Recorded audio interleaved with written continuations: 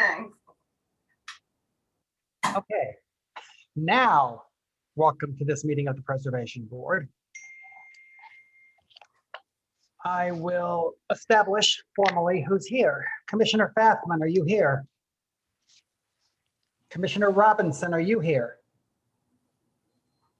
Commissioner Hamilton, are you here? Commissioner Colleen, are you here?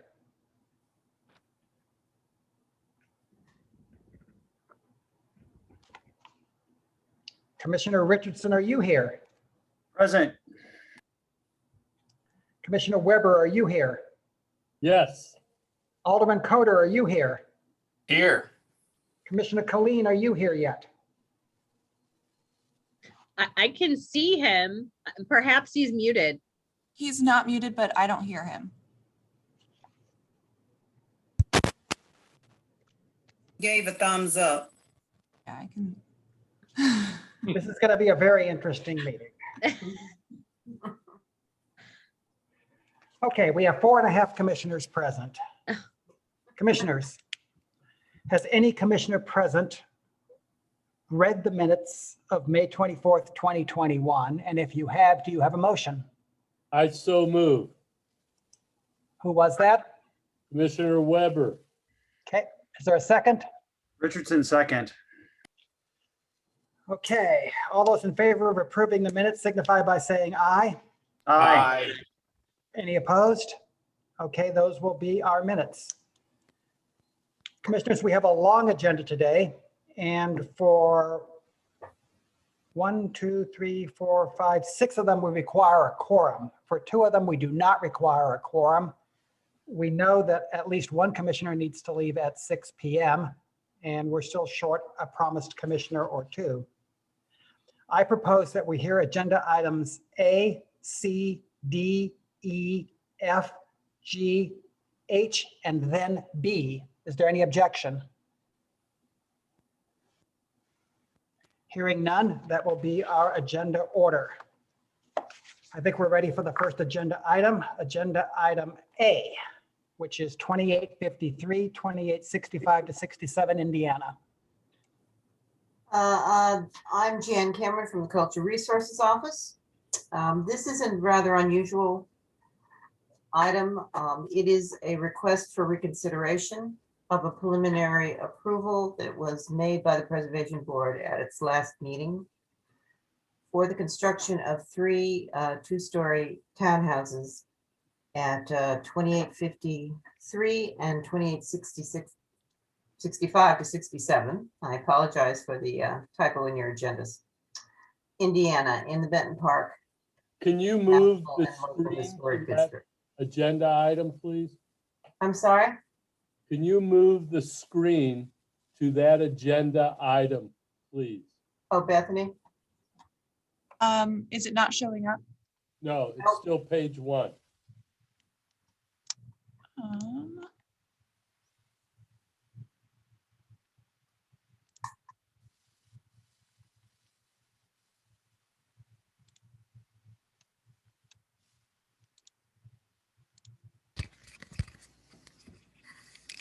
Is it showing up now? Yes. There we go. Thank you. Okay, this is one of the sites on which there are going to be 2 townhouses constructed. I'm Before not going to go through unless, we proceed, I'm sorry. what does request for reconsideration mean? Well, it is, we have done a few of these in the history of the Preservation Board. The neighborhood has requested or wished to appeal the decision of the Preservation Board in approving this project. When this happened, we didn't have a formal appeal route to go, so we set up what we called a reconsideration. So you want us to hear what we heard before again? And there is a new item of information in the fact that when I made the presentation on this project at the last meeting, I was not aware that every single step in the compatible new construction policy had not been finished. Now there is some dispute over that, as there are in other elements of the project. But at this point, the staff is asking that this be looked at again because the contemporary policy was not followed in having a second meeting between the developer, his architect, the Cultural Resources Office, and the Benton Park Neighborhood Association. Okay, proceed. Okay. I'm not going to go through the whole presentation at the last board meeting, although I've appended it to your agenda. But what we are requesting is that a recommendation be made to send the project back before the Benton Park Association and the Cultural Resources Office to complete the requirements of the policy. Okay. And I believe both the developer and the neighborhood association is here to comment. Okay, let's start. Do commissioners have questions of Jan? Okay, hearing none. Is the applicant present? Yes,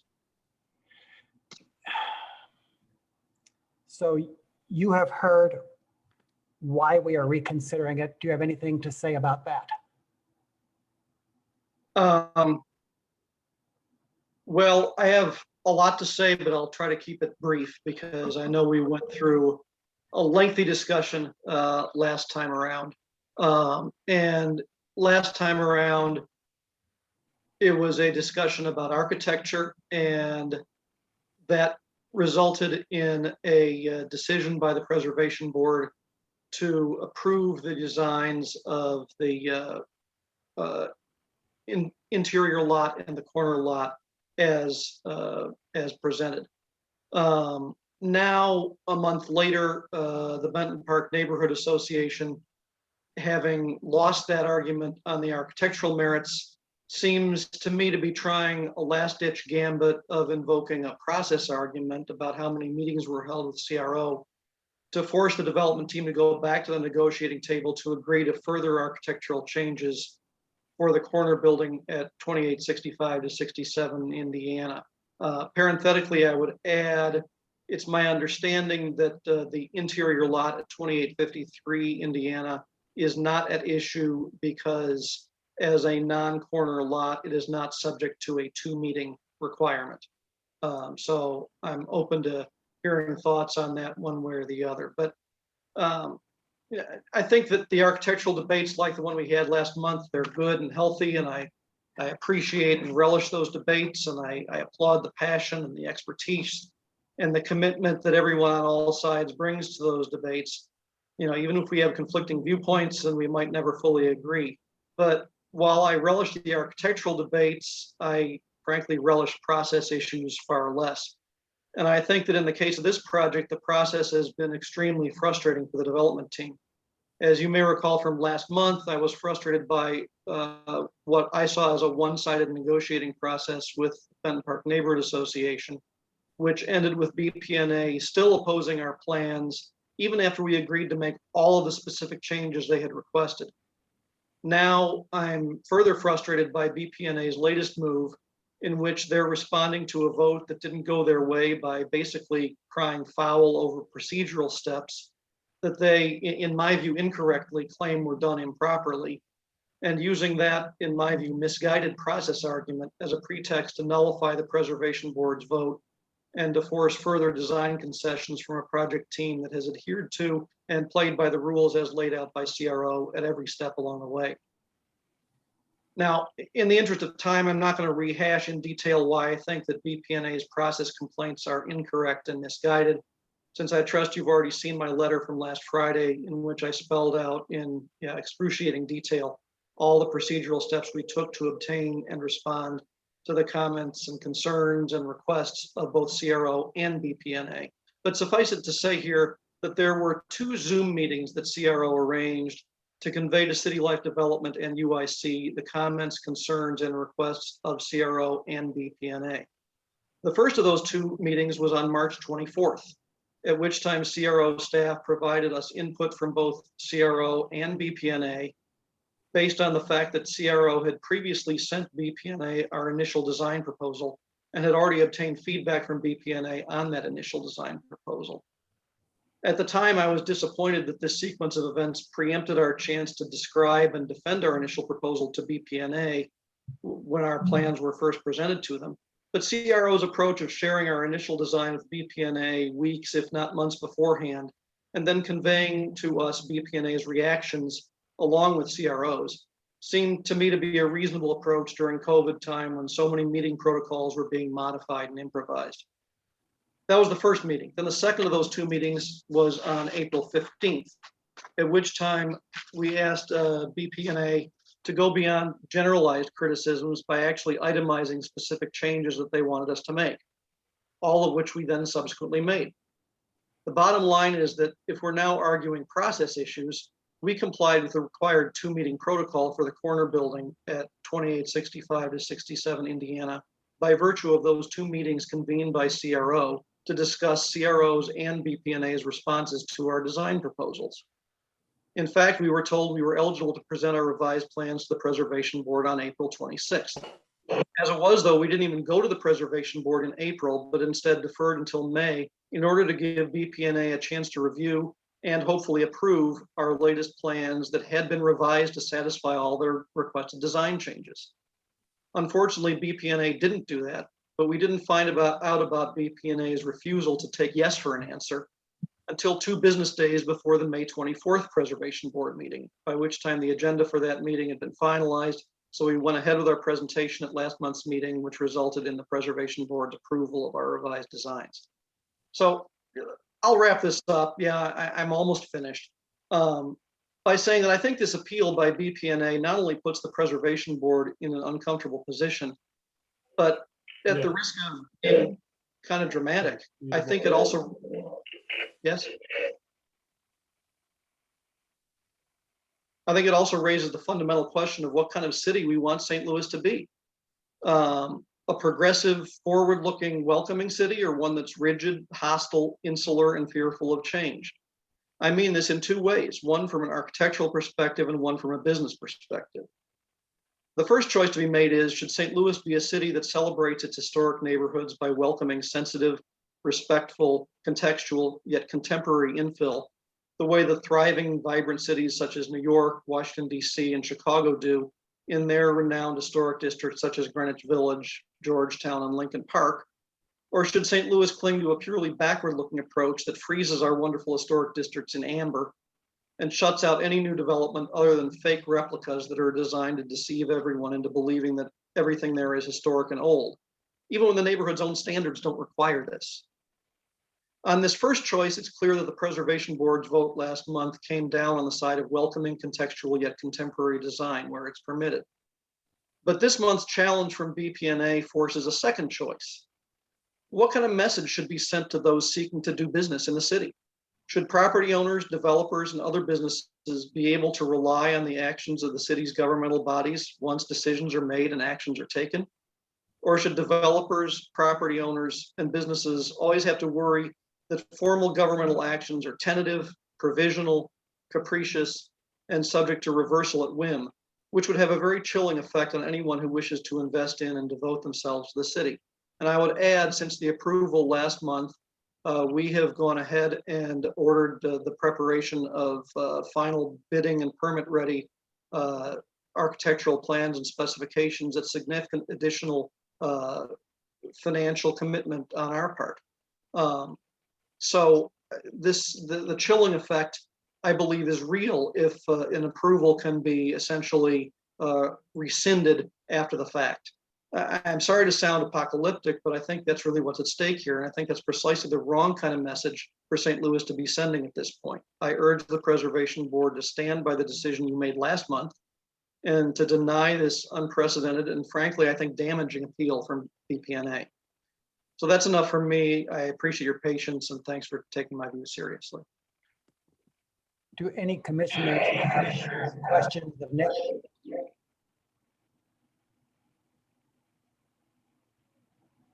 Checking, does my mic work yet? It does, Mike. Thank you. You have a question? No, I've got to recuse on this one again. Okay. Alderman Coder, do you have a question? Yeah, I guess, and I think you covered this, Mr. Shapiro, but just to be clear, I'm looking at your letter where you kind of go through your timeline of your engagement with the neighborhood in this project. And in your view, how many meetings did you as the developer have with the neighborhood and or CRO? In my view, we had 2 meetings. The first meeting was with CRO for reasons that are not clear to me and that I was surprised by.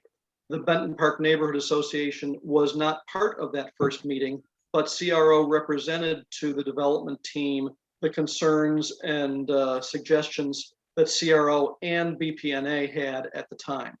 Is The that the second 319 meeting? That was the March meeting, yes. Okay, And then the April meeting included individuals from BPNA as well as from CRO. and that's the 415 meeting? Correct. Okay. Nothing further right now. Okay. Any other commissioner with a question? Yeah, I have a question. This is Richardson. Go. So, Mr. Shapiro, you said that you finalized your plan since that last meeting. Is that what you testified?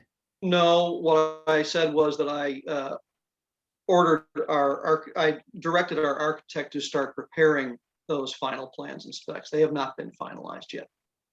Okay, because I think the motion last time was that you still needed to get final design details, including exterior materials and colors, approved by CRO, and you needed to have the garage relocated. So have you had a Correct. meeting? Was that meeting with CRO to finalize design details done? No, what I had directed our architect to finalize the plans on was for the interior lot at 2853 Indiana, where there was no issue about the placement or design of the garage and where the brick color had been finalized with CRO. Could I speak?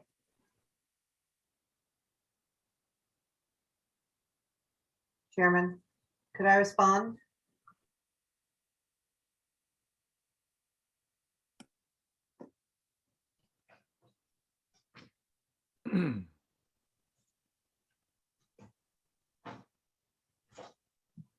Richard, you're muted. I'm sorry, who's speaking? Jan? Go ahead, Jen.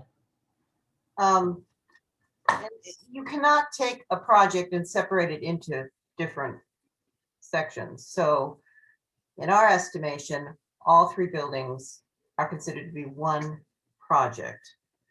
I've had no contact with Mr. Shapiro since the last meeting. And secondly, I would like to say that it's not Cultural Resources Office responsibility to create the meetings required by the policy. It's on the applicant. That's all.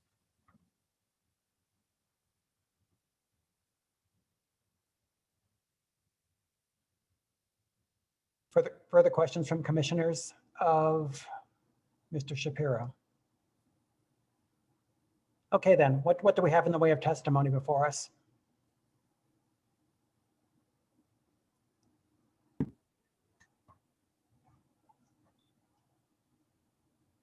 Jan, do you know? Are you asking who signed up to speak? Yes, please. I have Nick Shapiro, Sarah Gibson, and Tim Milligan. Okay, let's call Sarah.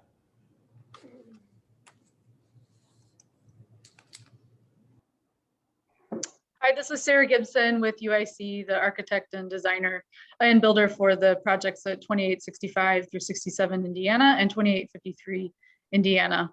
Not to, I don't want to further prolong the hearing, but I want to just speak in support of everything that Nick has said regarding the process, and that we're obviously in the process of putting the drawings for 2853 Indiana, have progressed them further into design and construction documents since the meeting, as well as 2865 through 67.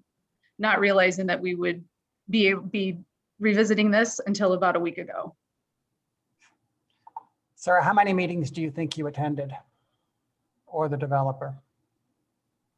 I'd agree with Nick in that we had the 2 Zoom meetings, one with CRO, in which we had received the letter from BPNA with some comments, and we spoke with Jan and Dan about the project, also expecting that BPNA, a representative from BPNA would be present, and they were not.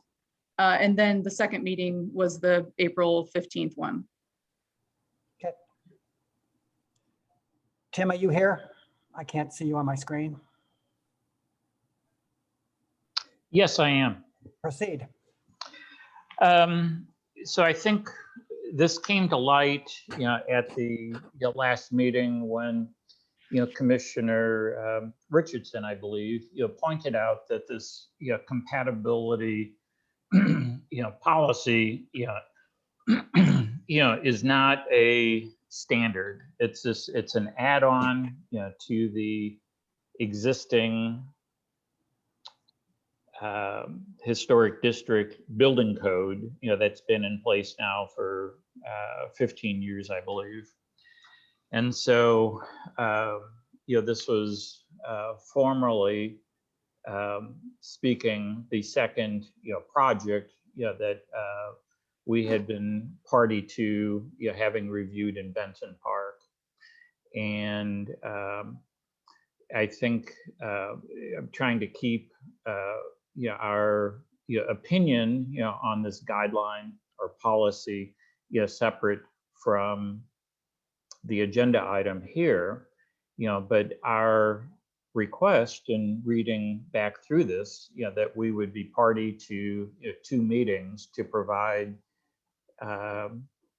constructive feedback, criticism of the property, we feel did not have a chance to happen. So our hope through this is the ability to meet again with the design team and to come up with a more appropriate solution than we were shown last month.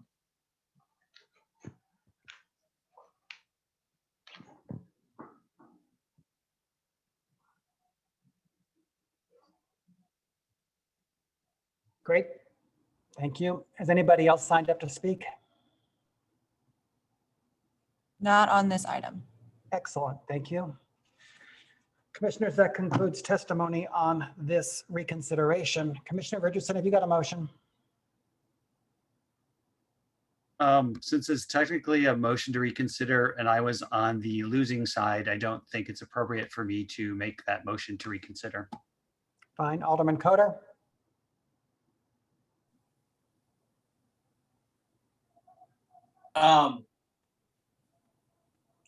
No, Chairman, I don't have a motion right now. I'm still reading through some of this. Okay. Commissioner Richardson, I would note that the recommendation is for us to reconsider it, but we can make a motion on the item itself.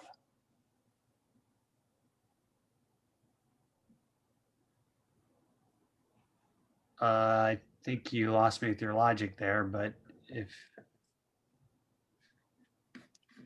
So you could make a motion to reconsider, or you say you can't, or you could make a motion to either approve or disapprove the project, which may relieve the neighborhood association or the developer or both less likely.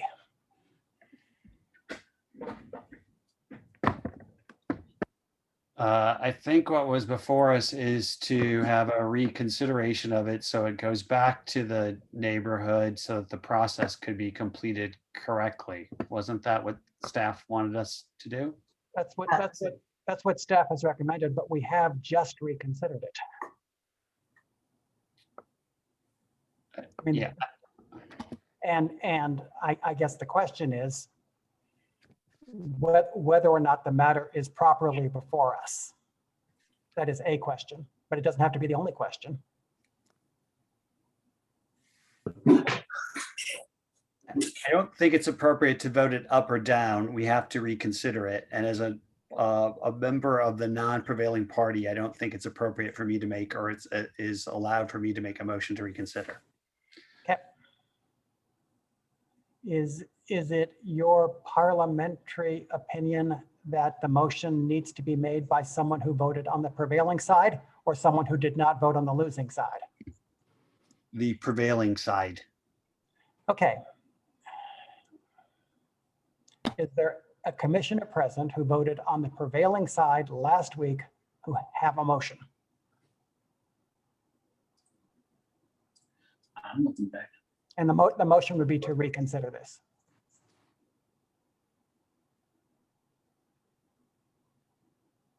Mr. Chairman, Yes, sir. I am confused. You And just, I cannot quite hear you, David. I'm confused. You recently said that we have reconsidered this. Commissioner Richardson has argued me out of that position. Oh, okay. How did you vote last month? I For, don't recall. I'm sorry, I did not hear you. I do not recall how I voted.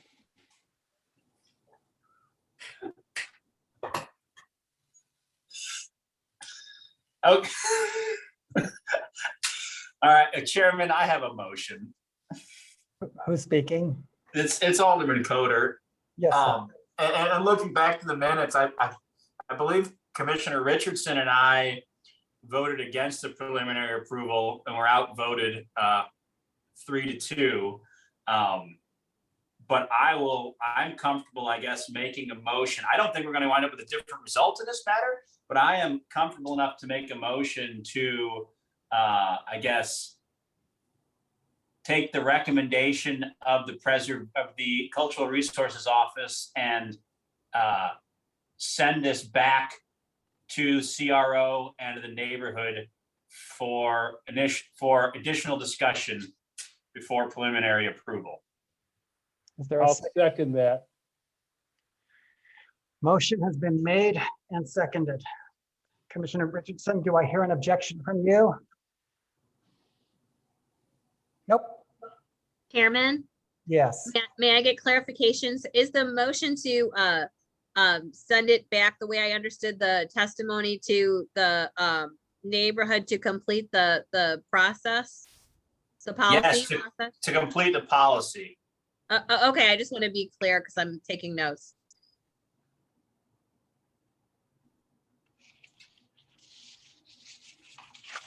Okay, there is a motion on the floor. Is there any discussion? I'll say this. I mean, I have some discussion, Chairman, if I can just please explain my rationale here. I mean, obviously being the board, sorry, am I recognized? You are recognized. Okay, thank you. Being the Board of Aldermen's representative here and, trying to look out for my colleagues and the neighborhood associations who play an important role in this process. I mean, based on the timeline I'm seeing, it looks like there were multiple meetings, but if it's the belief that the neighborhood association was kept out of one of those meetings, I think they should have their opportunity to weigh in again.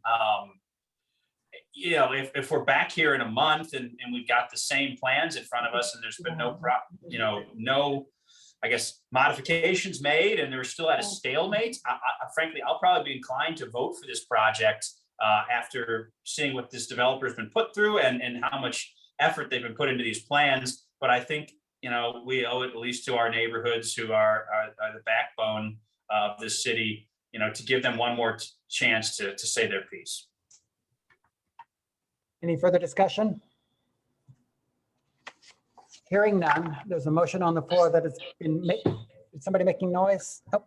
Okay. Motion on the floor that's been made and seconded. All those in favor of the motion signify by saying aye. Aye. Aye. All those opposed?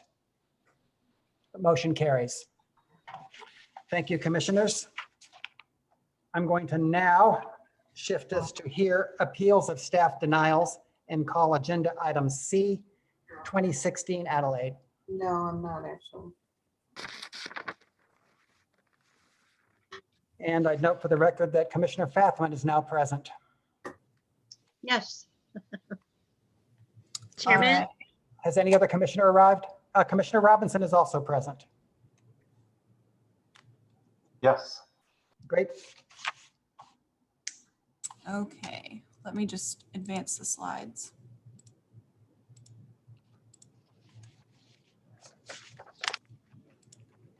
I can't get it for you, I'm sorry. I'd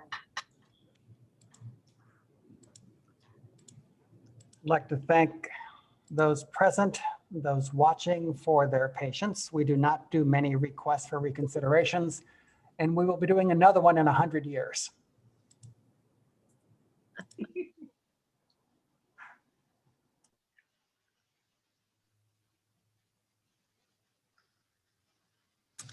Okay.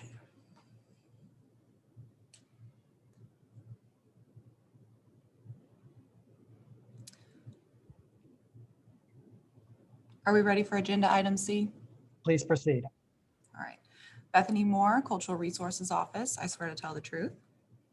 I would like to submit into the record Ordinance 64689, the enabling ordinance, Ordinance 64832, which outlines the criteria for demolitions, the PowerPoint, the agenda, and this presentation. This is 2016 Adelaide Avenue. It is an appeal of denial to demolish a brick two-story single-family Merit building. It is in a preservation review area in the 21st Ward. Uh-oh. Here is the location of 2016 Adelaide. The three lots directly to, if you're looking at this picture, to the right towards Algernon are also owned by the same owner. Those two buildings are both occupied and the lot in between is used as the driveway. Here is a close-up of the front of 2016 Adelaide Avenue. As you can see, there is board ups, but there is no damage to the exterior that you can see. The foundation is intact, the walls are intact. And again, here's another view.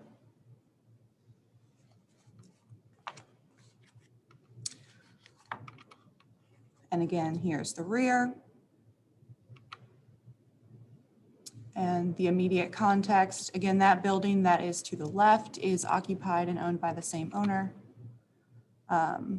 In this photo, it's the two buildings directly to the left, which are also owned by him. Here is the context looking south along Adelaide Avenue. This section of Adelaide is a very intact and inhabited block. There are a few vacant buildings and there have been a few demolitions. The most recent demolition was across the street from 2016 Adelaide. It was an emergency demolition and the Cultural Resources Office does not have jurisdiction once a building has been determined to be an emergency demolition. So we did not review that one.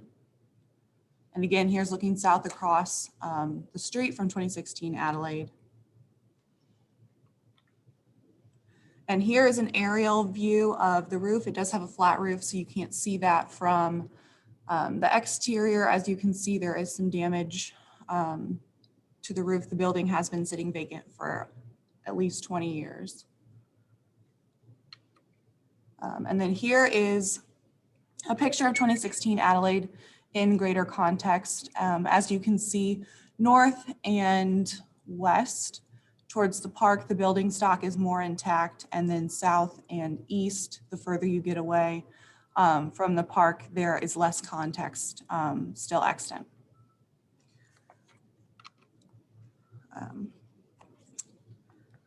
And 2016 Adelaide is located in a preservation review district where the Cultural Resources Office and the Preservation Board has jurisdiction over demolition applications. The building is a merit structure per the definition in Ordinance 64689, as the building is determined to be a contributing resource to a potential city or national register historic district. The building was evaluated as part of the O'Fallon Wedge architectural survey by the Landmarks Association of St. Louis in December of 2001 for the City of St. Louis Community Development Administration. It was listed as vacant and in fair condition at that time. The current owner, Rodney Northcross, acquired the property from the Land Reutilization Authority in March of 2021 with the expressed intent to demolish the building and leave the lot vacant. Mr. Northcross also owns 2 buildings to the west and immediately adjacent to 2016 Adelaide that are currently occupied.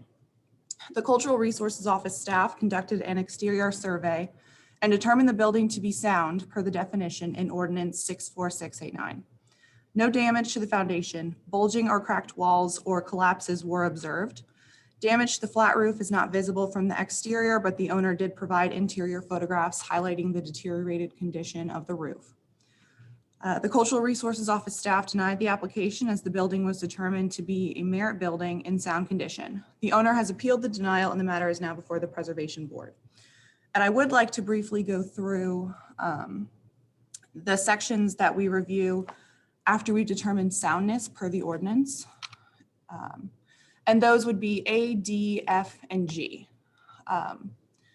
A is a redevelopment plan, and if the building is in a redevelopment plan which calls for its demolition, we check to see if that's the case. It is not, so A is not applicable. And then D, neighborhood effect and reuse potential. There are 3 items that we look at for that, and there's neighborhood potential, vacant and vandalized buildings on the block face, the present condition of surrounding buildings, and the current level of repair and maintenance of neighborhood buildings shall be considered. Through evaluation, it was determined that the surrounding block is mostly well-maintained and occupied. There have been a few demolitions on the block, and there are a small number of unoccupied structures. The streets north and west of Adelaide and closer to O'Fallon Park are also mostly intact and well-maintained. The streets south of Adelaide Avenue are noticeably less intact and have more demolitions and abandoned buildings. And then number 2, reuse potential. The potential for the structure for renovation and reuse based on similar cases within the city, and the cost and extent of possible renovation shall be evaluated. Structures located within currently well-maintained blocks or blocks undergoing upgrading renovation shall generally not be approved for demolition. So it was determined that the building is located within a mostly well-maintained, intact, and occupied block. The owner has stated that the cost of possible renovation could be significant due to the interior damage from the deteriorated roof. And 3, economic hardship. The office shall consider the economic hardship which may be experienced by the present owner if the application is denied. Such consideration may include, among other things, the estimated cost of demolition, estimated cost of rehab or reuse, the feasibility of public or private financing, the effect of tax abatement, if applicable, and the potential for economic growth and development in the area. Economic hardship information has not been presented to the Cultural Resources Office. The owner did buy the building with the sole intent to demolish it. And F, proposed subsequent construction. The proposed subsequent construction, if the building is demolished, would be to just leave it as a vacant lot. And then G, commonly controlled property. Commonly controlled property in this case is referring to if the use is going to be expanded. And since there is no proposal for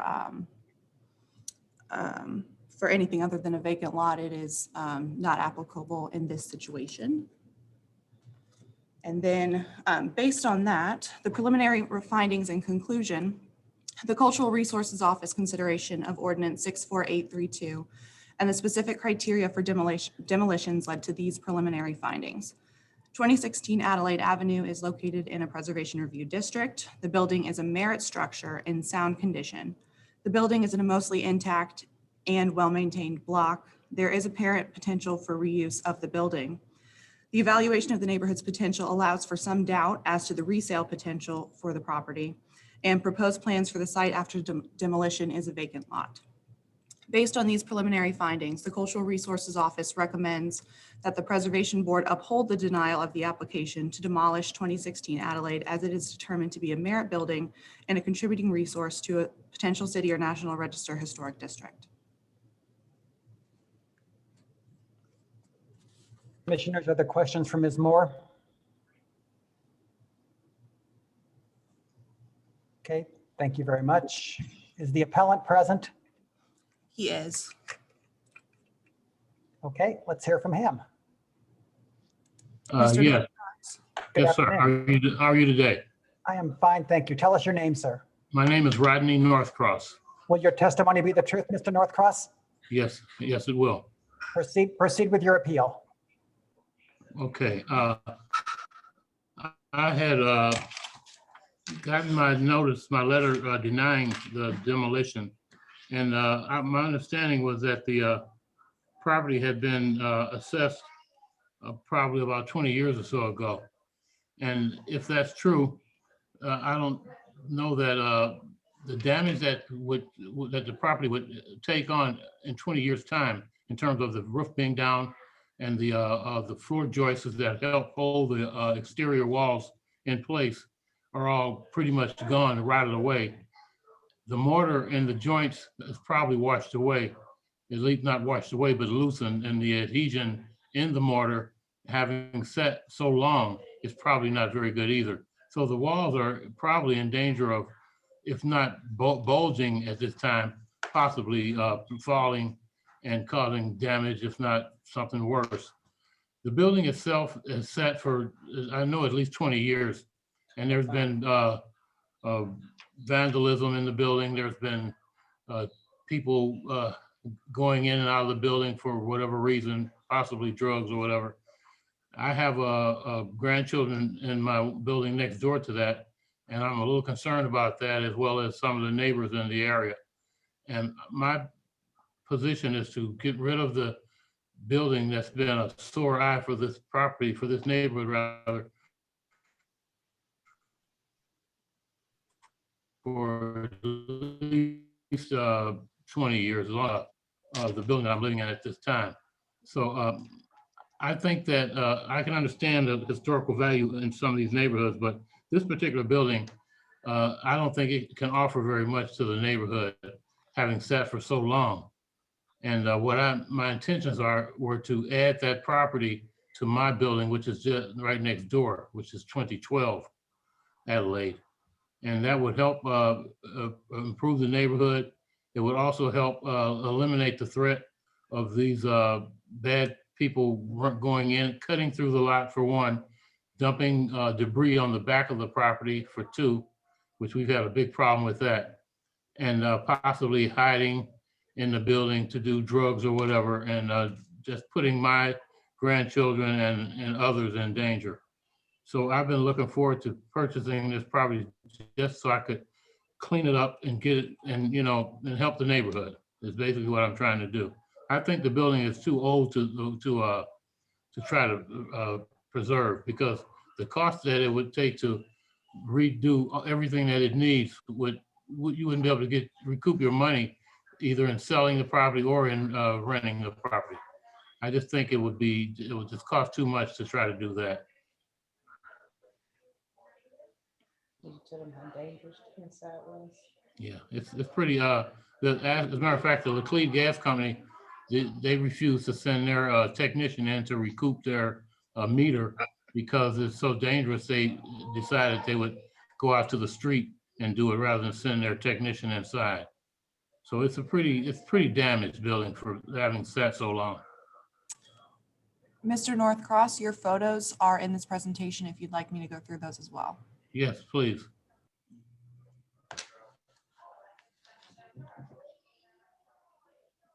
That's terrible. See, that's showing you the sun shining through the roof. The floors are basically gone.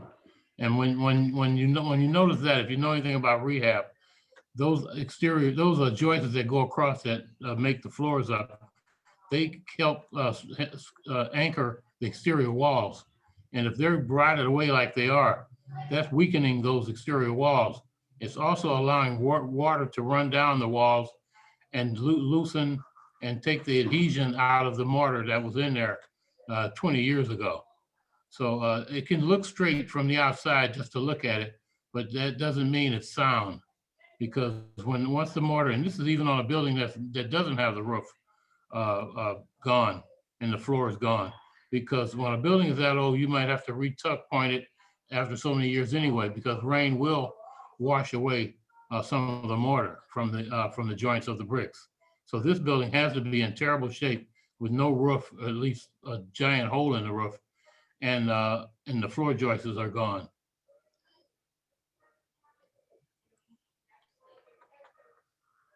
Go ahead, please. Yeah, you can see how terrible the inside of it looks. It's in bad shape. And to rehab that would cost, I mean, you got everything to do. New roof, new floors, new plumbing, electrical, insulation, sewer line in the back, everything. I mean, and it would cost quite, and that's a small building. It's a 2-story, but it's actually a small 2-story. There was a family that lived in there 20-some years ago that had about 12 kids, and they were kind of squeezed in that little building. It appears to be a large building, but it's not. It's got an add-on in the back of the building that's made as a frame. It's not brick. And that roof on that part is basically gone as well. So it's really just in terrible condition. It would cost way too much to rehab. And I've done a lot of rehab myself. I own about 3 buildings in the area, and I've rehabbed them myself. I have 40 years in construction. My trade was a drywall finisher. My last 2 years in the business was as a union organizer. So I have a lot of experience with this kind of construction. And I would just like to get this sore eye out of the neighborhood, as they did just down the street from here about 3 or 4 months ago. They demoed one, and then again right behind me on the next street over, they did another one that it had caught on fire. Actually, this building here at 16 had also caught on fire when the last family lived in it. Yeah, that's the reason they moved, I believe. It is.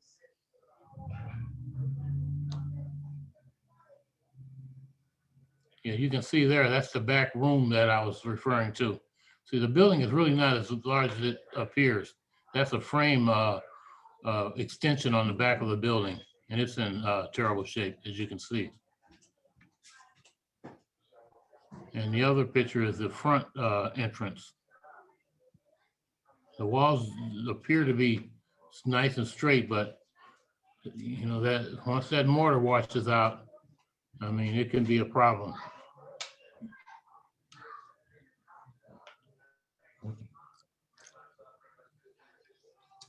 That's the back entrance, and it's in pretty bad shape. I'm sure that the sewer line that runs out to the back will probably have to be dug up and completely redone, and that's another expense. I've done a few of those, so I know what the cost is.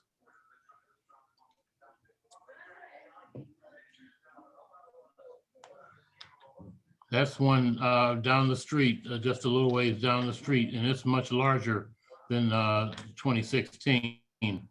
And they just tore it down about 3 or 4 months ago. It's an empty lot now.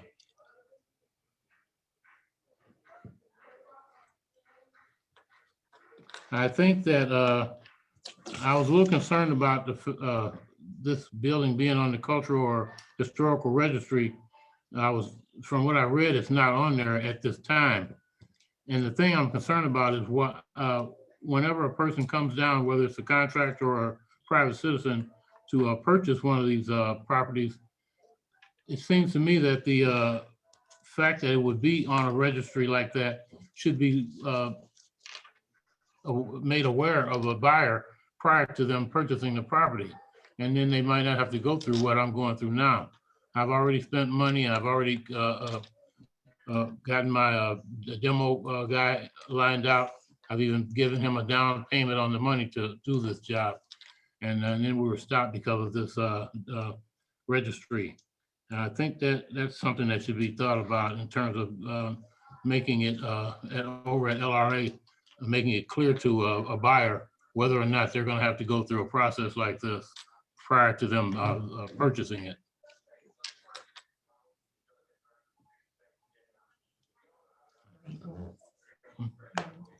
No, I think that's all I have to say about it at this time. Thank you, sir.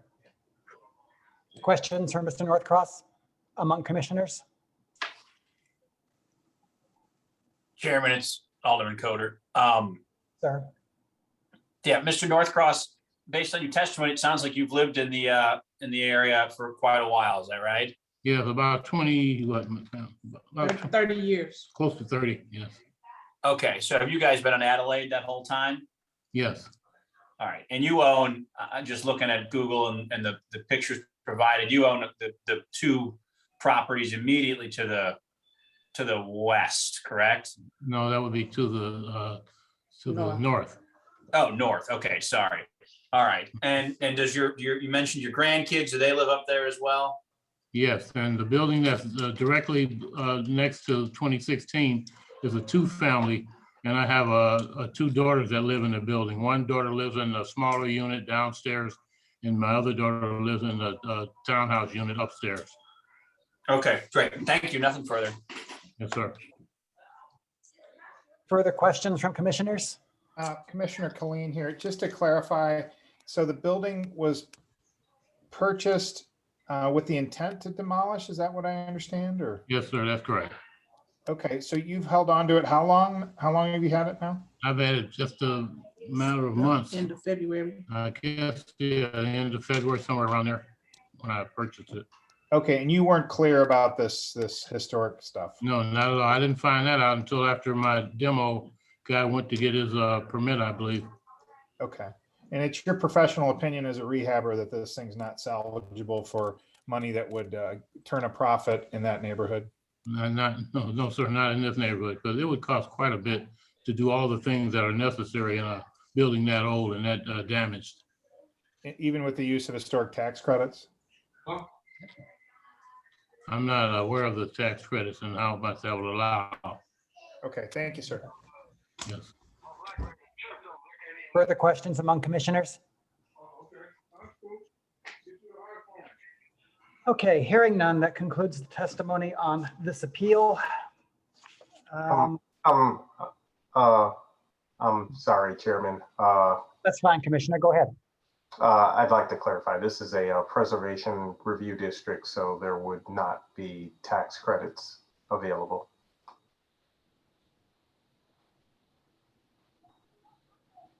If it's a national district, well, I guess I would need to confirm that, but you may be right. Be something to check. Yeah. It is not in a national register district currently, so it's not eligible. Correct.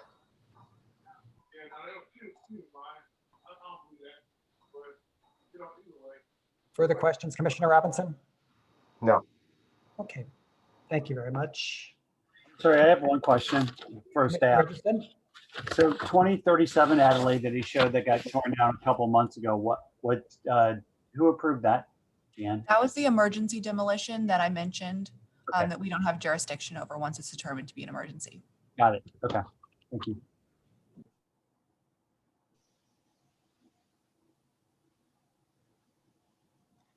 Okay, commissioners, this probably concludes testimony on this matter. Commissioner Fathman, you're next up. Have you got a motion on this? No, not at this moment. Thank you. Commissioner Robinson, you're next up. You have a motion on this?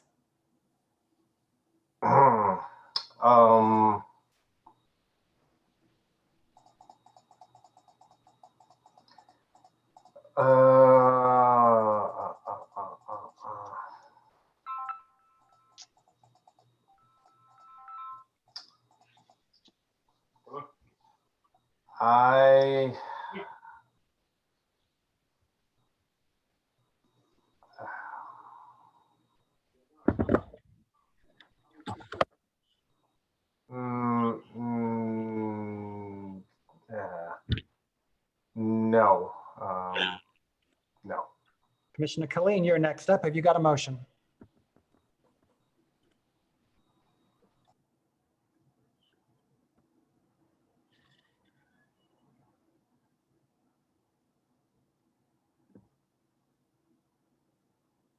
I was muted, I'm sorry. I move the Preservation Board overturn the staff denial and allow the demolition to go forward. Second. Is there any discussion, commissioners? Okay. As you guys know, who've been with me over the years here, I'm not big on allowing demolitions to occur, but it's looking at the photographs and this gentleman's experience and the safety issue with his relatives, the children. And And unfortunately, just that area, it would be difficult to turn a profit for a project like this to make sense. I think we could allow this one. I agree. Any other discussion? Okay, commissioners, there's a motion on the floor that has been made and seconded. I'm going to call a roll. Alderman Coder, do you vote yes or no on the motion? Yes. Commissioner Weber, do you vote yes or no on the motion?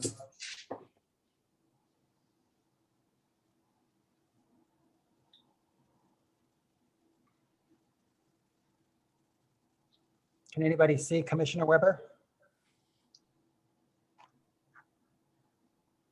Yes, Mr. Chairman. Commissioner Richardson, do you vote yes or no? Yes. Commissioner Killeen, do you vote yes or no? Yes. Commissioner Robinson, do you vote yes or no? Yes. Commissioner Fathman, do you vote yes or no? Yes. The chair abstains. There are 1, 2, 3, 4, 5, 6 yeses, 1 abstention. The motion carries. Thank you.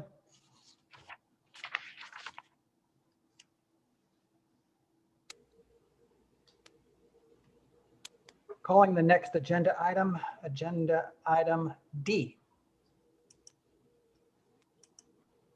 Jan Cameron, Cultural Resources Office, and I swear to tell the truth.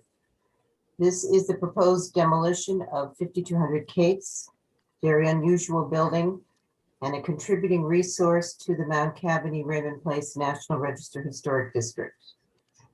At this point, I'd like to enter into the record Ordinance 64689, the Preservation Review District Ordinance, and 64832, which specifies the criteria for review of demolitions. In addition to that, I have some submissions that have been distributed to the board previously today. One being a letter from an email from Richard Bowes asking to uphold the denial of the demolition.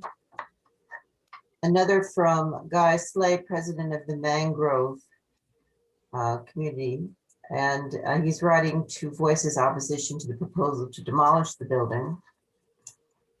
And also a structural report that was completed at the request of Mangrove about the current condition of the building, and indicates very briefly that most of it appears sound, except of course for the collapse at the rear, which we'll see in a moment, but that doesn't seem to have imperiled the rest of the building. And also entering into the record the agenda, this presentation, and the PowerPoint. Next, Bethany.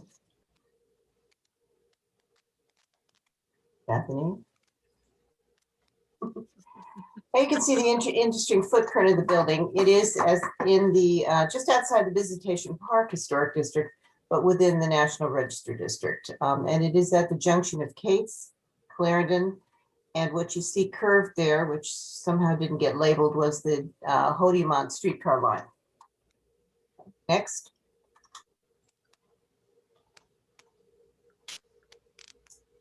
And this is the primary building elevation, as a wealth of cast iron, turned metal, and terracotta ornamentation. Next.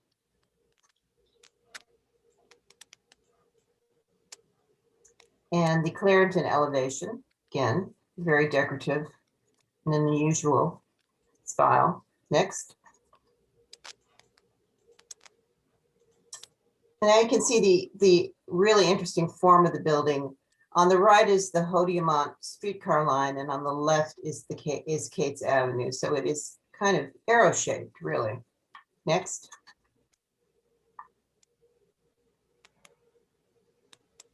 And here is the collapse, which faces Hodiamont.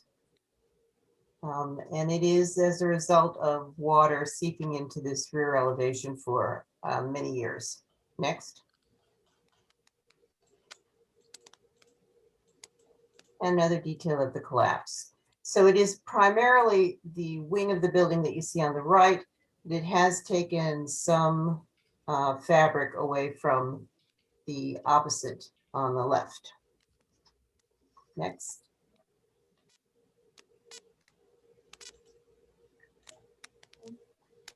All right, this is it in situ, so to speak.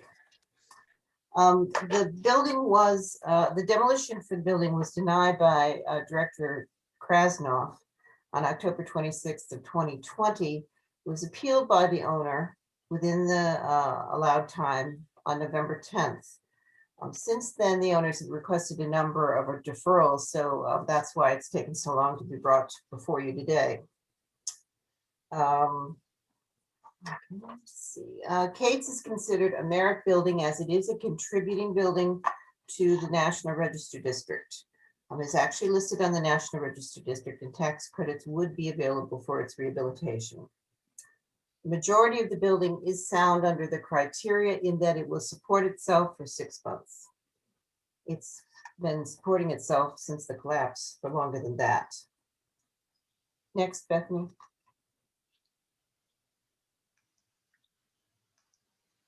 This is the context, which is not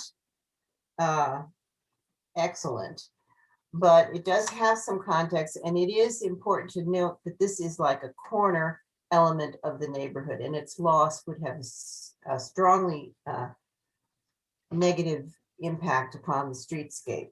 What you're not seeing here is to the right of the building is the back of Soldan High School, and a half a block up is Visitation Park and Union, which has a number of very significant and architecturally elegant buildings on it. So the area is good. The loss of this building would further deteriorate some of the loss of context that we've had already. Next.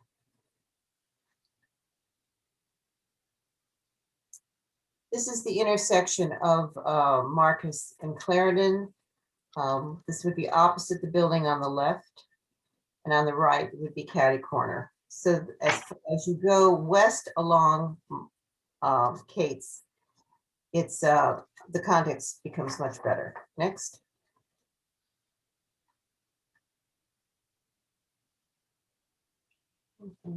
Pretty much the same scene, that although on the right, we're now looking down southward with a building on the right and a new constructed building on the left.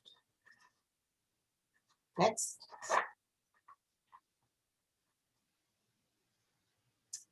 And this is the intersection of the Hodie-Demont streetcar line and Clareton. So you can see that the context is not wonderful here, but again, as I said, the loss of the building would really open up the whole area. So the staff is recommending that the director's denial be upheld. Take any questions. Jen, how close is this to the Gateway Metropolitan Parks District Greenway plan? My understanding is that Hodie-Demont is being developed as part of that. Okay. So it is directly adjacent. Okay, commissioners, questions of Jan? Chairman, Yes. may I ask, this is Barbara Burkett. May I ask, I saw in the chat that there's an attorney present, Latasha Barnes, who I think is going to speak, but she said that the Academy Sherman Park neighborhood submitted a letter of opposition dated March 18th, 2021. Did that get into the record? I have a letter received from her, from that group to the property owner, but I don't have a letter in opposition. Okay, we'll want to ask her about that because I Yeah. did see it in the chat. Please excuse. I have a question, Mr. Chair. Go ahead. If we did deny the demolition, I'm sorry, who is this question of? I don't know, I guess staff. I'll take it to Jan. Jan, if we uphold the recommendation that we not allow demolition, then what are we telling the owner that he may have to do, and how long will it take for him to do something? Well, first of all, my understanding is that there has been an offer made to purchase the property. But aside from that, the owner would have the right to appeal to the Planning and Urban Design, the Planning Commission. So there would be an appeal from your decision tonight, if that would Okay, be necessary. thank you. Further questions from commissioners? Yeah, I have one question. So this one is in a historic district already, a National Register Historic District, so it would be eligible for state and federal tax credits, correct? Correct. Thank you. Further questions from commissioners to Jan? Okay, hearing none, let's hear from the appellant. Yes, my name is Marie Peterson. Can you hear me? I'm sorry, yes, welcome. Will your testimony be the truth? Yes, Proceed. yes. My name is Marie Peterson, and my sister is also on her, Victoria Davidson. And this building has been in our family. We've had it since, I think, some 1963, or maybe even earlier. The only hands of exchange for the building has been through the family. So we know exactly what's going on with the building. Now, the building was in very good shape, and it even had a new roof on it. The reason why water was coming in it is because it was closed down, and they came in and they took the central air conditioner off the roof, which exposed the building more. I was receiving fines from Mr. Benner with the city of St. Louis, and I tried to repair, and that's why the boards are painted red, the addresses up, things that he wanted me, that I was getting fined for. The best that I could do financially, that's what I did. We're looking at the building as it is now, and it's in very bad condition. And this is the side of the building that goes down into the basement. And you can see in the basement that the first floor has fallen into the basement. Leclerc would not go into the building because the city had condemned the building for one. But when I went to demo it, my contractor, did all the legwork, and the city said, yes, I can demo the building. And he told me in his portal that originally it was said, yes, we can tear it down. But on October 26th, I received a letter from Dan Krasnow saying that we couldn't tear it down because the neighborhood association wanted it. And the neighborhood association has been sent me a couple of letters. I responded to them and asked them to help me, give me information on how to get the building fixed up. And this is prior to the back of the building falling down. And I got no response whatsoever from them. Then I find out that the association wanted the building to do a community center with her. So that's one reason why I said I didn't just close my mind to the fact that it's a possibility. But prior to them even saying anything, I had just gotten a contractor in there, and he just looked at it, and this is before anyone can get into it. And he had told me it was going to be $500,000 to repair the building. That's just minimal. Okay. So now that the wall has fallen down, it's going to take about $800,000 to get this building repaired. And I know I hear tax credits and all this stuff like this, but I am 64 years old, and things not going to go as it would if I was 20 years old. Also, we could not get inside the building to take pictures to show you how the second floor steps, they're gone. There are no second floor steps in there. And like I say, the first floor is caved into the basement. The second floor, that's the back of the picture that they showed, is caved into the first floor. And so there's no getting in there. And I know they're saying that the foundation is good, but the basement, you have to go down in that basement and it's nothing but water down there. And I am so afraid that this building is getting ready to collapse, but I have been held up by this association to not tear this building down. And my question also to the association would be if we, they did make an offer, $15,000. For me to have this building this long, that's really an insult. I don't care what condition it is, but $15,000, and they saying it was an offer made. That's no offer. That is no offer. And anybody sitting in here, I don't believe would take that, even just for this building right here. Like I said, and the windows all busted out because of the collapse. And like I say, and I go by there every day to check on it. And like I said, and it's just the money that it's going to cost to rehab this building. I don't think tax credits and things are going to get that. That's, like I said, that's over $500,000. I can tear this building down and rebuild cheaper than I could to rehab this building. And so on that note, let's see. And another thing, Bi-State, yes, it is the Waterman tracks. And Bi-State used to run through there. And I remember that as the buses go by, it vibrates. The whole building just shook. So a lot of that had to do with some of that wall also. The vibration of Bi-State going by that building for at least 15 to 20 years, if not longer. Okay. And so, like I said, in Laclede, they wouldn't go in there. They tried to get in there, but they couldn't get in because the building, the second floor is collapsed at the door also. So you can't even get inside the building. And prior to all of this, I had a seller just before the COVID, but COVID messed my sale up because I was getting ready to sell the building. And they went in there, and one of them literally fell through the floor, almost fell through the floor because they were already weakened. And so with this collapse and the big freezers and everything that's been collapsed in there, along with the thieves taking all the pipes, they took everything out of that.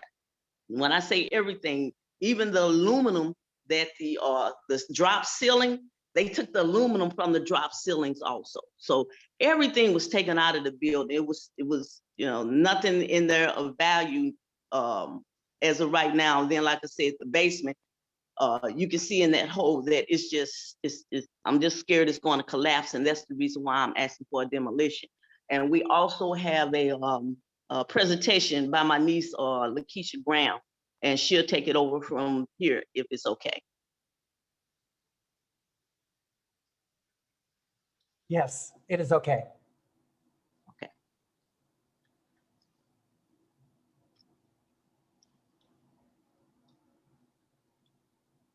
Keisha? I'm not sure if I'm muted or unmuted. I was in the car. Sorry. This meeting went on longer than I expected. Can you guys hear me? Ms. Graham, you're not driving, are you? No, I'm not driving. I'm parked. Can you hear me though? I can see your arm. Okay. I don't think she received my emails unless you have the plans for the new building.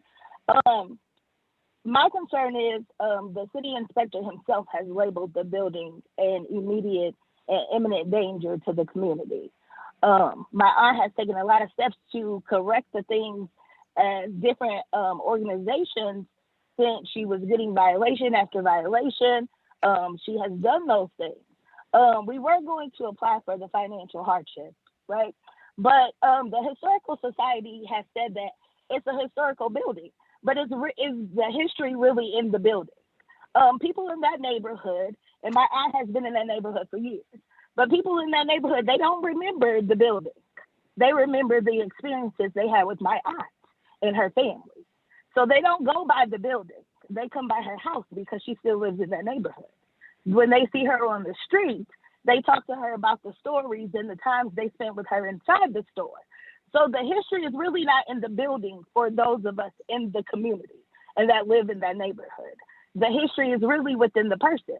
And so our plans are to take the building down That building cost more than a $500,000 to fix.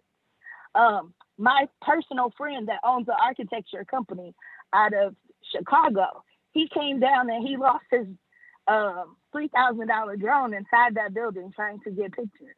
But it's not safe to retrieve. So it's still in that building. So all these people that are saying that they want to save this building, that's fine that they want to save the building, but the building's not safe. And nobody has helped my aunt in all these years to get the resources to come up with the funds.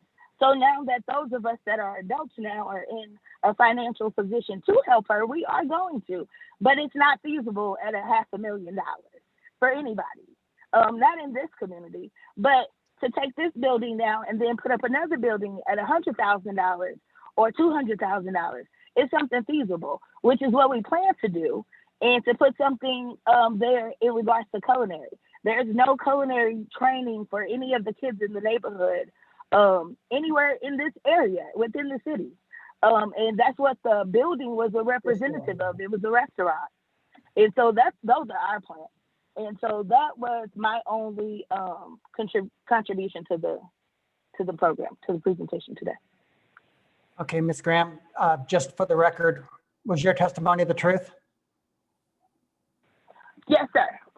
Okay, and are you really not driving?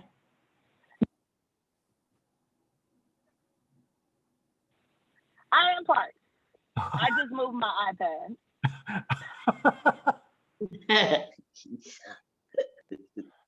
Okay, that is sort of funny. Is there any more to your presentation, ma'am? Yes, I would also like to say that, the neighborhood has been down for over 20, 25 years, because I closed the building down in 2003. And it wasn't for lack of business. It was more of a nature of my mom needing 24-hour care. So we had to close it down, and there was no one else to take over the building.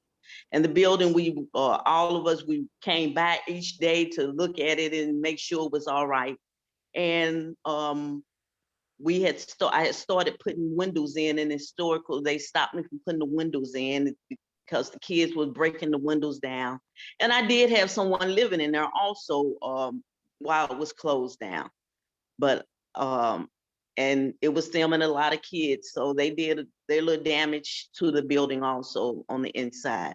But as I said, the neighborhood, I can remember all the other buildings. It was a liquor store across the street, apartment building across the street, and in front of the building was all homes, and all of that is gone. And then the homes that are up the street, that are across the street from Sodan International School, they're all either condemned or people have moved out of it. There's no one living in this neighborhood to bring this back up as a restaurant as of right now. And as I said, it would be cheaper to tear it down and put something else up there than to have this building standing, because right now it's dangerous. It can fall. Someone can get hurt. Bricks are, all in the back. We've cleaned it. I've cleaned it up, and I don't have money for the city to keep finding me if this denial is not reversed, because that's the first thing that's going to happen is they're going to start hitting me with all kinds of fines. And like I said, it's the Academy Sherman neighborhood offered that $15,000. That's no money. That's nothing for it to be in our family as long as we did, as it has, regardless to the shape it's in, because the price that I was getting ready to get prior to COVID, it's nothing compared to their $15,000 that they offer. Let me see if commissioners have questions for you. Is that okay? Yes. Commissioners, are there questions of the appellant? This is Dave Richardson. So how much were you offered before COVID for the building? $60,000. And have you tried to market the building since, or at all? Like, have you put it on is it listed for sale? Well, it was before. I had listed it, I had for sale signs around it before the COVID has happened. And since no, I have not. not since then. If someone called and asked about it, then I would give them a price, and they bring me down. But the 15, even though the building is condemned, but those are two storefronts. As the property itself, for 15,000, like I said, but no. And I talked to a couple of people, I was trying to find some developers that might wanted to buy it for more than 15,000 or 20,000. And I haven't had any luck on it. Like I said, that COVID really hurt. And it was like I said, I don't know, understand why like I say, the association, yes, my building is not on the historical site. They just registered it, nominated it to be, and that was just done January of 2021. So they just now registered this because they didn't want me to get rid of this building. And I don't think it's right that because they don't have the funds. They don't have the funds to give to me. So, so So how much is it going to cost to demolish it? 17,000 something, almost 18. Okay, thank you. Are there further questions of the appellant? Ms. Peterson, do you have anything else to add? No. Okay, thank you very much. Okay, who signed up to speak? Hi, I want to add one more thing, if that was okay. This is Lakeisha Graham. We also Are you still parked? No, I'm driving, but I'm not on video. I'm on hands-free, I promise. I dialed in. You can check. I dialed in. But I did just want to say we did put a GoFundMe. Like, I noticed that there are a lot of people on this call that are here to speak about 5200 Capes, right? We did put up a GoFundMe. I have sold t-shirts. We have done a lot to raise money, but I don't see any of those individuals that are on this app or on this meeting to say that they are opposing to tear this down.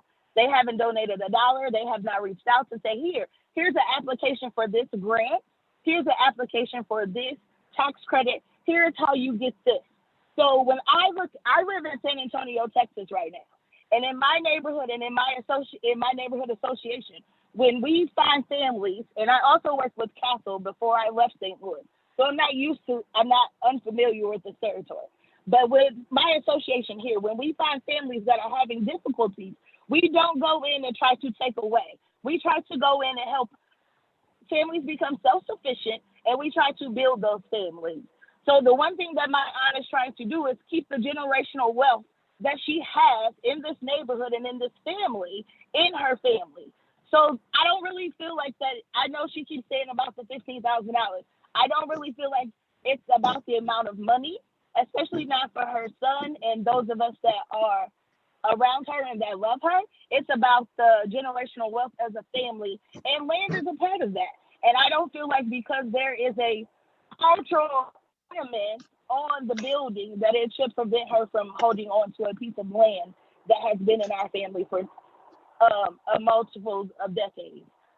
And so if any of those people, I'm going to say before the board votes, if you guys are really interested in helping her keep the building, which is something that we looked at. That's why we deferred it for so long before coming. We have done research. I have friends that are developers. Like I said, my architectural friend lost his drone inside the building. So we have done the research to try to come up with the funds. Most of the developers, most of the architects that we've been in contact have said that it's not feasible for $500,000 at minimum. And so if you guys are truly interested in saving the building, donate to the GoFundMe, because we'd absolutely love to save the building if it was fundable, but it's not. And so I'm going to digress with that. And so when those other people speak, I plan on looking for you guys' names in the GoFundMe so I can absolutely send you a Save the Junction t-shirt, because we have them for donation once you guys make a donation to the GoFundMe. Thank you. Thanks, Ms. Graham. Okay, let's begin the rest of the testimony. The first speaker I have signed up is Anna Soto.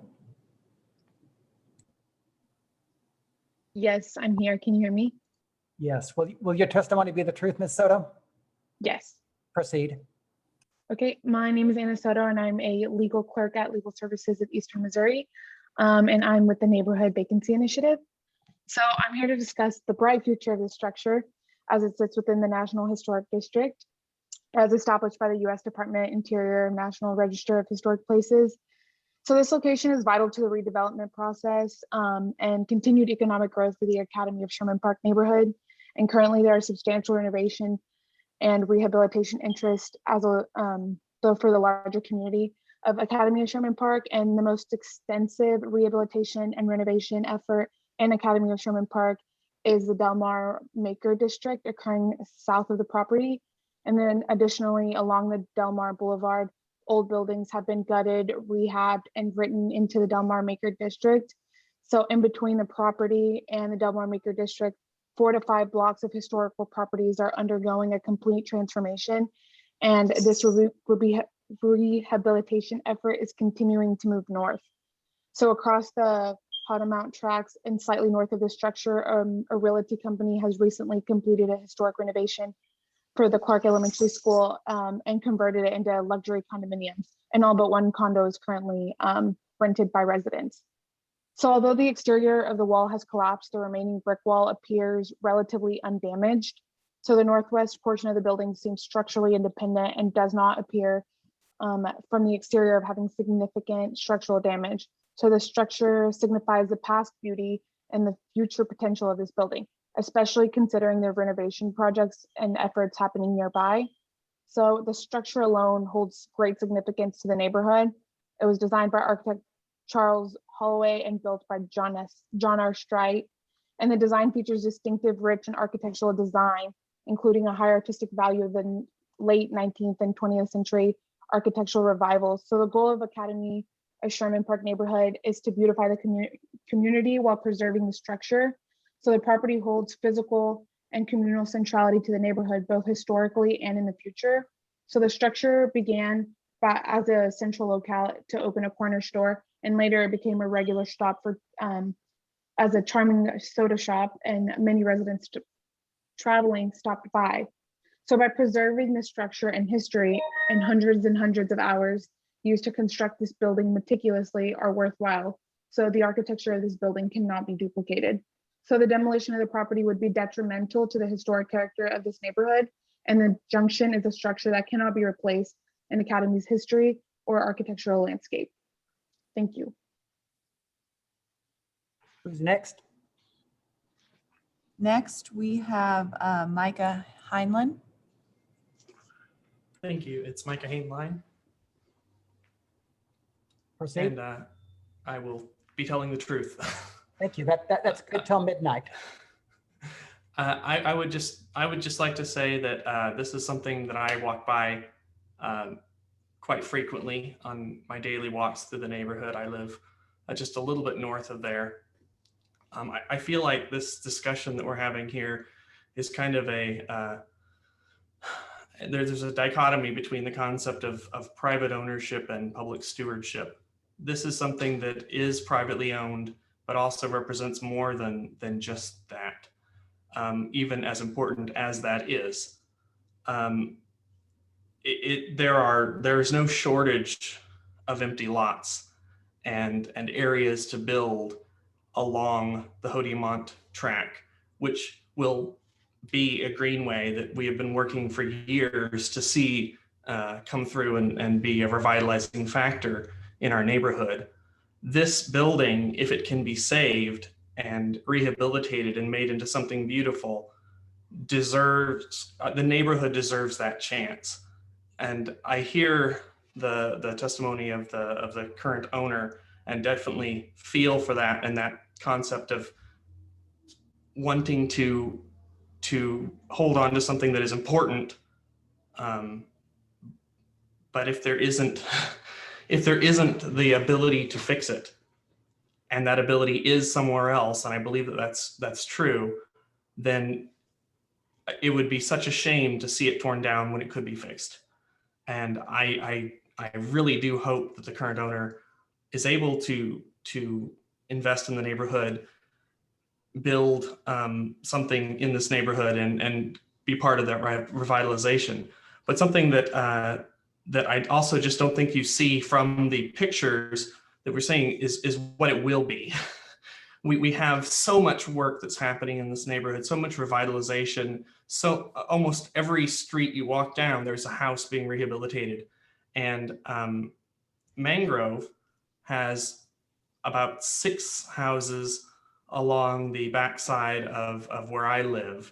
And they have taken some houses that I thought were irredeemable, that were in very bad shape to my layman's eye, who is not a developer, and made them just absolutely beautiful again.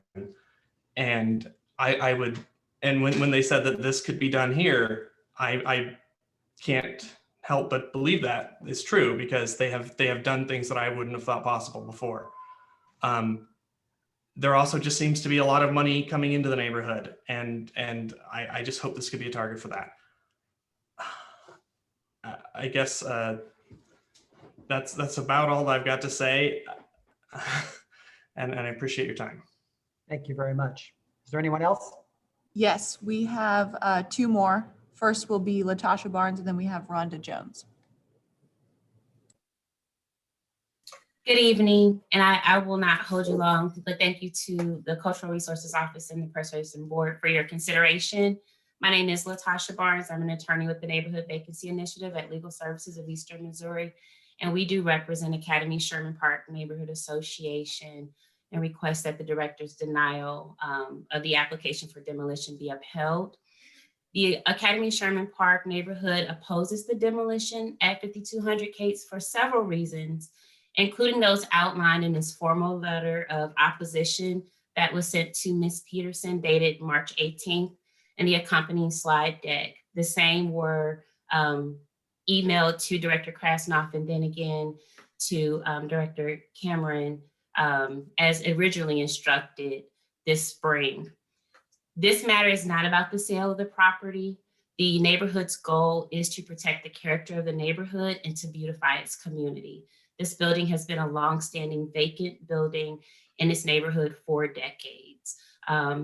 However, it is significant to the historic fabric of Academy, and it is a merit building because it does contribute to a National Historic District.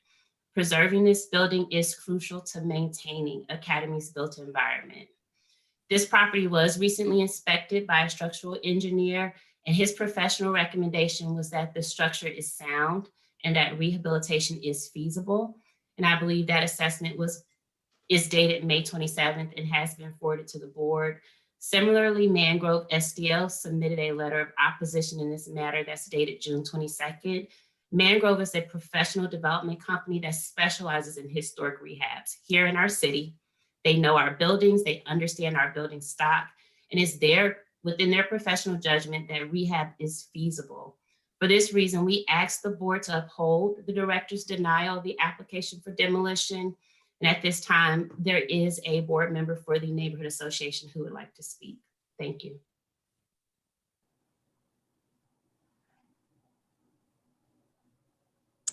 Next, we have Rhonda Jones. Ms. Jones, you are muted.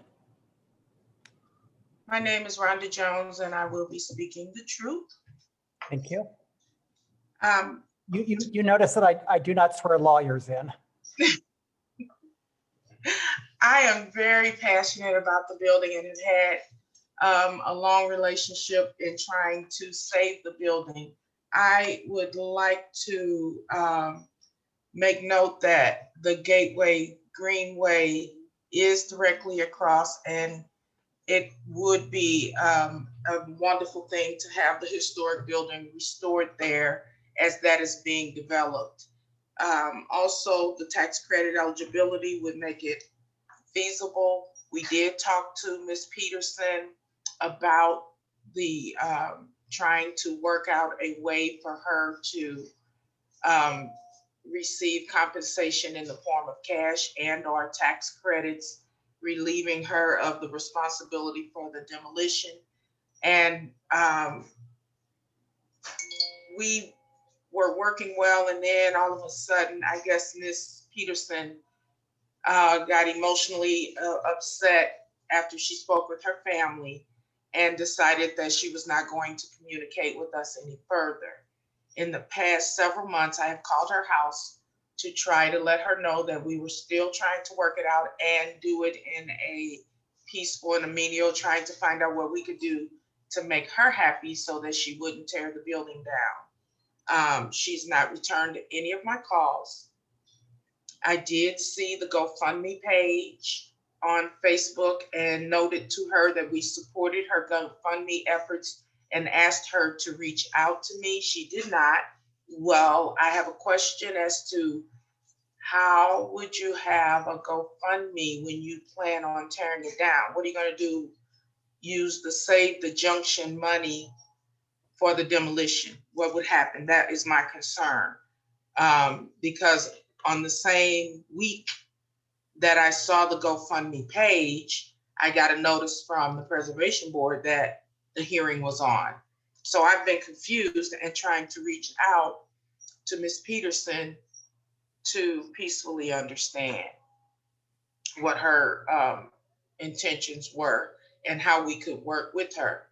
When I called her with a very loose proposal for $15,000 as a beginning negotiation, because I was going to approach the stakeholders with whatever she responded very unrealistically that she wanted us to give her $500,000, which of course was out of the question in the condition of the building.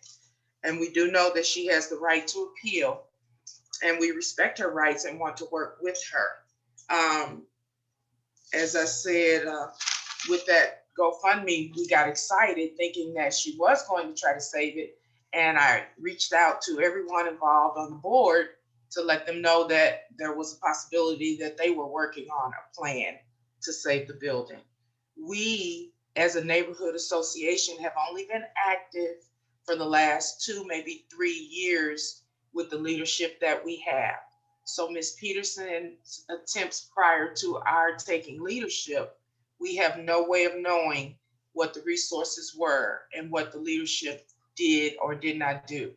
And since we have been in leadership, we have asked and tried to work very closely with her without response. The way this all started was I was in an NLF class, and it was my vision that we would try to save the junction. We approached Ms. Peterson with this presentation, has been tweaked some for you guys, but basically it is the original vision. We are working very diligently to restore the Academy neighborhood, and we can see that location with the Greenway and the junction restored as being our city center. Our garden, you can change to the next slide. Our garden is located directly across the street. As Micah mentioned, there is so much renovation going on in our neighborhood. I'm a realtor, and there are many people investing lots of money. And I believe we will be able to sustain the restaurant. We want a healthy food choice in the center of our neighborhood by the garden. And so, next slide, we would do whatever we can, to keep Miss Patterson's family involved. We don't know how to help her because she won't communicate with us, but we do want to save the building. Next slide, please. Academy has got renovation going on, at least 3 houses on my block. I just sold a property on Enright where there are 6 houses being completely renovated by the Makers District for their employees. And it's my understanding that they're actually renovating those to the tune of $400,000 plus. and this is within one block of 5200 Cates. And so the next slide.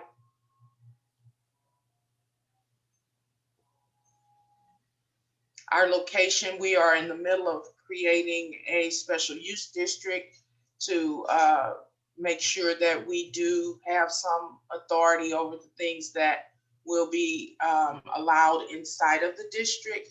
And I can't even imagine, don't know how or what Ms. Peterson would build there, and if she's got plans, and you know, if they would work within the plan that we're developing. But we look at ourselves as the last frontier, and we would like to control what happens here.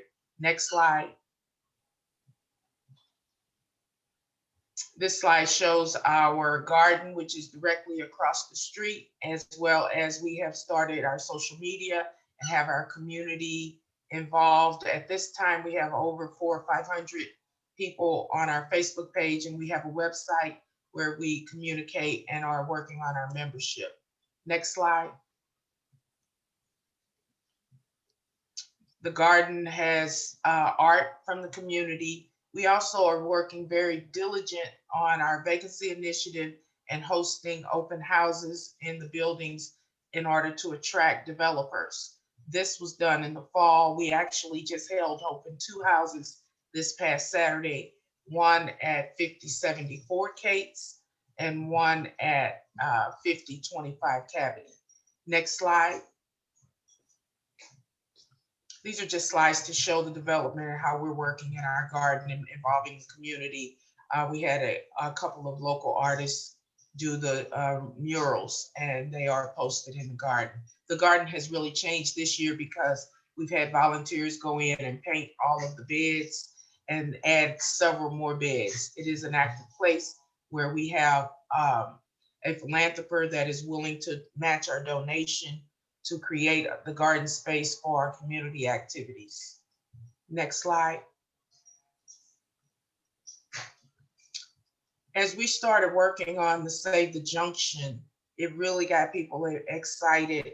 And the memories are there for people that are not just in the neighborhood. My mother went to Soldan and does remember going to have malts and hot dogs and hamburgers after school there or before school. There are lots of stories and lots of history. And I did approach Ms. Peterson about some type of memorial for her family and asking her to provide us with the historic pictures and things like that. At that point, she was supportive, but as I said, her position changed when she spoke with her family. Next slide.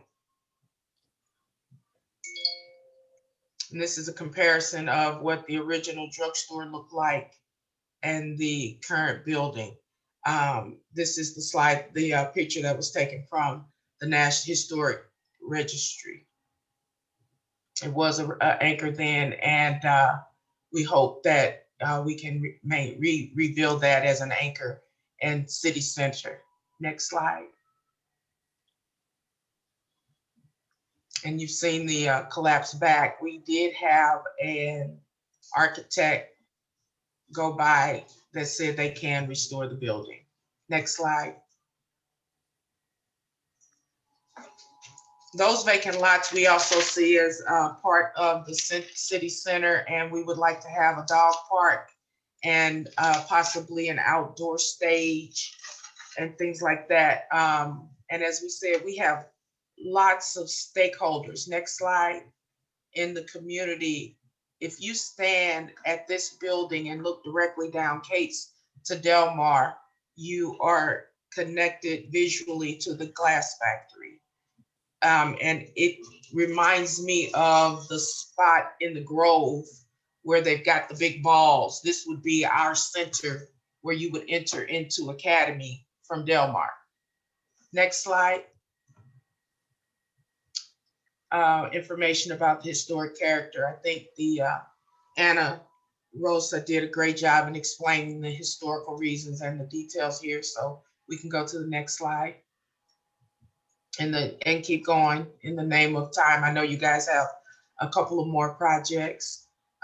We already discussed the tax credits and the abatements. And yes, we do know that the total estimate rehabilitation would be about 500,000. We are willing to do what it takes to raise that money for the community in order to renovate this property. We would, next slide, be able to approach our stakeholders and do fundraisers. And once we got the building stabilized, I think we would be able to, I feel very strongly that it would be a successful renovation. Thank you very much. Oh, let me look at my notes before we go further. I did want to say that I did not get a counter offer, and it was an outrageous counter at 500,000. As well as I did reach out and show support and invite Ms. Peterson to reach back out to the community regarding the GoFundMe with no luck. And I have called her since then and not received any kind of response. That's all I have to say. We would hope and pray that you will maintain the decision to prevent the demolition, I'm sorry, of 5200 Cates. Thank you. Thank you. We Anybody have else? one, yes, we have one last person signed up, Vicki Davison. Vicki Davison here, and yes, I swear to tell the truth. I think I just really have some questions, in particular of you, Ms. Jones. What is your vested interest in this as a realtor? We're not going to cross-question each other, but. Okay, all right, then my statement would be, rather than my sister giving up the property as a whole, why can't she lease the property and you guys do whatever you want with the building? Again, we're not going to ask questions of each other.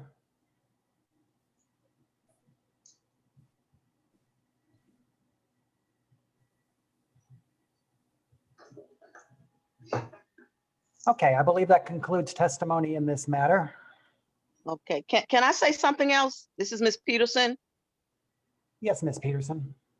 Okay, I'm just kind of responding to some of the stuff Ms. Jones said. No, I have not called her back. That is true. But you know, in doing this, she said it's for the neighborhood. But doing all this, I'm not understanding how I'm going to get anything out of this if they're taking my name off my building. That's what turned me off. That's one reason why I never called, never answered. You're just gonna remove my name, and then she said it would go into the Academy Sherman Neighborhood Association's name. I'm not quite understanding that. If they're here to help me with the tax credits and all that, yes, I can get a 501. What is the 501 nonprofit? I can put that in my name, but they want it in the association's name. And so when Ms. Jones came to me and said, yes, we're going to compensate you, and I asked her about how, and they're removing. And we literally had a meeting on how to remove my name off my building. We can't do that. So, and also the presentation, that last presentation that she showed you, all that was done, yes, without my knowledge, and it had to stop because they didn't have any permission to go any further with as far as the building is concerned. And yes, I was, and I told them I wasn't going to close my ears to it because I never know what may happen. But when things start happening as they did with my property, and I just didn't respond anymore to anyone about any of it because we had to have this meeting, and I just pray that the denial is reversed because of the cost of the building. Like I said, yeah, everybody's looking at the outside. They just look at the bricks on the outside at the bottom, but you can't get in there. A drone was lost in there because we were trying to take pictures of the inside to prove that it's just a total wreck. And it's a safety hazard to the home community right now.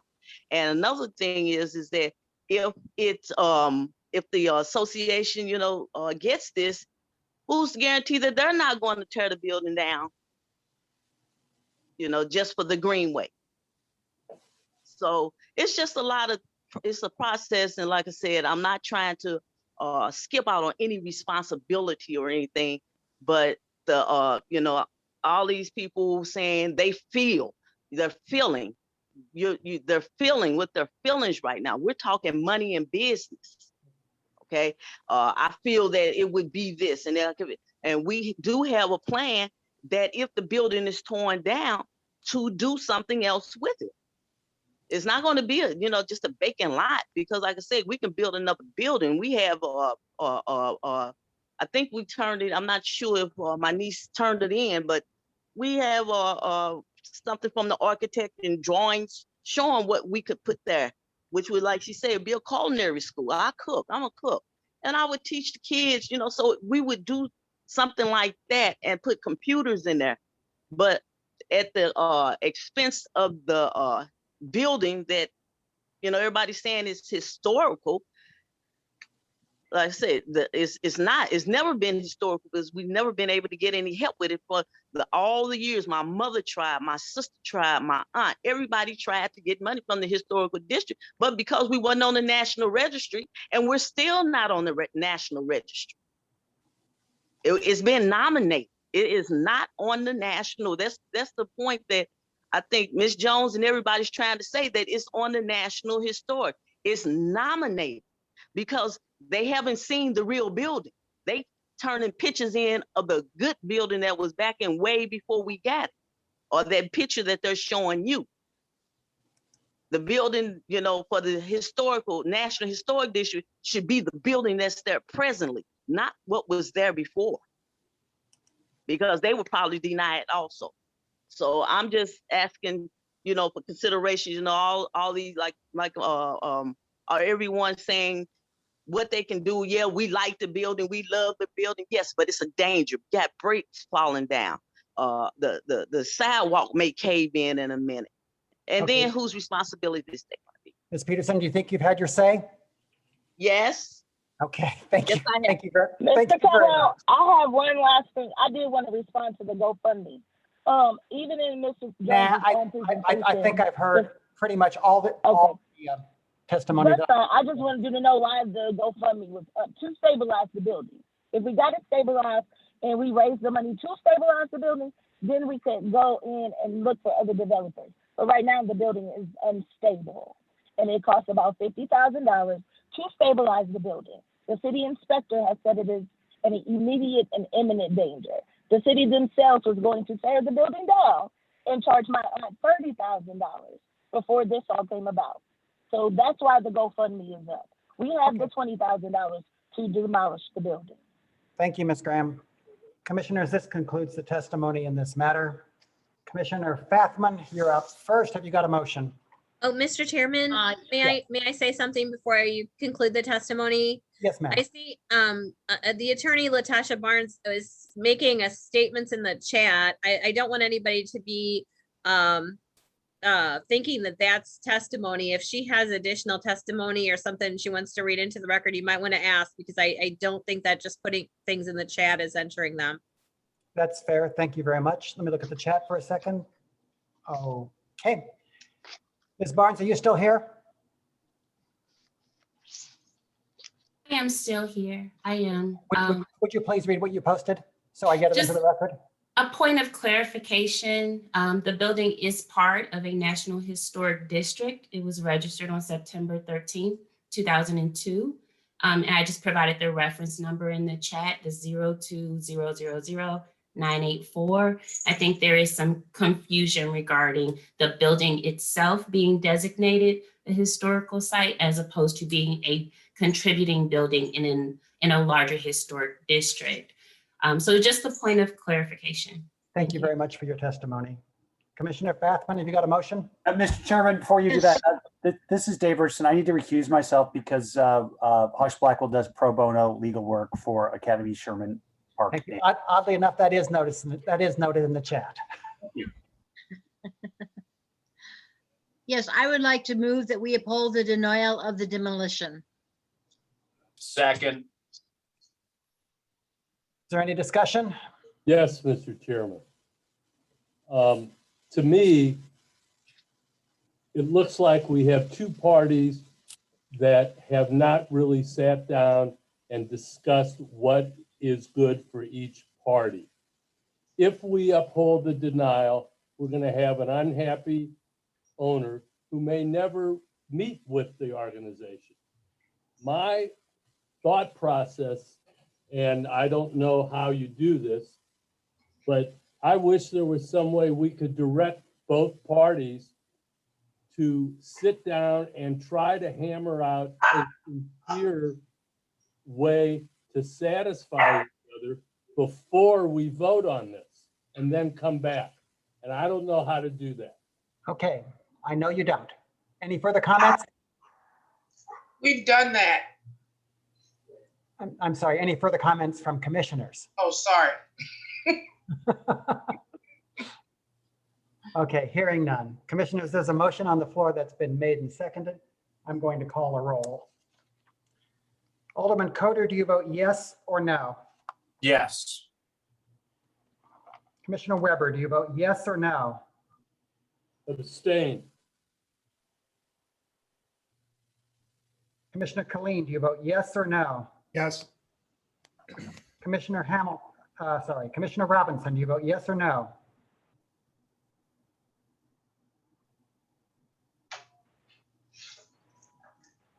Tony, I can't hear you. I'm sorry.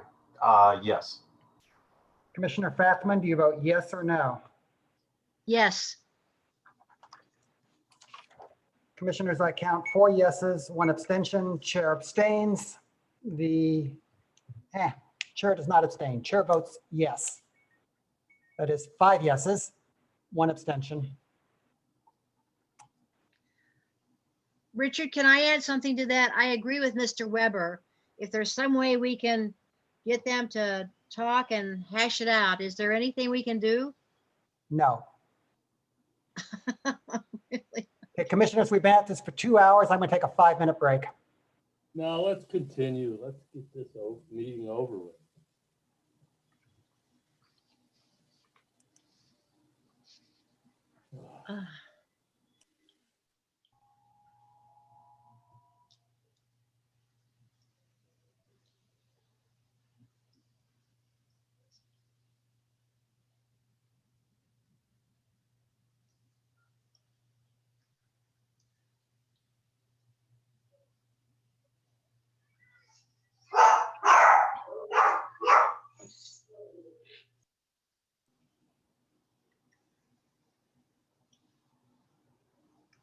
Melanie, is that you barking?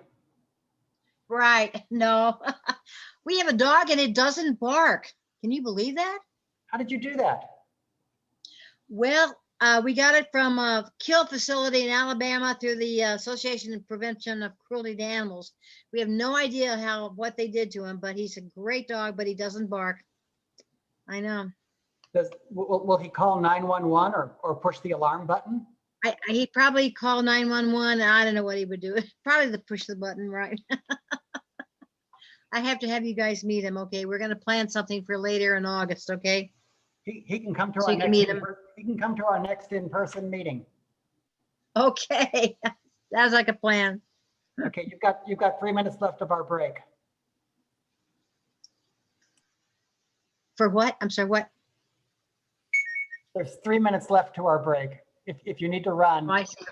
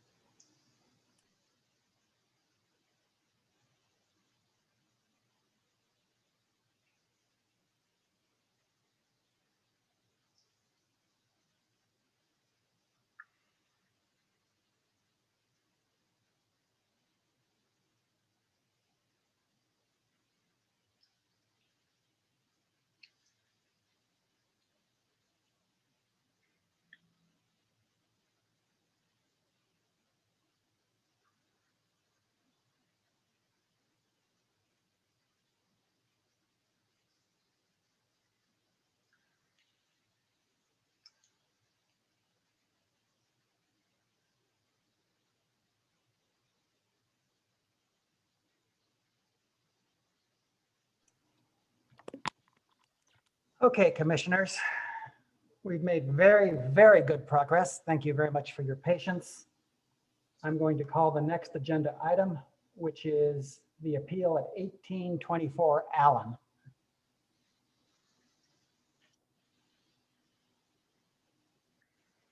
Okay, let me just turn my camera back on.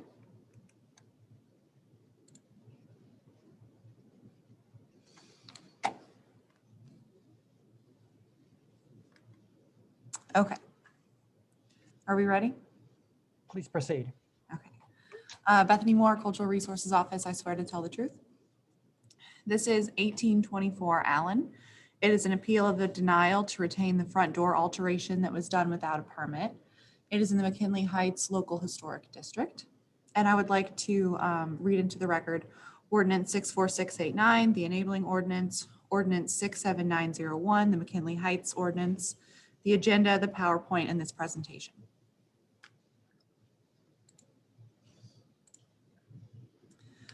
Here is its location on Allen,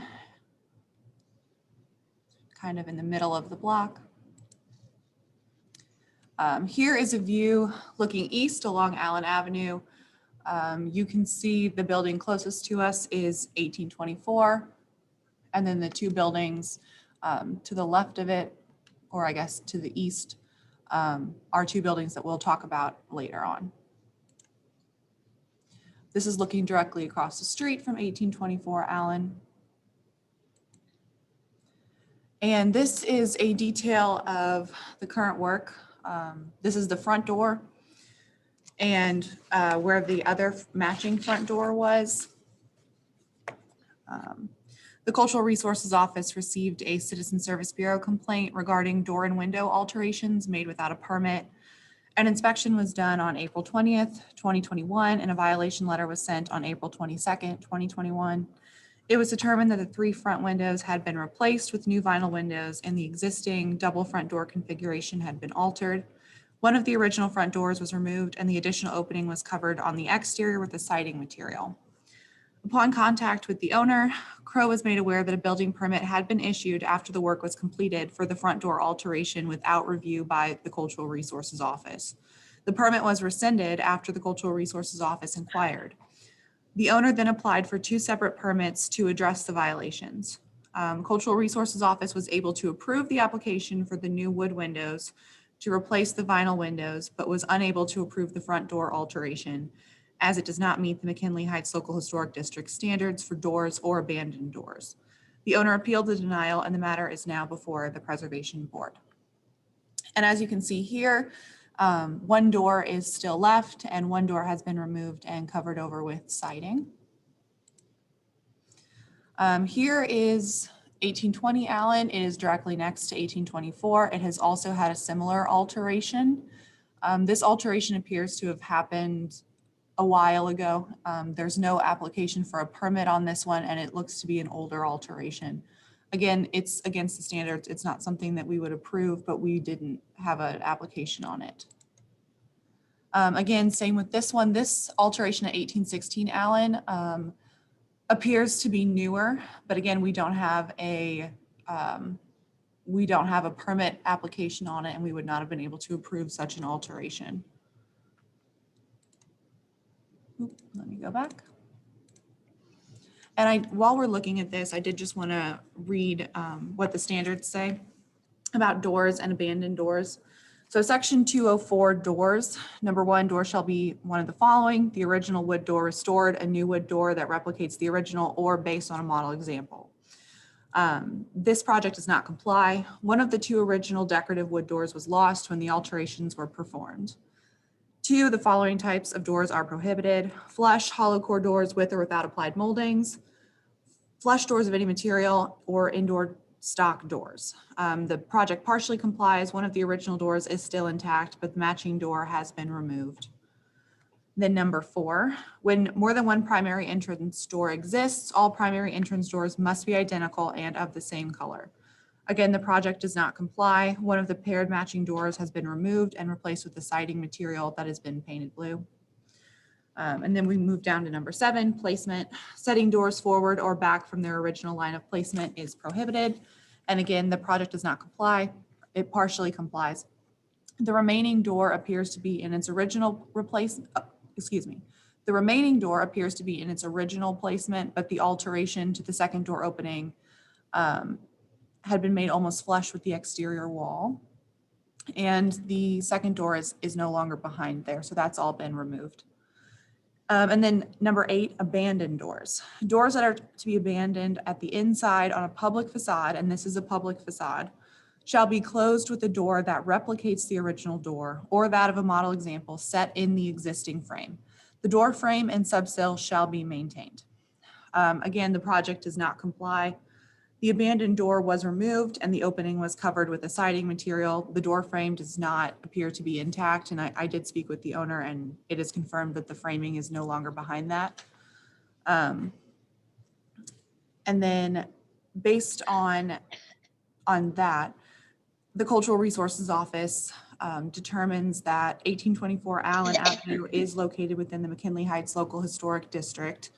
The front door alterations were made without an approved permit from the Cultural Resources Office, and the front door alteration does not meet the requirements for doors or abandoned doors as outlined in the McKinley Heights Local Historic District standards. Based on these preliminary findings, the Cultural Resources Office recommends that the Preservation Board uphold the denial of the application to retain the front door alteration completed without a permit, as the work does not comply with the McKinley Heights Historic District standards for doors and abandoned doors. Great. Questions for Bethany? Okay, thank you. Is the appellant present? He Yes, is. I'm here. Okay, proceed, please. All right, my name is Charles Metzner. This is pertaining to the alteration and renovation of 1824 Allen, which does reside just inside the McKinley Heights area outside of Soulard. Mr. Metzner, will your testimony be the truth? Yes, sir. Okay, proceed. As you saw in the pictures, my guide initially was to do what the other two buildings that she showed you examples of. 1820 was done 4 or 5 years ago from the previous owners with that same alteration I've done on 1824. A year and a half ago, 1816 did the exact same alterations. These 3 buildings are identical in every single way as far as their structure. And they're the only 3 on the block that look like that. So all 3 now match each other. I know that's not what the Historical Preservation Society wants, but they do match, and meaning mine fits in with the other 2 perfectly. The only difference is, as Bethany stated, is I do still have the 1925 original door on the left side where the other two properties do not. So I applied. I was tinkering since March, and I applied for the permit, I believe on the last day of March. I received a call on April 14th from City Hall. The permits was approved. Come pick it up, please. And I was like, okay, great. Saying the permit was approved, good to go. So I completed the rest of the work that I was already kind of tinkering with what I was going to do at the front. And it looks great. Like I said, it looks identical to 18, 16, and 20. I got a notification later that I violated the standards of the Preservation Society. Obviously, this was heart sinking because I didn't think I did anything wrong. I guess my point is I went into City Hall kind of hat in hand and said, how do I do this? What do I need to do? They told me what I needed to do. I applied for a permit got approved, and then I got rescinded later. So soon after I got the letter, the permit was rescinded, and I got a letter saying permit was issued in error. Basically a mistake by City Hall issuing a permit without sending it to Bethany. I worked with Bethany for the last 2 months. She's been wonderful to work with. Obviously I get frustrated sometimes with all the rules and regulations, but we are working together, and I want to resolve this the best way possible. So soon after I got that letter, the work was already completed. The money was spent. The original wood as of April 5th, somewhere between April 15th and the end of the month, the original wood was discarded. The original door was discarded. The permit was approved. Why should I? There's no reason to hold on to it. So I'm asking for a variance for these 3 reasons, and I won't be as long as some other people on here. This will be to the point. I should be done in the next few minutes.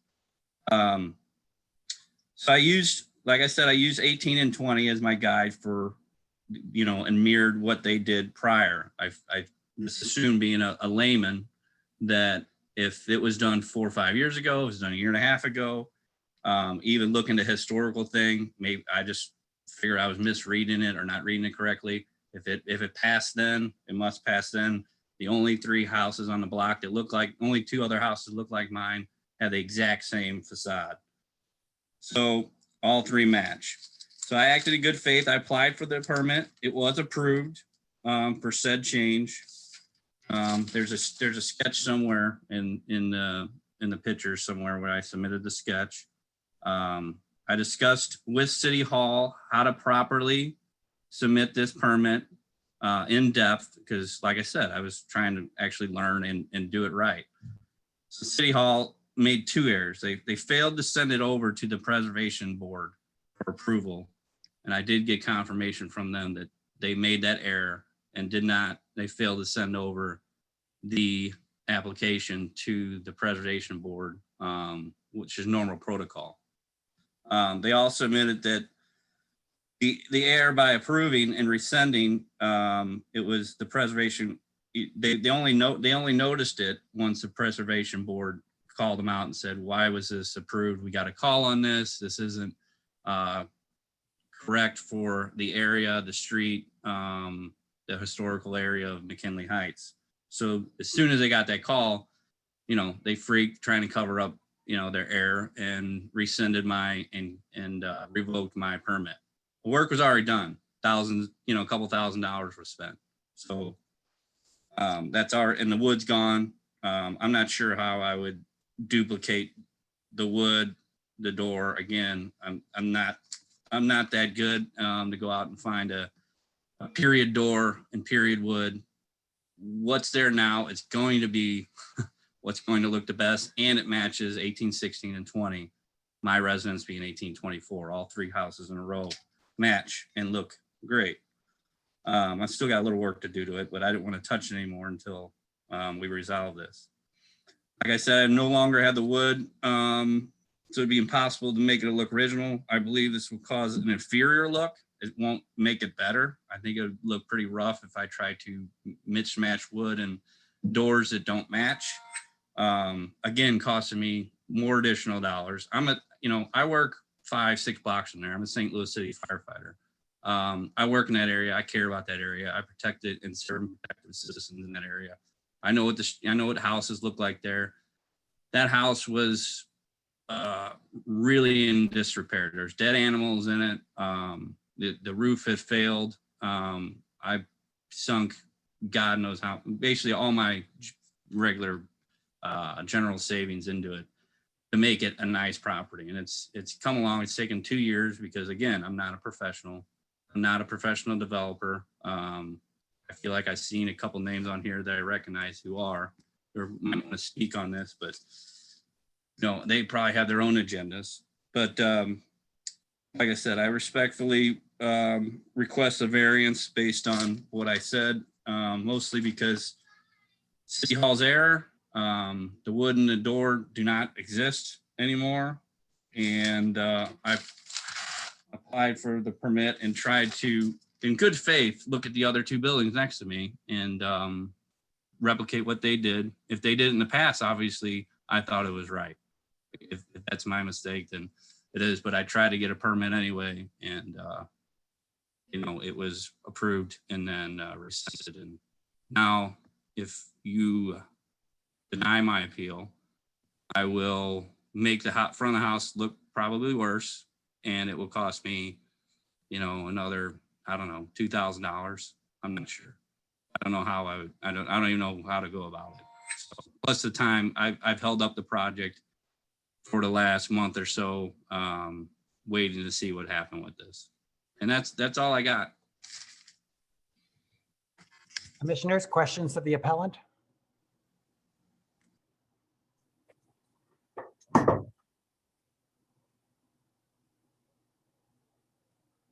Okay, I don't hear. I'm sorry, I want Dave Richardson. So I'm still confused. So the staff report says that there was a violation notice like April 21st, or they looked at the property on April 20th. When did you apply for the permit, the first permit? I applied for the permit, I believe March 31st, April 1st. And if the picture's up now, is the date they called me and approved it. It's April 14th. So I guess I'm confused. So why did you apply for a permit on April? Like, how'd you know, or why'd you figure out you needed a permit? How did I know? Why did I need it? So you got this Cultural Resources Office was apprised through Citizen Service Bureau later in April. So how did you know at the beginning of April or late March that you should have gotten a permit in the first place? Well, it just so happens that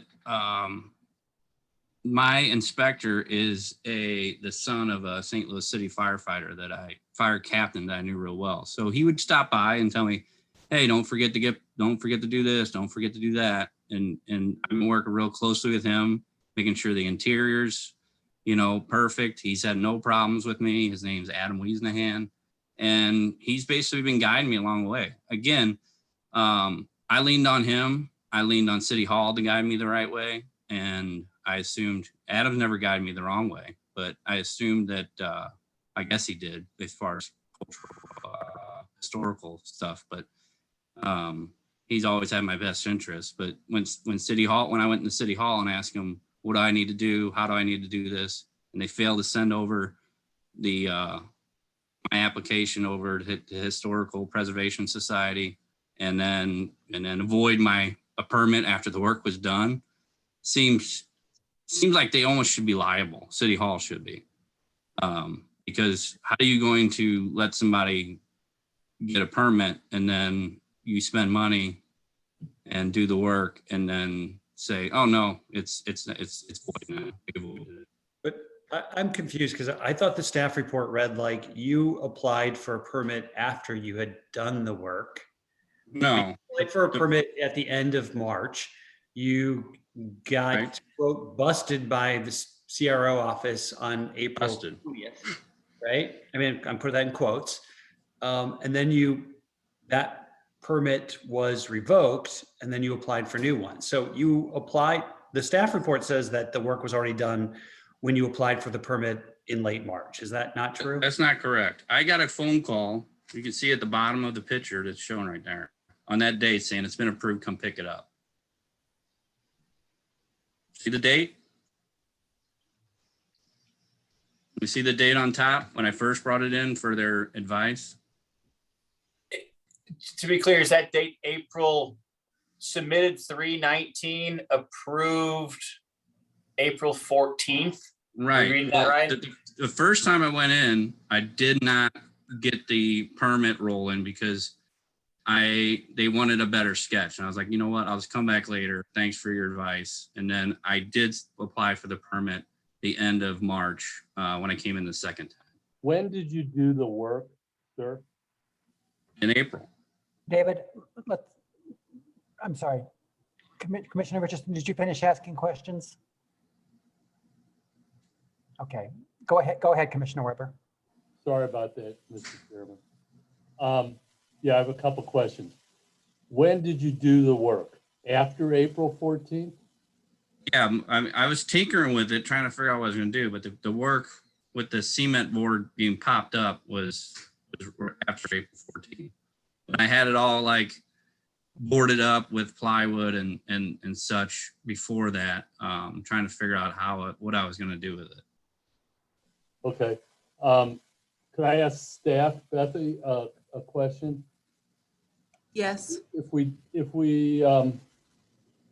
deny this, is there anything we can do about the other two houses that were done without permits?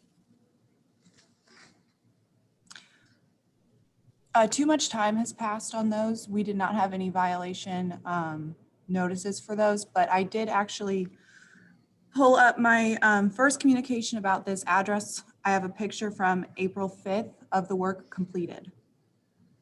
That was before I received the Citizen Service Bureau complaint. Okay, so we have contradictions. All right. Any further questions from commissioners?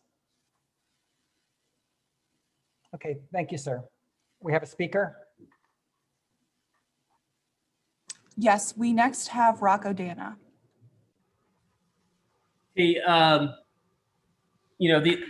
obviously this is the type of thing, these types Rocco, of. following the form we've used for the last 2.5 hours, would you state your name? Sure. Rocco Dana, I'll tell the truth. Perfect, proceed. You bet. It's unfortunate. Well, this is why we have historic standards, that help prevent these types of things that are not in alignment with the historic nature of the neighborhood. And, in the past, we've had these types of situations, as you guys run in this all the time. We've had situations where people look to, be neighbors and do what the neighbors do. And in the past, we had this just come up with a retaining wall on Russell a month or two ago. And in the past, the board has, in my opinion, made the correct determination that this is, even though someone else does it, doesn't mean that it's, still not a violation, does not need to be corrected. So I am I'm speaking from the, as head of the neighborhood associations on development. And I would like to see this corrected and support CRO's interpretation. Thank you.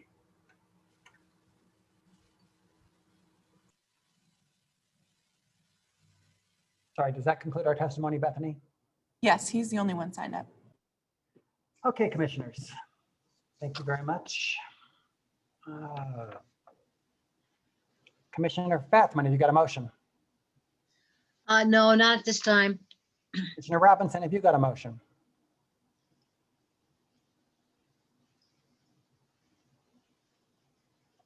Commissioner Killeen, have you got a motion? Yes, sir. I move the Preservation Board uphold the director's denial of this door installation as it was installed without a building or without approval from Cultural Resources. Is there a second? Second. Who seconded it? Richardson. Thank you. Is there discussion?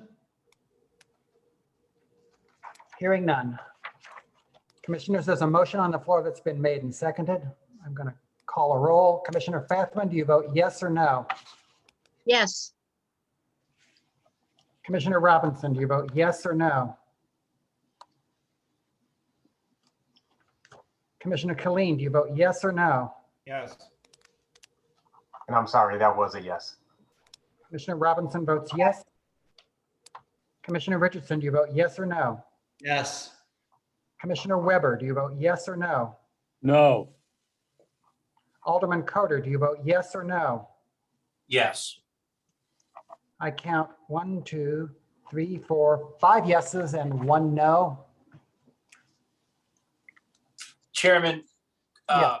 briefly, I know we had a similar circumstance as Rocco mentioned regarding a retaining wall recently where, I wasn't part of the motion, but I think we just asked that staff work with the applicant to provide them, a reasonable amount of time to make the changes. I just simply ask that we do that here as well, give the applicant time to come up with a suitable replacement. Thank you. Okay, commissioners, the motion carries. Advice is offered.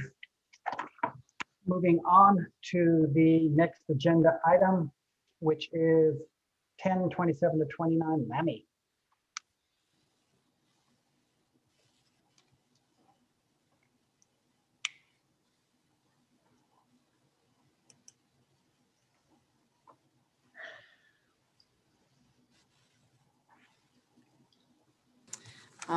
I'm Andrea Gagan with the Cultural Resource Desk. office and I swear to tell the truth. Andrew, before you go on, I would like to add that that firefighters are by and large handy, and if there were not firefighters, there would be no finished basements in St. Louis and no tiled bathrooms. Now go. All right. This is 1027 to 29 LAMI, and this is an appeal of a staff denial or a director's denial. Is it really LAMI? LAMI, I did. Take your pick. I'm prepared to be wrong. Jack Coder. It's LAMI. LAMI. Okay, both wrong. So this is located in the Soulard Historic District. And also, let me do this first. I need to submit into the record the enabling ordinance 64689 as amended by 64925. The Soulard Historic District Ordinance 62382, the agenda and the PowerPoint.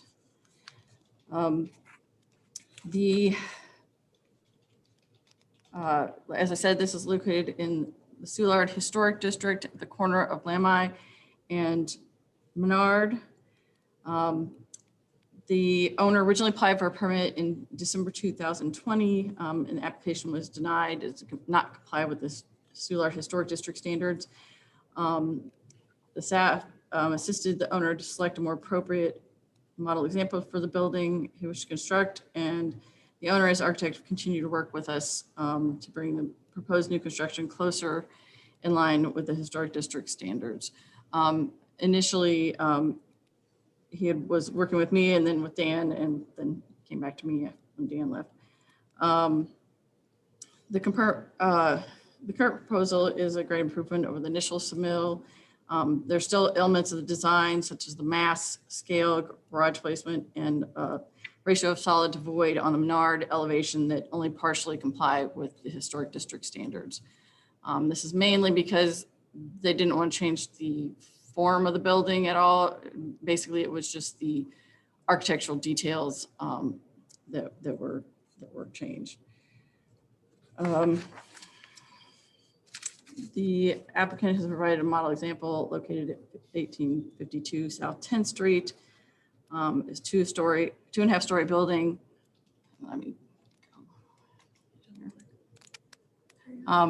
This is just the site plan. This is the model example, 2.5 story building constructed in 1880 with a later front entry, vehicle entry added at its later date. Well, the proposed building still deviates from the model example in several ways. The applicant is tempted to mitigate the mass of the building somewhat by creating the illusion of 2 attached townhomes. And we did receive, although in the agenda, it says that we haven't received details. We did receive most of the details on Friday. So I will kind of go over that. Oops. Okay, and this is the site plan. Shows the existing 2.5 story building next door. It doesn't really show the building to the north on Menard, but I will show you that later. This is the proposed LAMI elevation next to the adjacent building. As you can see, it slopes quite a bit. And I think this is actually maybe the older, the old one. They have now brought that brick down to the actual, down to the ground, which it really actually needs a sill at the ground level, but that much foundation isn't showing currently. Setback partially complies. The building will match the setback of the adjacent structure on LAMI, but will sit in front of the adjacent building on Menard. Most of the buildings do sit at the street, but the one right behind it does not. Again, the mass partially complies, although the mass is of a 3-story building is mitigated somewhat by the recess between the two sides, making it appear more as attached townhomes. The mass of the proposed building is large, much larger than narrow 2-story building adjacent on Menard. And scale, again, partially complies. Building appears to be larger than the adjacent buildings, as none of the other buildings on the street are perceived as 3 stories from the front elevation. Without the slope of the street, the floor levels will be similar to that the building to the west somewhat. It's more actually closer to the model example than the adjacent building.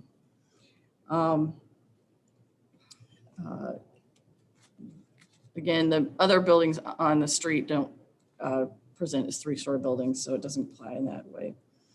Proportions partially complies. Like I said, it's closer, the proportions are closer to that of the model example than the buildings adjacent. And then this is the proposed Menard elevation. As you can see, there are not very many windows. They have changed the sizes to be closer to historic proportions, but is definitely less than the 25% ratio of solid to void that is required under the standards. And on this elevation, you see they again brought the brick down. And this is the proposed rear elevation. They're proposing to use a brick red vinyl siding on the rear.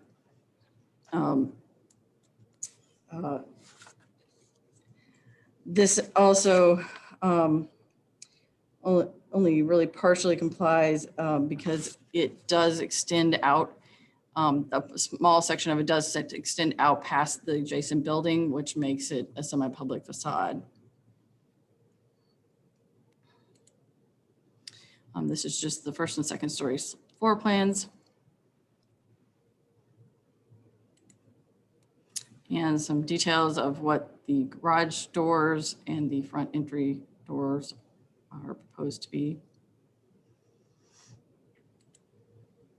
And these are just some context. This is the view of the lot from the opposite corner and the Menard side of the lot. Both sides of the lot actually slope. The LAMI slopes downward to the east and Menard slopes down to the north. As you can see, kind of see the slope here, the adjacent building on LAMI. And this is the adjacent buildings on Menard. As you can see, the smaller building is set up higher and away from the street, whereas the other buildings, the 2.5-story buildings, are at the street level. This is just across LAMI and across Menard from the lot. And just looking west on LAMI. This is just adjacent setback of the adjacent building. So that portion between where the building behind that is and that building is considered a semi-public facade on the proposed building. This is just northeast on Menard and southeast and northeast. Sorry, this is south. So it should be southeast and north or southwest on Menard. Okay. Again, the garages are interior to building where there's no alley. They do not face the direction where the alley would normally be located. But the design of the door is similar to the model example. The applicant has provided a model example located at 1852 South 10th Street for proposed new construction. Although somewhat loosely based on the model example, new construction attempts to create the appearance of attached townhomes. The front of the proposed building varies from the model example in that it is taller than the model example, and the foundation is, well, Actually, the foundation is significantly more visible now. But the Menard elevations do not comply in fenestration and ratio of solid to void, and the mass and scale of the building is still only partially complies.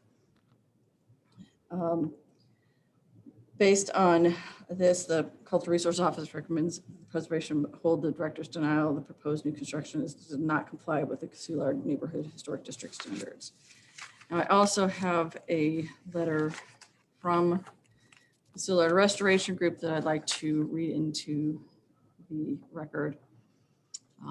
Dear Andre, the plan review team of the Soulard Restoration Group, SRG, has examined the latest version of the proposed construction plans for the property at 1027 to 29 LAMI Street.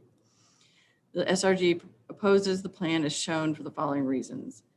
A, the model example selected solely because it has a front facade garage door is not appropriate because the garage door at 1852 South 10th Street is not original, but was added in the 1940s, which was well after the 1929 date cited in the Soulard Historic District standards.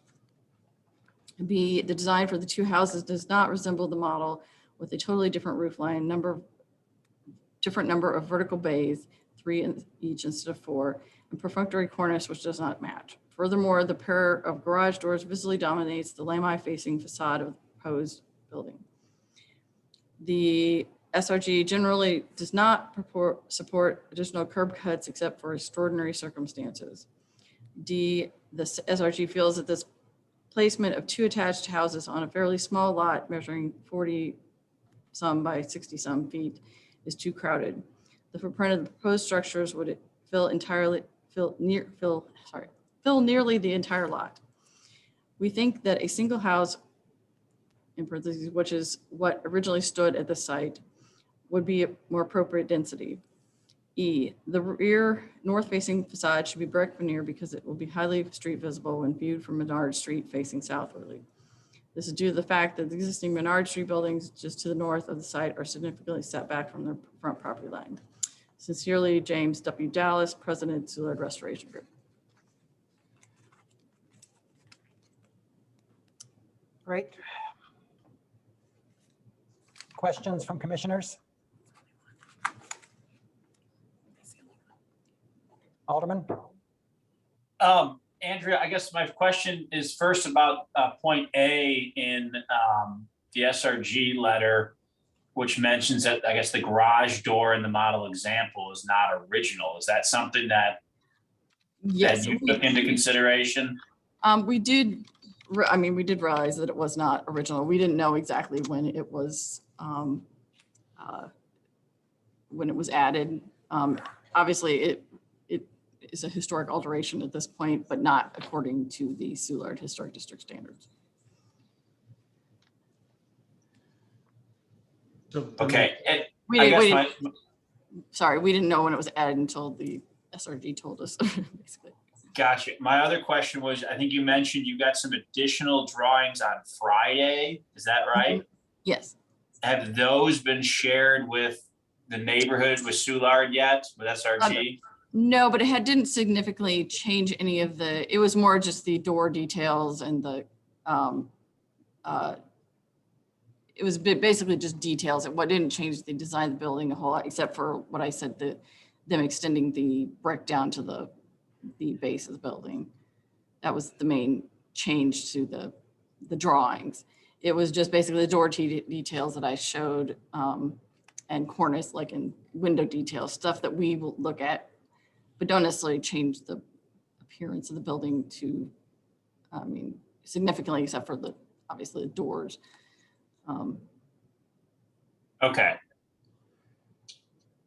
And then I guess my last question would be that proposed Menard elevation where we show what we were supposed to have between 25 and 30 something % windows. Walk me through that. What percentage are we at currently? Do you have any idea? I don't know exactly, but it's definitely less than 25%. Let's see. Yeah, it's supposed to be between 25 and 33%. I would guess, it's maybe 10. Okay. I wasn't sure if we'd done any measurements there. All right. No, thank I you. had, I haven't had long enough to do a measurement of it, but just that it was under quite a bit. Okay, nothing further at this time, Chairman. Great. Commissioner Killeen? Yes, sir. I'm sorry, did you have a question? No, no question. Any other commissioners have questions? Yeah, Richardson does. Go ahead, Commissioner.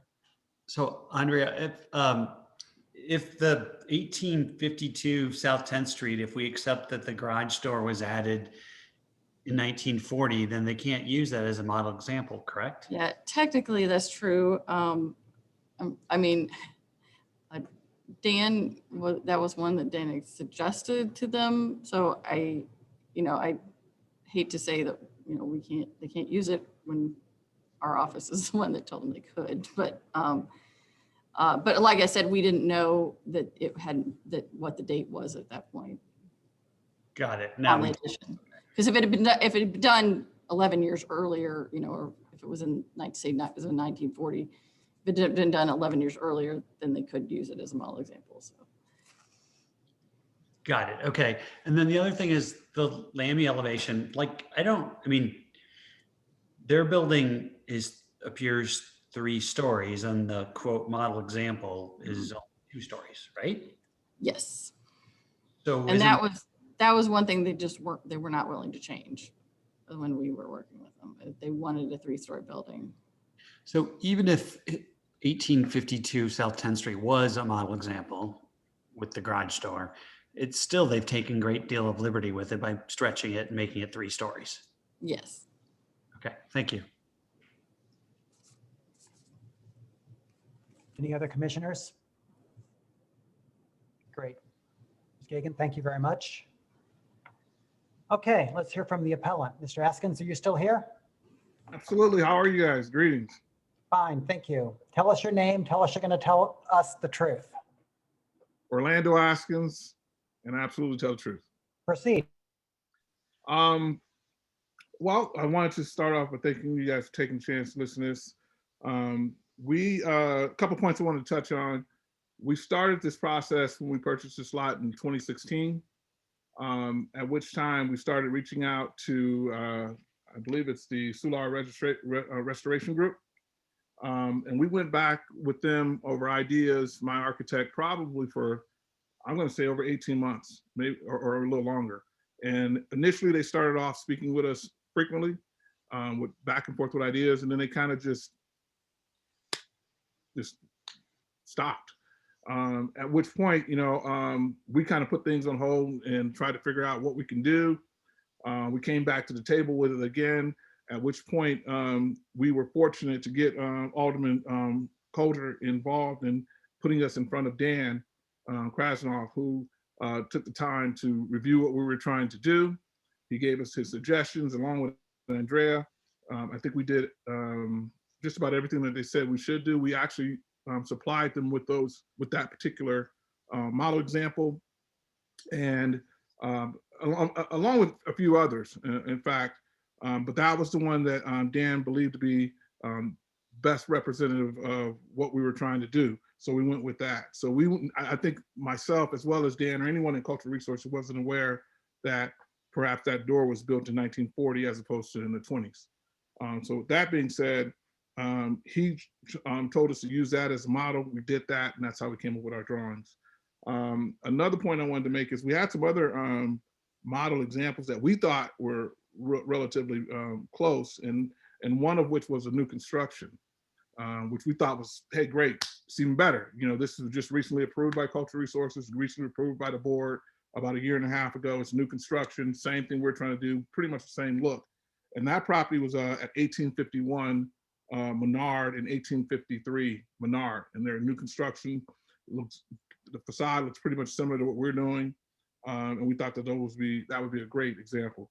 Cultural Resources didn't agree with that. They said that since it's new construction, they didn't want us to use new construction as a model example, which we thought was a little bit contradictory, because we said, hey, if it's already built and it's been approved before, we should probably just use the exact same model examples, but they wanted us to use other ones, which again, we provided them with. To speak on as far as Mr. Richardson touched on us taking the liberty to make it 3 stories. What we attempted to do was provide parking because zoning requires that this lot has parking. So in order for us to do parking, we needed to add the additional story there. However, in doing so, we maintain the height restriction that zoning also requested. And if you look at the property that's directly next to it, which I believe would be west, the height of our building matches that particular height. Now, they have a full attic, which I'm assuming that they potentially could use, if you look at the drawings, could be used as living space or living areas if they put a dormer up there, but they don't. But the point is, we needed to have off-street parking on this lot. This lot is unique in the fact that it's pretty small, and the zoning requirements for it require off-street parking. Not to mention, it also requires, and I hope I'm not giving you guys too much information, it also requires that it's 2 units on this lot. So we went through zoning before we even purchased the lot to determine what could be built on this lot and what would stay within the building guidelines. So we've met that, which is again, the reason why we went with 2 units on this lot as well. I think as far as curb cuts, I mean, I'm not sure why they would oppose curb cuts. We're providing off-street parking. If we didn't have curb cuts and didn't have garages there, it still would be taking up space for parking either way. So I'm not really certain why the Solar Restoration Group was frustrated with that. It's a little frustrating on our end because again, we have documented emails from 2016 when we originally reached out to them, and then when conversations with them just completely ceased. At which time, we were told that we just have to go before Cultural Resources and make our argument. And again, I want to thank Jack for getting involved and getting Dan in front of us. And at our last conversation with Dan, I believe he's no longer in Cultural Resources, but his assurance to us, and I'm certain he couldn't guarantee, and he's not here to either comply, or I should say confirm or deny, but he said that we should be fine once we went along with that particular model example and did all the things that we were required to do. And our architect worked with Andrea, and I'm sure she's sick of us at this point, but he's worked with her on details probably for at least the last 6 to 8 weeks to get it as close as humanly possible to an original look. So I think we've done just about everything we can do with such a limited space. I mean, we've crossed all our T's, dotted our I's. We've tried to be as compliant as we could. And it's been a long journey, but I think we're now at a point where I believe we should be in position to move forward. Great, thank you. Questions for the appellant from commissioners? I do. Sir, have you considered what the neighborhood's asking to just put a single family there and not try to squeeze 2 buildings onto this lot? Well, I mean, we did consider it, but I think that we felt like we were staying within the zoning guidelines. So we didn't think we were doing anything wrong. We weren't asking for any favors. We weren't asking for any type of variance. In fact, to get it to a single family would require a variance. We also have to take in consideration the financial benefits of having 2 units on the lot, which is within the zoning guidelines, as opposed to having 1. Thank you. Mike? I say thank you. Any other commissioners? Okay then. I believe that concludes testimony on this appeal. Commissioners, looking for a motion. Commissioner Fathman, have you got a motion? No, thank you. Commissioner Robinson, have you got a motion?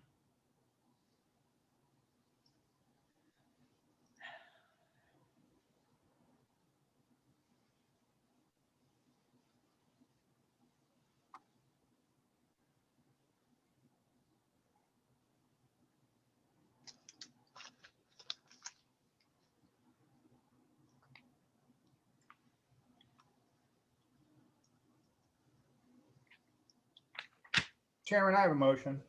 I'm waiting for Commissioner Robinson. Tony?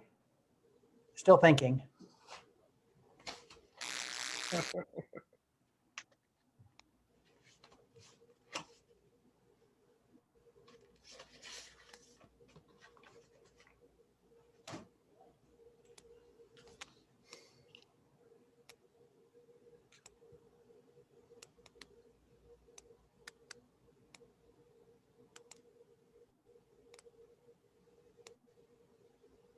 Tony?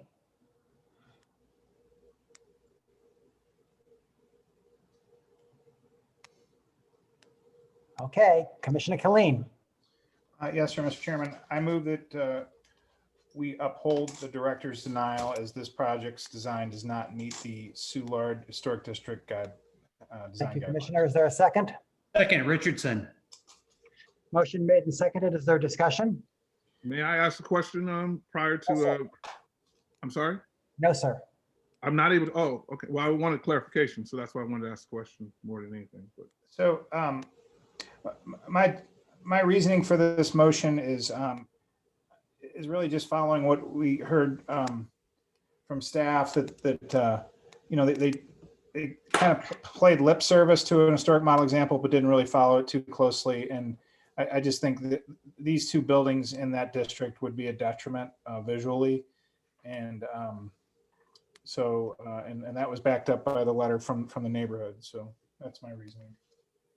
Further discussion, commissioners?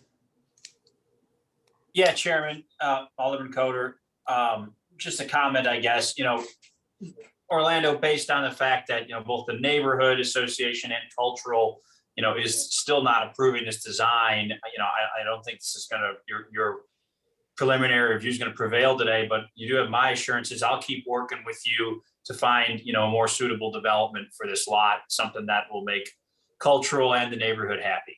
Thanks. Any other comments by commissioners? Discussion? Hearing none. There is a motion on the floor that has been made and seconded. I will call a roll. Alderman Coder, do you vote yes or no? Yes. Commissioner Weber, do you vote yes or no? Yes. Commissioner Richardson, do you vote yes or no? Yes.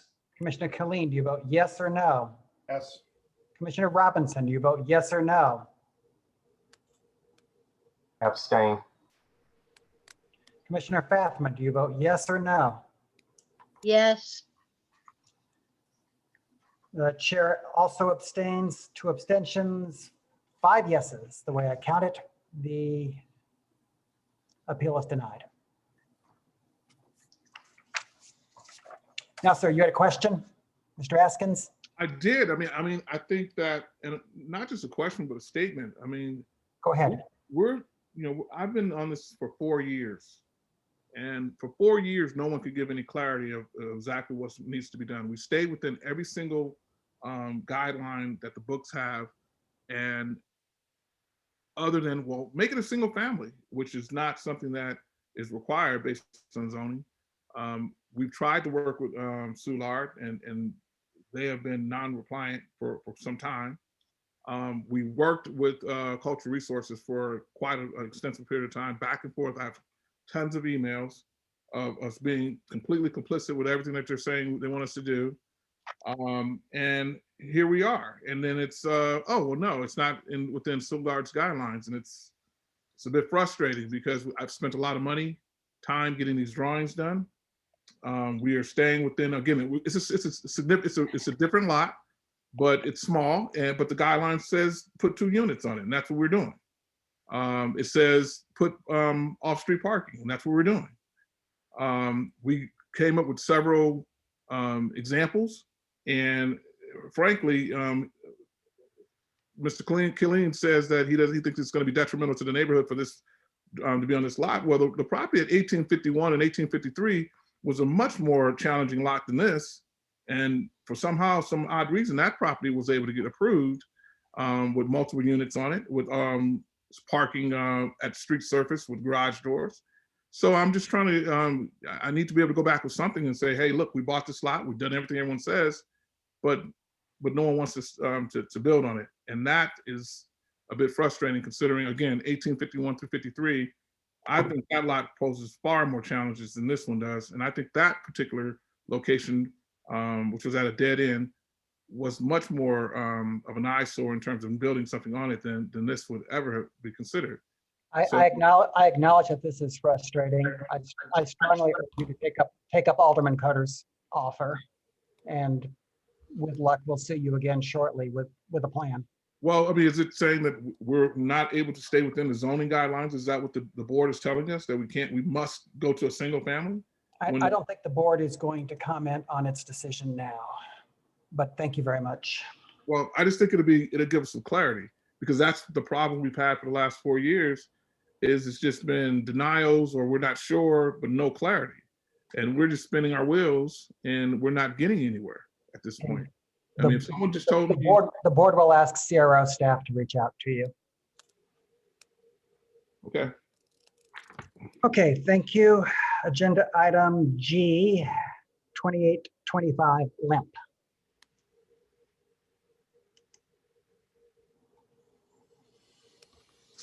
Oh, God.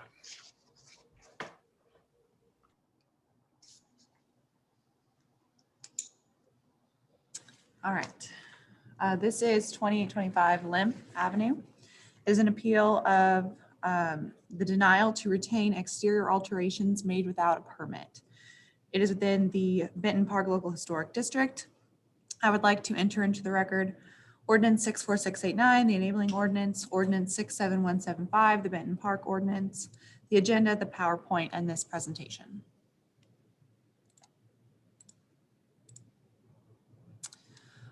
Here is the location of 2825 Lemp. Oh, I would also like to make a note on a previous agenda. It did say 2525 Lemp Avenue. It's actually 2825, just for clarification. Thank you. This location is 2825 Lemp. It is one of the end buildings of an attached set of 3 townhomes. And the building next to it is set significantly further back from the street, as you can see on this picture. And that will come into play a little bit later. Here is a picture of what 2825 Lemp looked like before any alterations were done. As you can see, there is a existing retaining wall that comes around the corner of that lot where that house is set further back next door. And that is part of the original wall that runs along the sidewalk. I have a better picture of that later in the presentation. And then you can also see the existing conditions. It does have this this wood stair and handrail, and then it looks like it has a stone step and then some concrete work leading up to the stairs. And here's a picture of the 3 attached townhomes.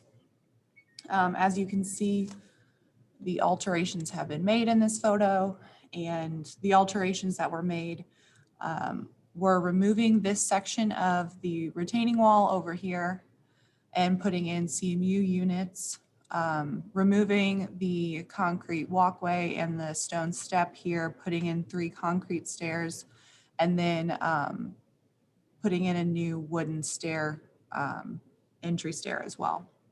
And again, here are you can see in this picture, the other 2 attached townhouses, and they have their matching stairs.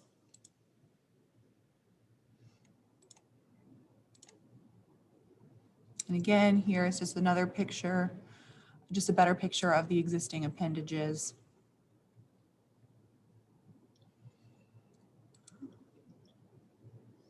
And then here's just an example across the street of matching entries on attached facades. When there are multiple entries on a single facade, all of the appendages are supposed to match. And the model example that would have been used for the new stair, if they had applied for a permit before the work, would have been the ones next door to match those.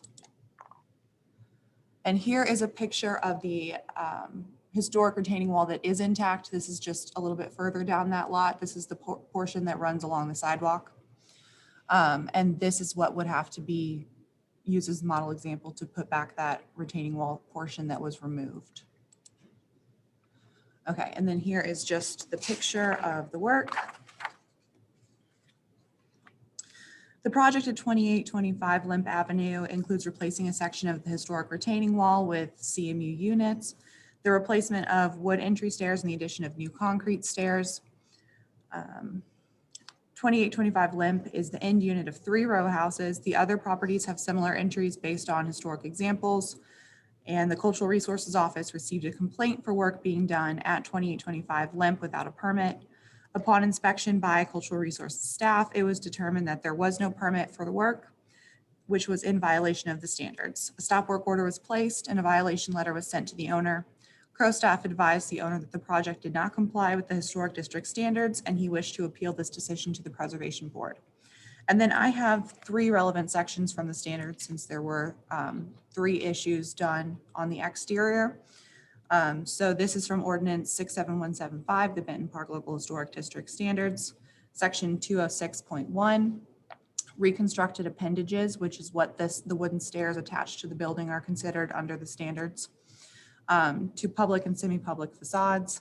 Reconstructed appendages shall be based on evidence of their prior existence, whole appendage, or in evidence at the building and or on a model example. The project does not comply. The wooden appendage should replicate the appendages on the adjacent 2 row houses, and it does not. Section 402.2 deals with retaining walls on the public facade. Number 1, new and reconstructed retaining walls shall be based on a model example. And number 2, the following types of retaining walls are prohibited on public facades. Number 1, railroad ties. Number 2, landscape timbers. Number 3, concrete block of any type. And number 4, exposed cast in place or precast concrete. Again, the project does not comply. Rebuilt section of the retaining wall was not based on a model example and is in fact made of concrete block units. And then section 404 for sidewalks and steps. Number 1, at the public facade, sidewalks shall be one of the following: either red brick, cast in place concrete with an exposed aggregate finish, bomonite or equivalent, or a combination of the above. And again, the project does not comply. The concrete steps do not have an exposed aggregate finish to match the surrounding concrete. The Cultural Resources Office consideration of the Benton Park Local Historic District Standards led to these preliminary findings. 2825 Lemp Avenue is located in the Benton Park Local Historic District. All work was done without an approved permit, and the work does not meet the Benton Park Local Historic District Standards, which require that a new entry be based upon a model example. As a row house, an appropriate model example would be the entries on the adjacent 2 row houses. Based on these preliminary findings, the Cultural Resources Office recommends that the Preservation Board uphold the denial of the application to retain the wooden steps, concrete steps, and retaining wall, as the work does not comply with the Benton Park Local Historic District standards. Commissioners, are there questions? Great, thank you very much. Is the appellant present? Yes. Yes, I'm here. Can you hear me? I can. Okay. So can we go to the slides that Before I we had? begin, to ensure consistency, would you tell us your name, please? For the Oh, record? yes, Tim Sullivan, and I swear to tell the truth. Thanks, Tim. So just a little background on this. I bought this house back in 2014. When I first bought this house, the retaining wall section here that you can see in this first picture, that retaining wall was not butted up against the stairs at that point. The tree that can be seen growing out over there, which is on my neighbor's property, had been pushing over that retaining wall. To where in the last 6 years it had gotten to the point where it was starting to make those steps that I previously had there unstable. I had contacted the Citizen Service Bureau about this to try to get some sort of assistance with removing the trees and getting to the root cause of the problem. Unfortunately, the Citizen Service Bureau wouldn't do anything about this. And after looking back, I'd also seen that there were complaints by neighbors in 2009 and 2013 as well, before I'd even bought the house. I also contacted the alderman to see if there's any sort of assistance that I could have with this, because not only was this retaining wall an issue, there's also another tree behind it that could cause structural damage to my foundation. And then there's also 2 more trees in the back that were starting to push over that retaining wall as well. And so, you know, wasn't really any assistance from the city that they could help with. Essentially, I was pretty much told to try my insurer or go to a lawyer. And I had talked to a friend that was a lawyer that gave me some guidance, because I didn't really want to sue my neighbor. But after talking with them, I knew that this just wasn't a reasonable path to go down, as it could draw out for several years, and there's really no guarantee that they would even fix this issue that they were causing. So I contacted the neighbor just to try to see if I could reach some sort of agreement with her. Unfortunately, the only thing that she was willing to help with was just signing off, allowing me to remove these trees. In total, this cost me around $6,000 to get those 4 trees removed from her property. So, you know, it took out a significant amount of money that I had in my budget. Thankfully, I have friends that work in construction that were willing to help me out and take care of this issue. The second issue that I want to bring up, which is in the second picture, which is kind of hard to see here, is the slope of that concrete.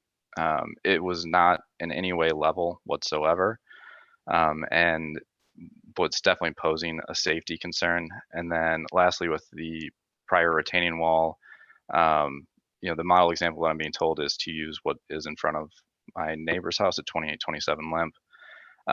It doesn't appear that it ever aligns with the same sort of design or style, as it's been. The old retaining wall did look pretty old, so that's another issue there. And then in the third picture, just what I want to highlight here is I'm sorry, I didn't understand that last point. About the model example that I should have to follow for the retaining wall. Yeah. Because I don't believe that it ever had the same exact design as what's in front of 2827 Lemp. I think that an alternative design should at least be considered. Obviously, I know that I can't stick with the concrete block design, but I think I should have some sort of leeway in how I'm able to make that retaining wall look in order to fix it. Thank you. And then the third photo there, just kind of what trying to highlight is the angle of the houses relative to the street, how each house kind of sits back a little bit further than the one before that. And it's a little hard to tell on this one, but the closest house is 2821 Lemp, where essentially the level of the ground is completely almost flat at that property, where at my property it's not. So if we could go to the next slide here. Oh, I guess my colors got changed on here. So what was the blue arrow is now a very light green, yellowish arrow. What I did was just taking the measurement from my neighbor's house to the sidewalk, and that's supposed to be depicted there. It's about 5.5 feet closer to the sidewalk than my house is. And then, let's see. Sorry, just had to take some notes here. And then the red arrow is indicating the distance from the ground to the top step of my neighbor's steps. And those steps are about, the ground's about 10 inches lower next to their houses than it is to mine, because of the change in grade from my house to theirs. Therefore, there's less of a slope in the land from their house to the sidewalk that they have to compensate for with their steps. And then I also want to note that the model design that I'm using is supposed to align more closely with the steps that are at 2823 Lemp, which is what I was proposing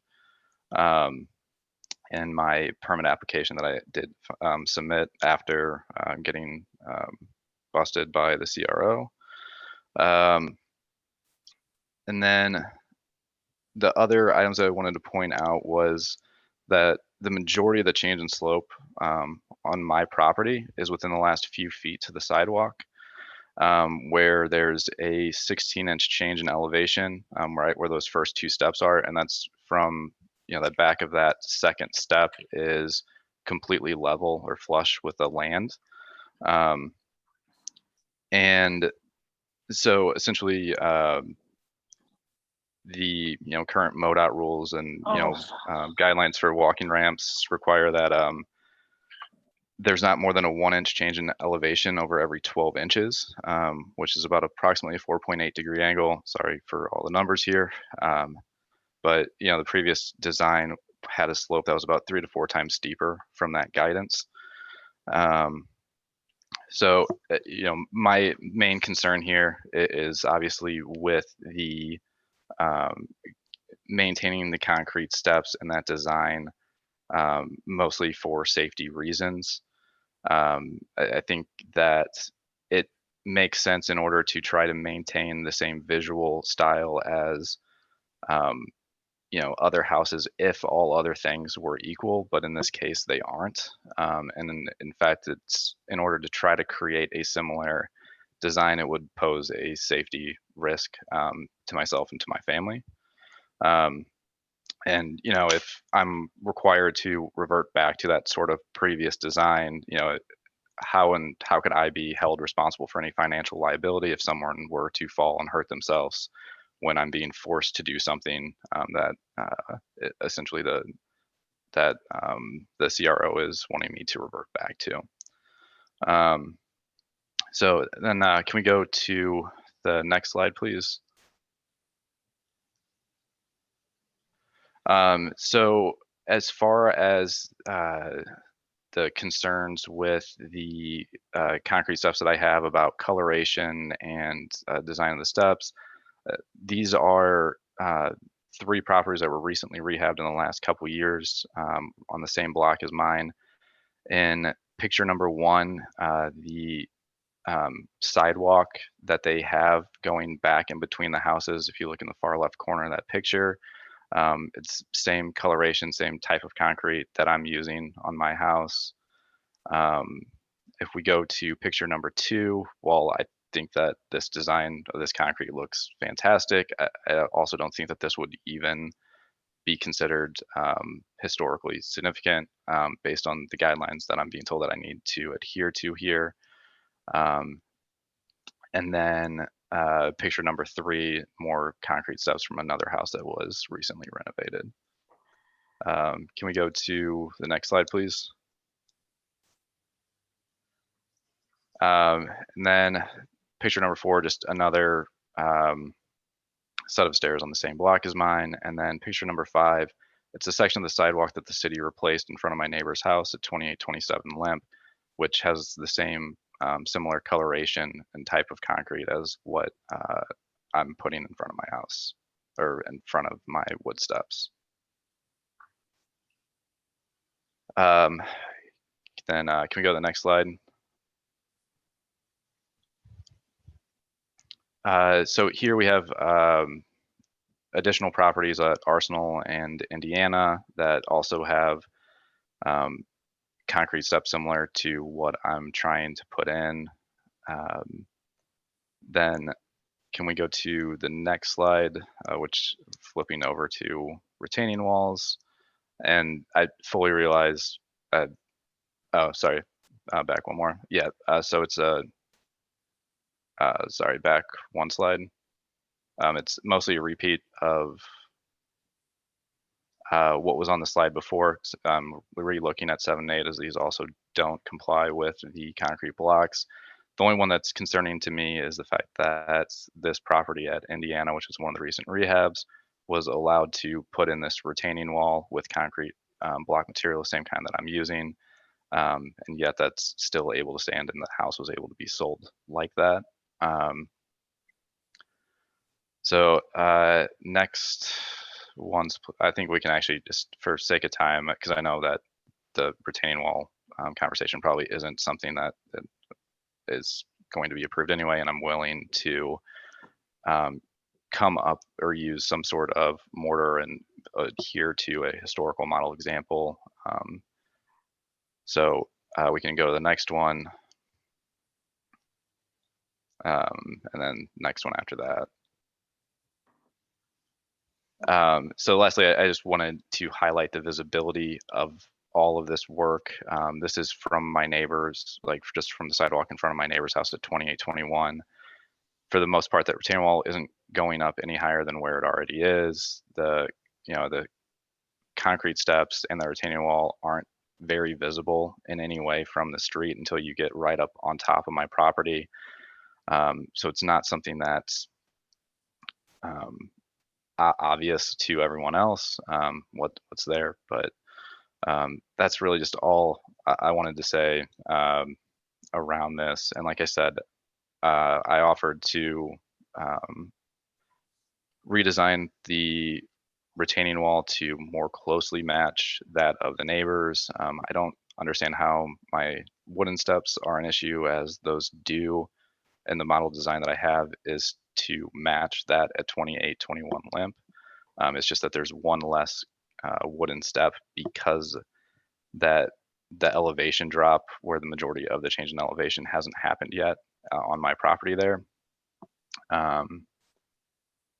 And really, like I was saying, to me, this is just about safety for keeping these concrete steps. And I would, I don't know how I would have it in my budget in order to spend additional money ripping out these concrete steps and redoing the wood step design and changing the elevation of the land in certain spots in order to make that work. And I don't see how it could be done in a way that I would have a safe level grade to walk out of my house too.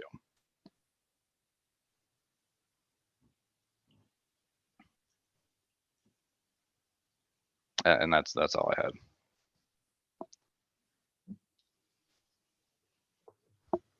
Sorry, commissioners, questions for the appellant? Okay, Bethany. I would just like to clarify that our office is not saying that he has to go back to what he had previous, but the white concrete is not something that we would approve. It is supposed to be exposed aggregate to match the sidewalks that are existing. And also the introduction of the multiple concrete steps has affected the rise and the run of the stairs, of the wooden stairs. So it has made them shorter than the other ones next door. And those are supposed to be the model example. So if he had applied for a permit previously, we would have explained that the model example should be the two attached and the stairs should be based on those. And based on those is what it's supposed to be. So that's a perfect model example. But the introduction of the non-compliant white concrete stairs has affected how long those wooden stairs can now be.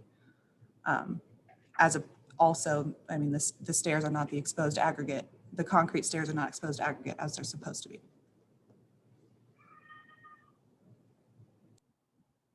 Okay, thank you. Commissioners, that concludes our testimony on this subject. I'll proceed down the usual way. Commissioner Fathman, have you got a motion? No. Are you here today? Yes, I am. Okay. I'll Commissioner, explain to you later, okay? Commissioner Robinson, have you got a motion?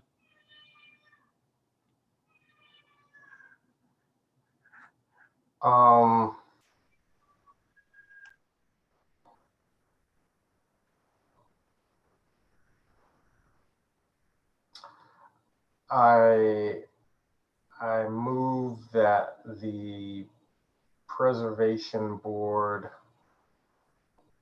uphold the director's denial on the retaining wall,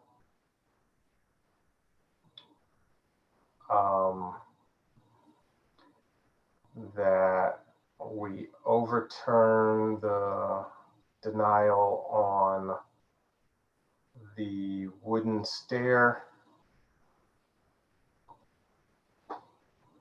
and that we approve the concrete provided the aggregate can be exposed. If it cannot, then the concrete stairs should be rebuilt to expose the aggregate.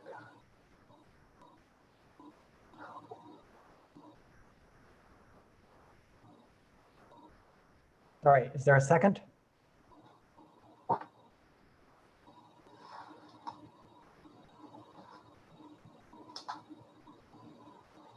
Commissioner, I do not hear a second.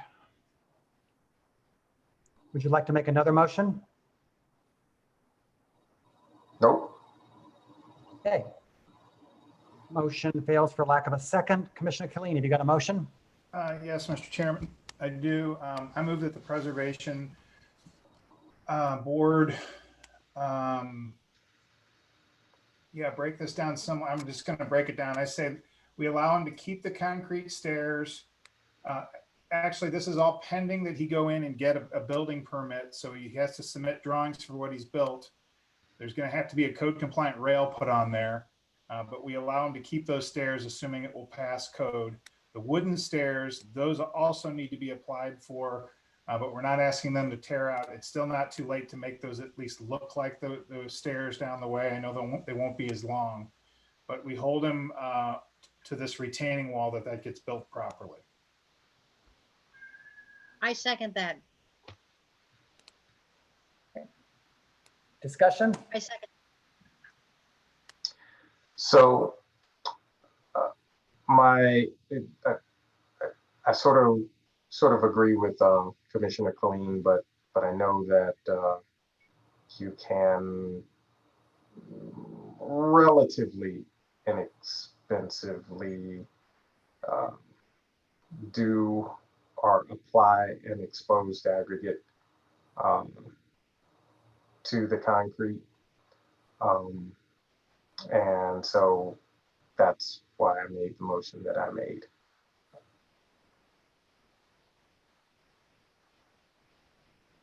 Further comments?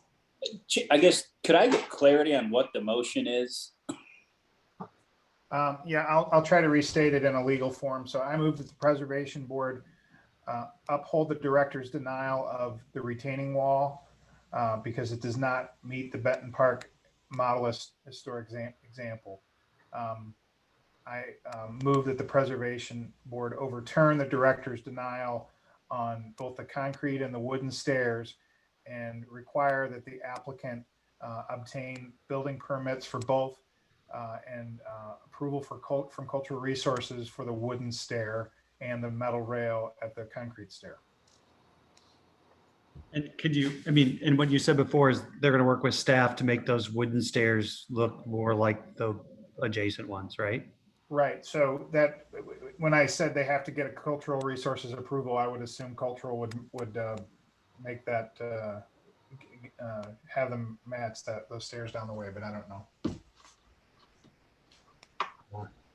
Barb, do you have questions about that motion? He's muted. She'll unmute herself in a second. I'll just repeat it back and thank you for your patience there. This motion would uphold the director's denial of the retaining wall and overturn the denial on the concrete and wooden stairs until permit is properly obtained and approved by Cultural Resources Office with a stipulation to work with staff. Is that correct? Is that accurate? Yes, ma'am. Okay.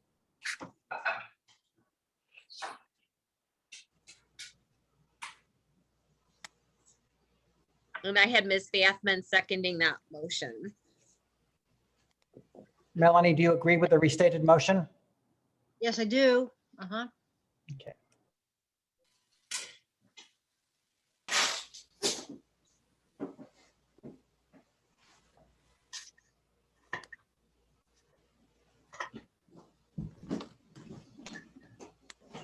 Richard, you're muted. I am so sorry. There is a motion on the floor. It has been made and seconded. I'm going to call a roll. Alderman Coder, do you vote yes or no? Yes.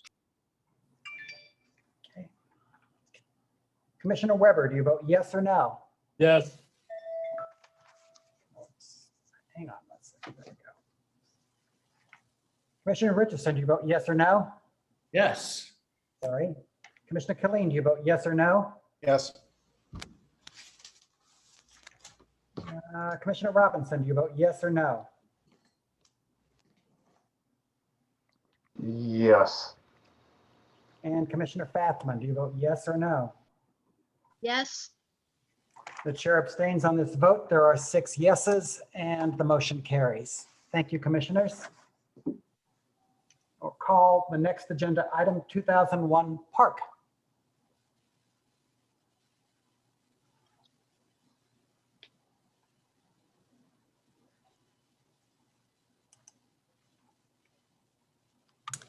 All right, this is 2001 Park Avenue. I would like to read into the record Ordinance 64689, Ordinance 69112, the Lafayette Square Ordinance, agenda, this PowerPoint, this presentation, and also a letter from the Lafayette Square Restoration Committee, which I will read after the meeting. The board has also been sent other letters from the neighborhood that were sent to me that the neighborhood wanted the board to see as well. This is an appeal of the denial to enlarge the roof deck not built according to an approved permit. And here is the front of the building as it fronts onto Park Avenue. Here is its location. As you can see, the building has frontage on Park Avenue and then also a side that faces Mississippi Avenue. Both are visible. This is directly across from Mississippi Avenue, directly across Mississippi Avenue from 2001 Park Avenue. And this is looking west along Park Avenue. And then looking south toward Mississippi Avenue towards Lafayette Park.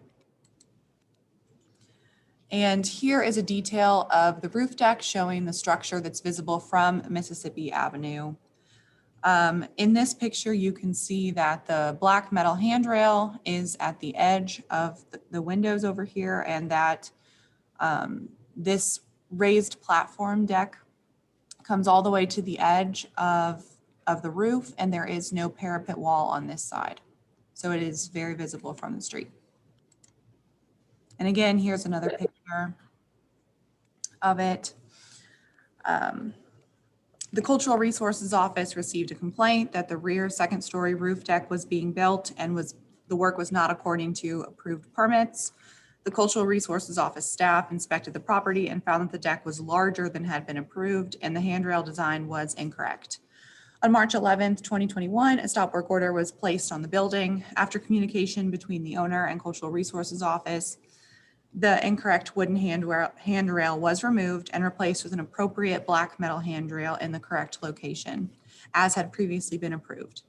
However, incorrectly sized deck was not altered to comply. The owner then applied for a permit to keep the deck at the current size. The application was denied and the owner appealed, and the matter is now before the Preservation Board. Here is an excerpt from the ordinance 69112, the Lafayette Square Local Historic District Standards, section 201.8 roofing accessories. H says no roof decks on top of the uppermost story of a structure shall be visible from the street. And J says no other items that are not original to a structure shall be visible from the street. The project partially complies. The roof deck is not on the uppermost story of the building, but it is on a corner, making the rear addition visible from Mississippi Avenue. The Cultural Resources Office approved the deck with the condition that the deck and railing be recessed 3 feet from the edge of the roof to limit the visibility from the street. The current position of the deck constitutes a violation of the standards and presents a negative impact upon this street visible facade. And the permit that was approved showed both the deck and the railing back here in line where this metal hand railing was. They both were supposed to be pulled 3 feet back. And according to the plans that we approved, 3 feet was at the edge of that window. And I would just like to show, here is the approved plans showing the deck withdrawn past the 3rd floor window, as well as the handrail. That is what was on the original approved permit for the rear deck. And then this is the drawing that was submitted for the placement of the current deck, which shows the handrail. The handrail position on this drawing is actually incorrect. The handrail is right next to that window instead of pulled further back as it's shown on these drawings. And the deck position is shown larger. It's shown past the window, closer to the street than what was previously approved. And I would just like to point out that the dimensions were wrong on the first plan. The first set has the deck being 15 feet wide, and the second shows that it's actually only 12, but they did expand it to be larger than the current location, or than the location that was approved. And that could have been because the dimensions were off.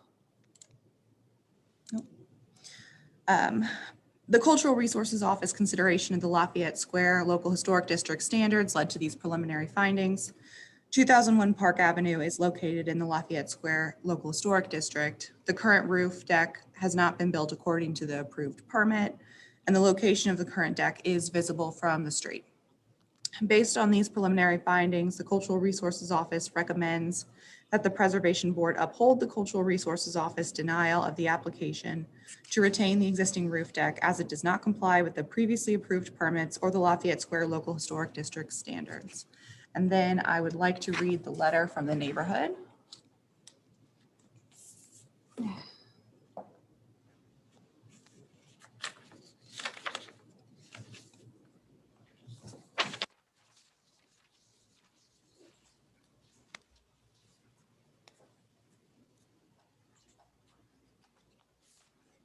Here we go. Sorry about that. This is about 2001 Park Avenue. Owner developer 2001 Park Avenue LLC, Jared Holst. The Lafayette Square Development Committee agrees with the recommendation of Cultural Resources Office to deny the application to retain the enlarged deck as it does not comply with the Lafayette Square District standards or with previously approved permits.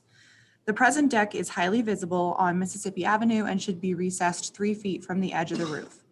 The east side, facing Mississippi, is also missing a parapet wall and coping tiles. The buildings surrounding 2001 Park, on Park and Mississippi, commercial or residential, all present facades compatible to our code. The Mississippi Avenue facade on this corner building is deemed a secondary primary facade in our code and should be treated as such. Although not in this request for denial of appeal to keep enlarged deck, the large mechanical box mounted on the first level of this facade, at least 6 times larger than the previous, seems to also violate the code as to what is appropriate on a highly visible facade. Thank you for your time and consideration on these matters.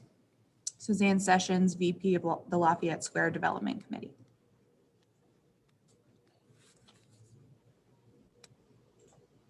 Questions, commissioners? Okay. Yeah, yes, this is Richardson. I guess when I read the code, it seems whether this deck was that 3 feet back or not, it still would be visible from, would it not? Sorry, I didn't hear the last part. So the standard is it's not supposed to be visible from the street, but whether this is as built or if it's set 3 feet back, I'm still going to see the deck from the street. Am I not? You would see it less if it were pulled that 3 feet back because there is no parapet wall there, so it would still be visible. But the compromise was if it was pulled back that 3 feet, then you wouldn't be able to see it as much from the street. And the metal handrail also makes it lighter so you can see through it. Okay. Chairman, I also want to be clear. So Cultural approved the plans with this deck built as is, but just simply recessed 3 feet back, right? So basically in line with the handrails. Is that what we're dealing with? That is correct, yes. Okay.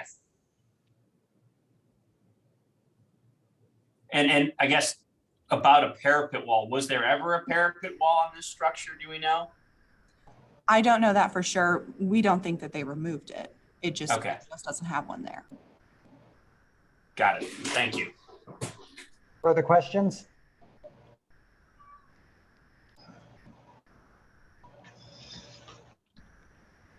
Okay. Let's hear from the appellant.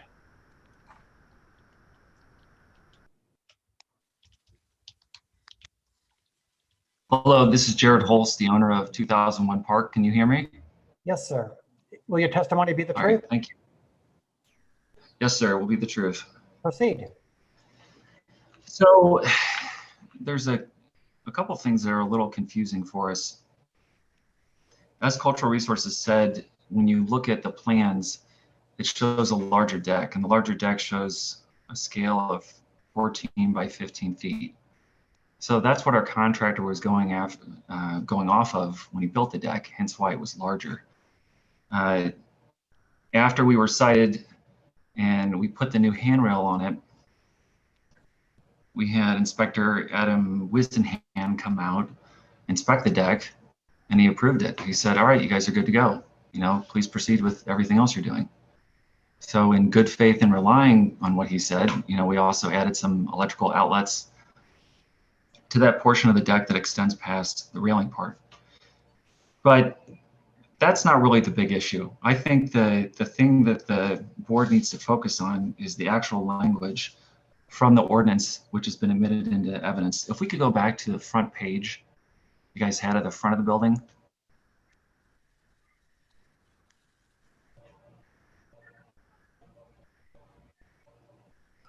Okay.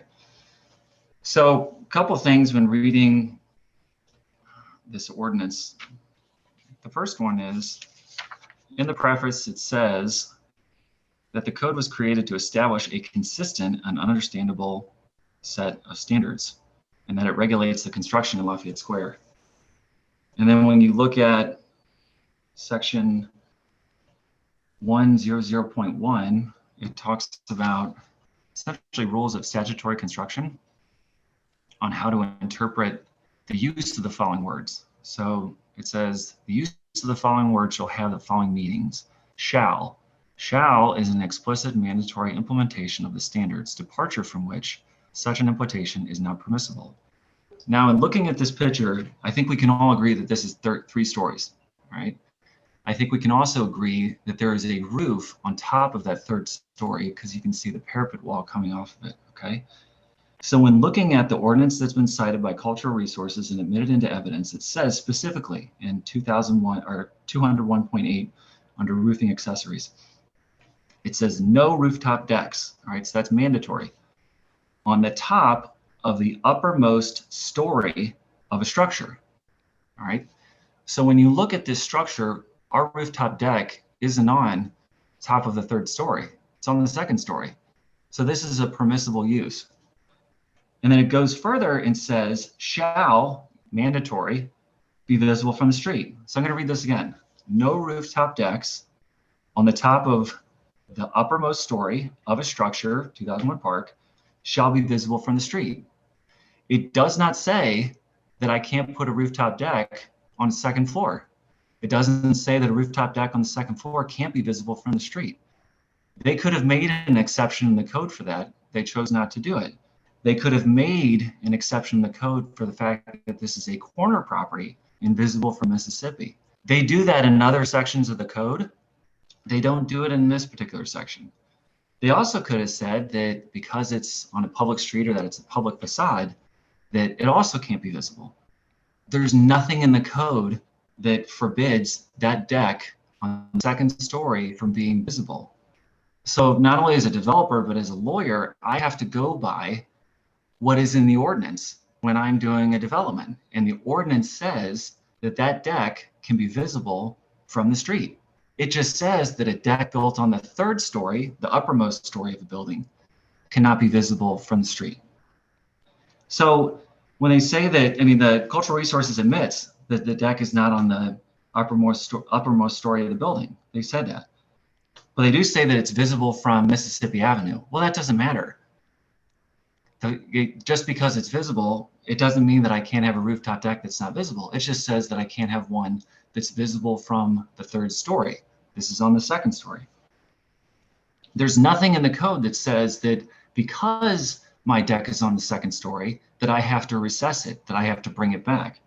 And in fact, the deck is actually stronger because it ties into the parapet walls on 2 sides of the building, making it more structurally sound. If I cut the deck back, then I have an uneven amount of weight that's on that deck. And then finally, Cultural Resources said that it presents a negative impact upon the street visible facade. Once again, there are no exceptions in the ordinance that say that we have an exception here because it'll have a negative impact on a street visible facade. They've done that in other portions of the code. They didn't do that. And so the rules of statutory construction under Missouri law are crystal clear. When you have a specific section of an ordinance like this that says that, you have to abide by it. The next portion that Cultural Resources cites, which is J, is talking about other general items, okay? And under rules of statutory construction under Missouri law, specific trumps general. And so where it says no rooftop decks, that's specific. Where it says no other items, that's what it means, no other items. It doesn't say no other items, including the rooftop deck.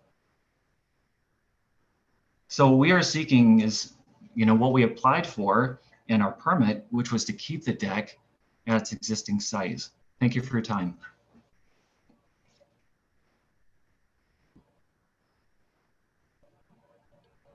Commissioners, questions of the appellant?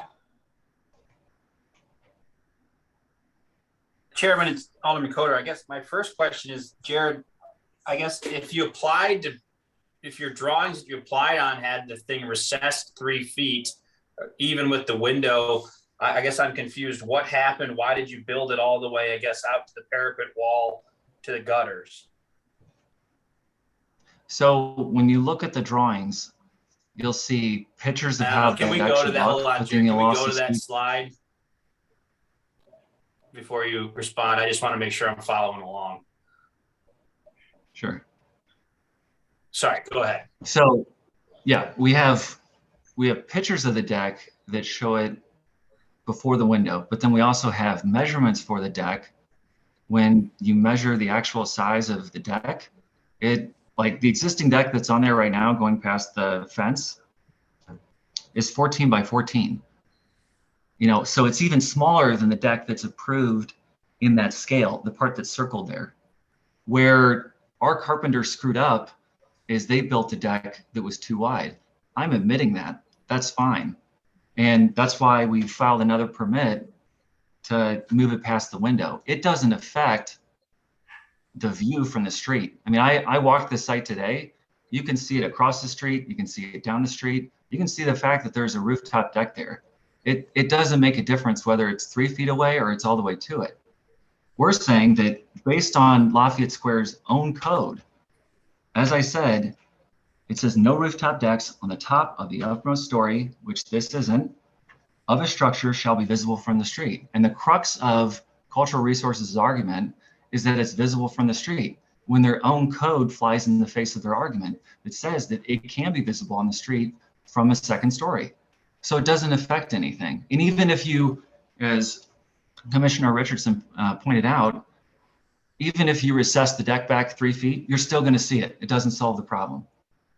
And it also touches on, another point that they brought up regarding, and I believe I spoke about this to Alderman Coder about the electric meter box that's on the side of the building. So Southwestern Electric, which has been doing business in St. Louis since, I believe, the 1940s, 1950s, okay, they were told by Ameren to set the electric meter there. Lafayette Square doesn't have a say on where that meter goes. Ameren says where it goes based on safety. And they said Be clear, it that's literally not right. subject to this appeal, is it? No, correct. But I'm using an example of, and I live in Lafayette Square. I love Lafayette Square, but I mean, this is pretty, I've invested a ton of money in this building, and the fact that they're complaining about this being visible from the street, when they already approved it and it's still visible regardless of what angle you look at it, and the fact that the code allows it.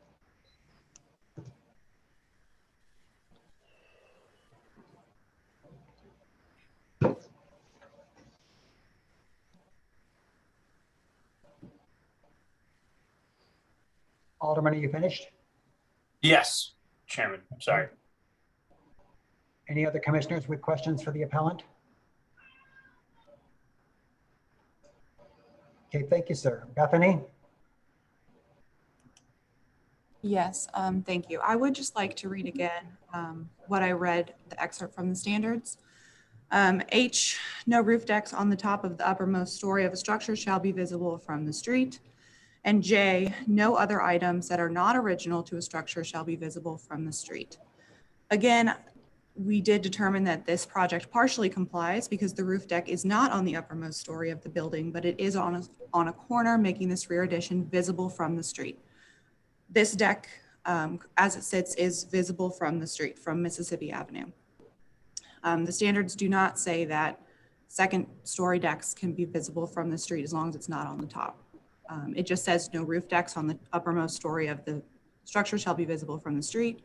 This is not on the uppermost story of the structure. And again, we tried to compromise and allow a deck here that would be less visible from the street by pulling it back behind the window and having that metal handrail so that it would be lighter when seen from the street. And again, the plans that were approved do show the deck and the handrail both pulled back that 3 feet from the edge behind the window. I believe that the measurements that we were told on these plans are incorrect because now the new plans have different measurements for the span of it, but that does not mean that the deck as built was approved. The deck that was approved was supposed to be pulled back behind the window with that 3 foot setback to limit that visibility from the street because Mississippi Avenue, as Jay says, no other items that are not original to a structure shall be visible from the street. Although the measurements were wrong, that does not mean that the deck can extend past this window because that is not what was previously approved.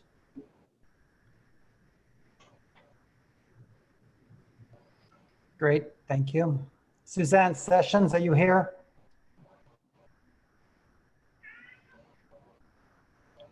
I do not hear Suzanne, who had signed up to speak. We have seen her letter. Commissioners, that concludes the testimony in this matter. Commissioner Fathman, have you got a motion? Oh, Chairman, I had to unmute myself. Before you close the testimony, I want to point out, much as in the Kate's item, someone's testifying in the chat. I believe it was Catherine Geyer. I do not believe that that is a testimony. So if they want to testify, I just wanted to throw that out there. That's fair. Ms. Geyer, are you present on this chat, on this call still?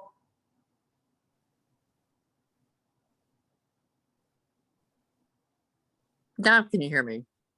Yes, yes, I can. Okay, I'm Catherine Geyer, and I do agree to tell the truth. The plan state it's the new third floor plan, as opposed to the new second floor plan. Okay. Does that make any difference? It's just a point. Noted. Thank you very much. Okay, that's all for me. Barb, good looking out. Thank you. Commissioner Fathman, have you got a motion? I've got to tell you, I have workmen here getting ready for 12 house guests this weekend, and they keep coming in and asking me questions. Darn, so I am ma'am. here, I'm not here. So next month I'll make every motion if you want me to, okay? Just not Commissioner tonight. Robinson, have you got a motion?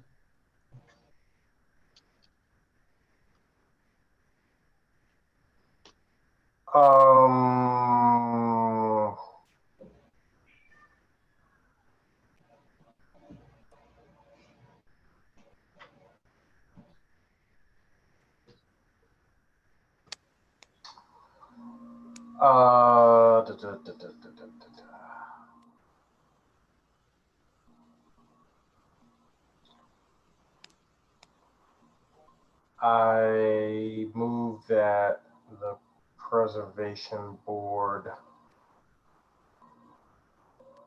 uphold the director's denial and require the appellant to recess the deck at the open roof portion 3 feet.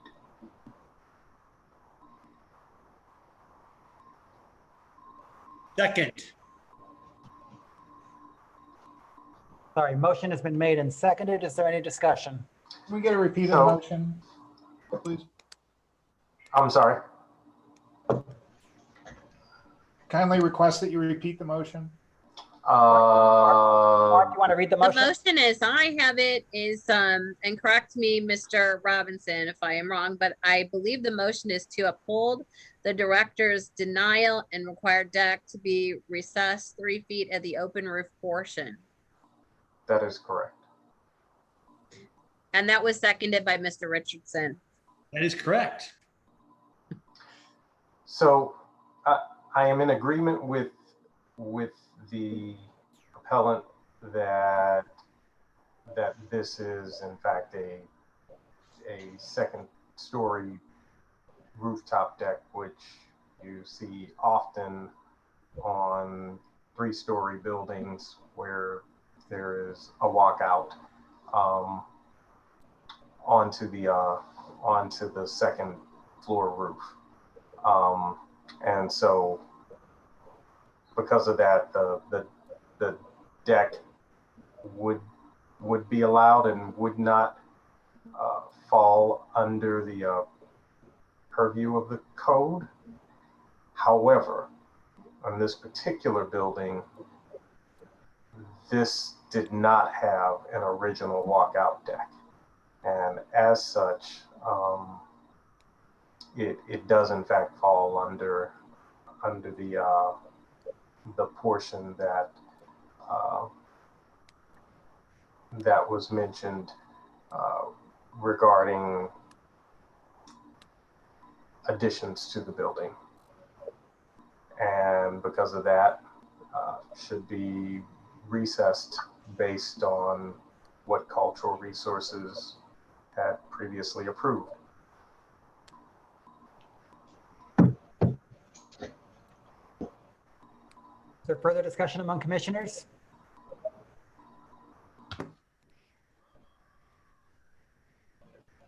Hearing none. There's a motion on the floor that's been made and seconded. I'm going to call a roll. Alderman Carter, do you vote yes or no? Yes. Commissioner Weber, do you vote yes or no? No. Commissioner Richardson, do you vote yes or no? Yes. Commissioner Killeen, do you vote yes or no? Yes. Commissioner Robinson, do you vote yes or no? Yes. Commissioner Fathman, do you and your workman vote yes or no? They all vote yes. Okay. The chair abstains. I count 5 yes votes. The appeal is not upheld. Thank you, commissioners. And thank you all for watching and present. We will now call agenda item B, 5612 Waterman. I move for a 5-minute break. Tell you what, you don't need a motion. We'll take a 5-minute break. Thank you.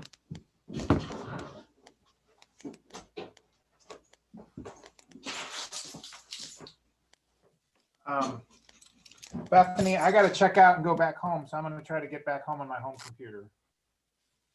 You with me? Yes, I'll keep an eye out for you. Thank you. Bethany, Yes.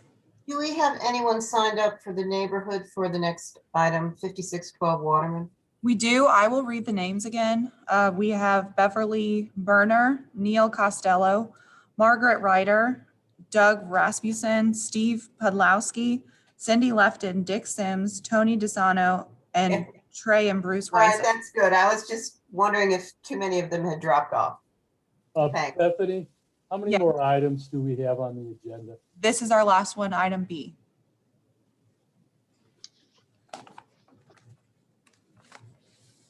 And Margaret and I are with the development team. We're not with the neighborhood. So just FYI. but thanks. And I'm sorry this has taken so long.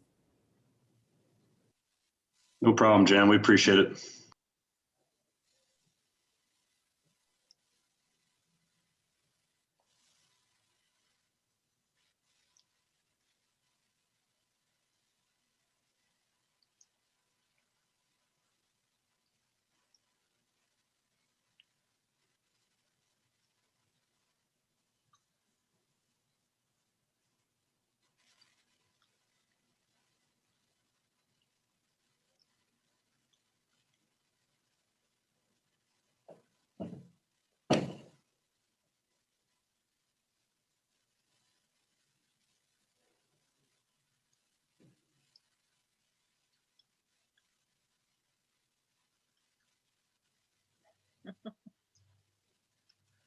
What a review.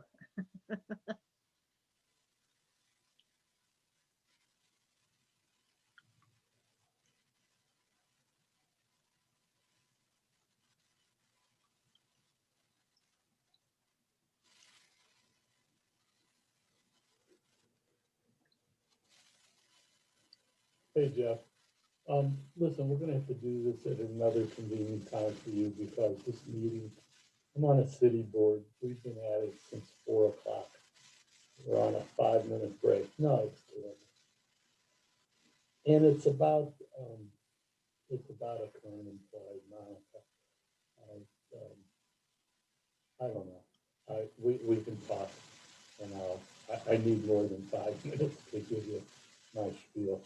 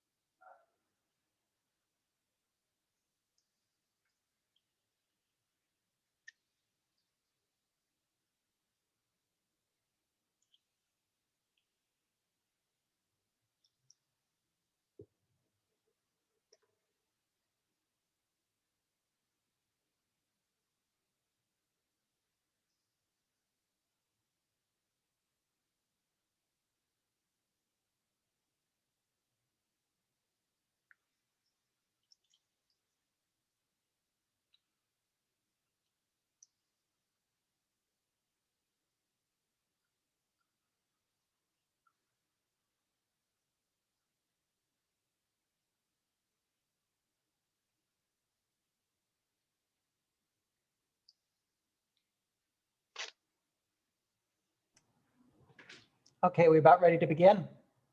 Bethany, how you doing? Doing good. Okay, then. Let us proceed with this meeting, calling 5612 Waterman Boulevard. Jan Cameron, again, for the Cultural Resources Office.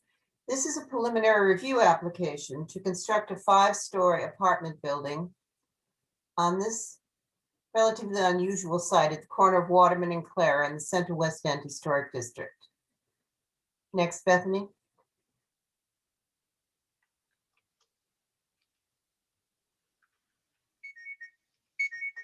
Here's the site. I will have you note that There is no access to an alley here. And that'll be coming up in the discussion a little bit later. And this is about the third or fourth proposed development we've seen on this property in the last few years. Next. And this is the proposal, at least it's the first floor of the proposal. And if you would note that it, based on the fact that there's no alley access, there will be a new curb cut off of Clara and another curb cut off of Waterman. There are 2 levels of parking on the in the basement and the first floor level. So that is a little bit of an unusual condition, although there are other examples on Waterman of front entry drives. Next. This is the proposal. This is based on a model example, although the Central West End standards don't actually use the term model example, but it's based on a building at 317 Belt, which is the opposite corner on the east, which is another, it's a 1924 building, and it is very much like this in scale and in massing. So it's, and what you see here are 2 brick sides.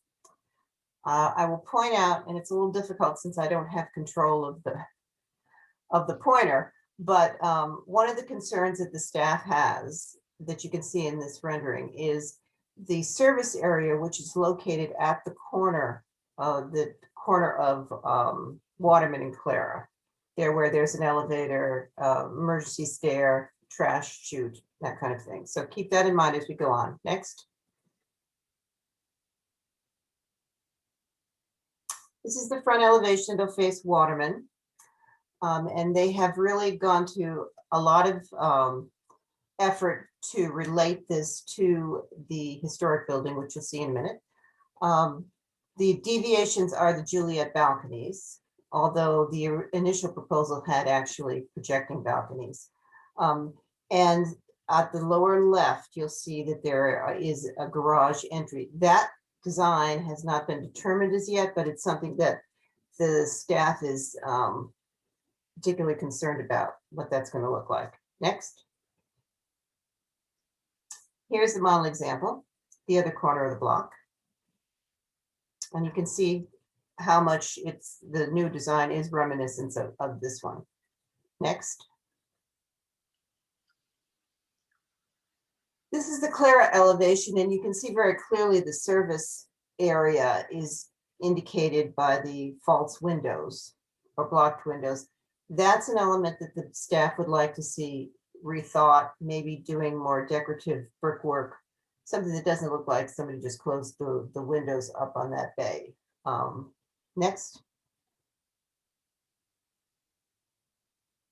This is the east elevation, which is up against a building that you'll see when I show you the context. There's actually a little bit over 2 stories. So our concern is that the brick return sufficiently enough so that it appears to have a reasonable stopping point on the elevation, because it will be pretty visible from Waterman. Next.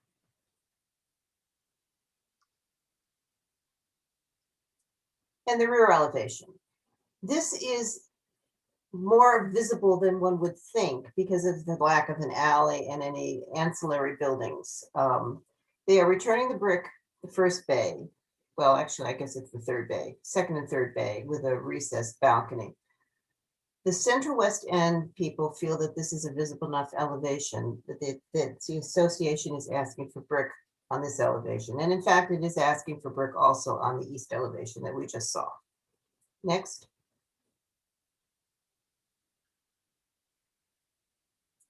And the streetscape.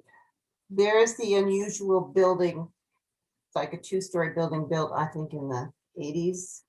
And so the context east on the block has a lot of new construction in it and properties of different scales.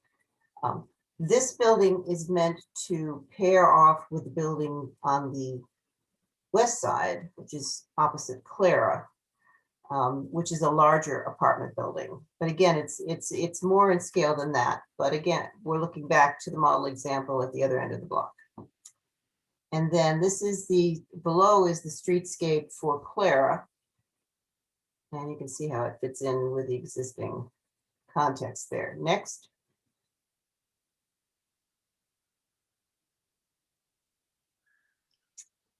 Another back to the site. This is the property on the left. You can see there is a considerable grade change. And this is particularly relevant along Clara. That's the current grade of the property. We're looking up Clara northward. Next.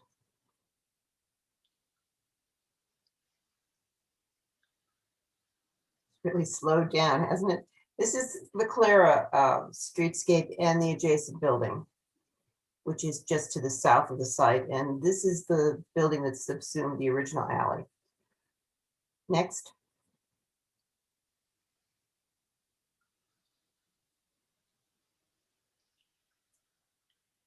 And this is the building that is opposite across Clara, which again is a building of substantial size.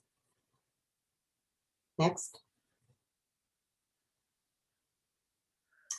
And this is some of the contemporary building. This is the building actually directly east of the proposed building. So you can see it's like a little bit, about 2.5 stories in height. And so that elevation will be exposed more than it would have had this been a larger structure.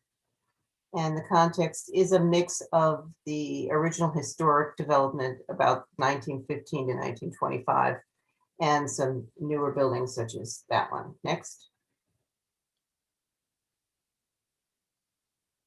And again, we're back at the other end of the block with the model example.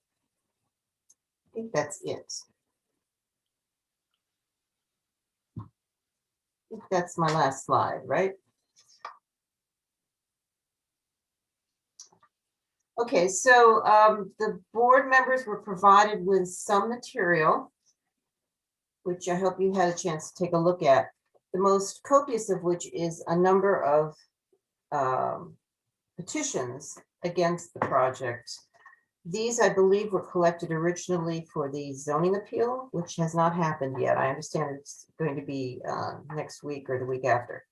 But those are from the surrounding neighbors. And there is a letter from the Central West End Planning and Development Committee asking for 4 elevations of brick and also for that service entrance that I spoke of at Clara to be reconsidered.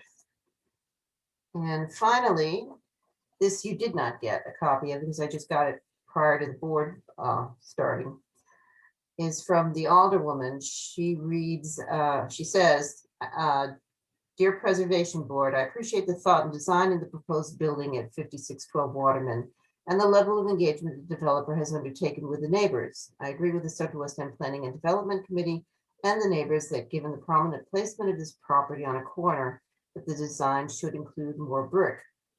This requirement would be consistent with other projects in the 28th Ward. Also, more attention to the garage entrance and how passerbys will experience the side of the building should be considered. Heather Navarro, Alderman, 28th Ward. So, given all that, the staff is maintaining its recommendation that additional brick be considered for the east elevation, that service area be reconsidered as well, and that attention be paid to the entry to the garage off of Pershing. Otherwise, the staff is recommending preliminary approval subject to the usual conditions that the staff will review final plans and exterior materials. Questions?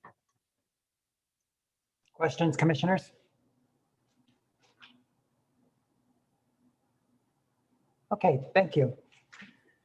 This is a preliminary review. Let's hear from the applicant.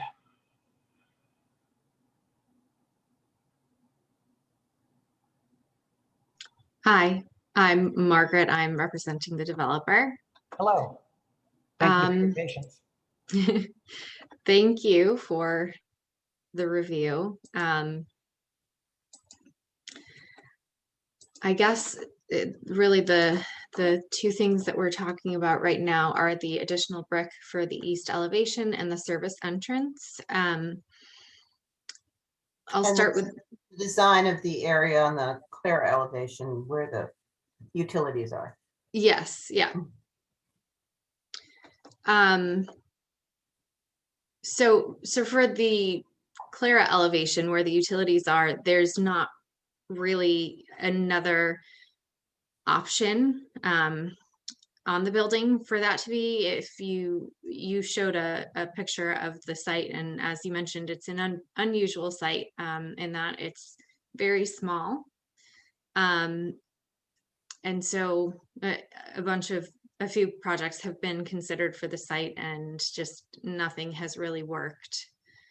So it's been vacant for a while. I could ask the architect to weigh in here on why on the Clara elevation there's not really another option for that, the service entrance. Is Brian here? Hey, There he is. thank you. Yes. Yeah, can you hear me? Yeah, my name is Brian Zwick, and I will tell the truth. Yes, Actually, as it turns on a preliminary review, I don't ask you to tell the truth. Oh, I'm sorry. Okay, well, good. Yeah, we met with Jan and another fellow. I think he since left, but and we made a considerable number of revisions to the design. And one of the things that we did do is actually the view that you have up right now, that building right there on that screen is the building that we're modeling this building after. That is a beautiful building. It's directly across the street. And it's interesting that you talk about windows that are not real windows. That building on the elevation, the Clara side of that building has windows that are recessed, that look exactly like windows, but they're not windows. And that's where that came from. You can kind of see it just to the left of that large tree. There's a series of them there. And so I put those in context of that building to directly above the entrance that is for it's actually, that entrance is only for removal of trash. There's a chute that goes up to all 5 floors, and it dispenses into a waste can that will be emptied by the trash service at that one door that Jan was discussing. And so we discussed to do not a roll-up door, which is what we had before. It looked very utilitarian, and it was kind of ugly, and I agree with her. It needed to look better. So we're going to do a higher quality, but also a door that looks like they can take the abuse of trash, but also look more like a typical kind of French door. So it doesn't look like a trash door. And that's the only reason for that curb cut, is to allow the trash to be carted out of that room that's not visible to anybody, carted out of that room to a trash truck and be dumped. And that's the only reason that's there. And that's on the Clara side, and it's the pair of doors that's immediately adjacent to the exit. There's a door on the corner that's the exit to the stair, and then immediately right of that on the Clara elevation, there's a pair of doors, and that's the doors to the trash room. So they won't be a normal trash room door. They're going to look nicer than a normal trash room door. And that's what we discussed. And I think that actually, Jan, you and I talked about that, and I think it was a great idea. So that's what we're doing there. The more brick, I guess that's something we need to discuss internally. That's the first I've heard that. We did provide an elevation rendering that showed how we would, on the, I believe it's the east side, I've provided a rendering that shows that we would we wrapped the brick back about 30 feet from the front of the building, the Waterman, from Waterman, and the remainder of the panel that will be there, it will match the color of the brick, so that it's not as obvious that the brick stops at 30 feet back. And there is a rendering of that. I don't know if that's something that you could share with everyone, but that was I do something have that we did. Yes, I do have a color rendering of that I can share. Okay. And then the entrance to the garage, yes, I think, Jan, we need to work that out. I'm willing to, yeah, we're perfectly willing to do that. I understand your concern. I was thinking about doing some type of gate that might screen the opening. We can talk about what that looks like. We're open to your thoughts and concerns, but I think that's perfectly legitimate. And the drawing does show a cast iron kind of looking gate. It's an ornamental looking type of gate, but it's kind of hard to see because it has a shadow in that opening, so you can't really see it real well. I can get you something on that if you want. That's not a big deal. So I think a lot of the suggestions and working with Jan in her office she had some great ideas. I think they fit right in line with what we were thinking. I absolutely love this building across the street, and so the cornice you see on that building is still up. The size of the windows, the use of the stone as a sill, the header, the coin in the center of the header, even the brick coursing, which is a 6-course Flemish header, which is a very traditional masonry bonding pattern, is going to be used on this building. And actually on the corner element, if you look at that, we're going to accent that so that at the corner, the actual header brick is a dark brick. So it kind of creates a nice element on the corner. I think this is a building that fits the neighborhood, it fits the context, and it has very historic connection with the neighborhood. So anyway, that's all I have. Thank you, Brian. So in terms of the brick, we did add additional brick after talking with cultural resources, and making the entire building brick is just very cost prohibitive. As everyone knows, the prices for construction have gone up significantly over the last year or so. And the additional brick has already added a significant amount to the cost of developing this property. And in addition to that, it's a very small site. It's an unusual parcel, and that makes it a little bit tricky. So there's, parking is underneath. It's the only option. And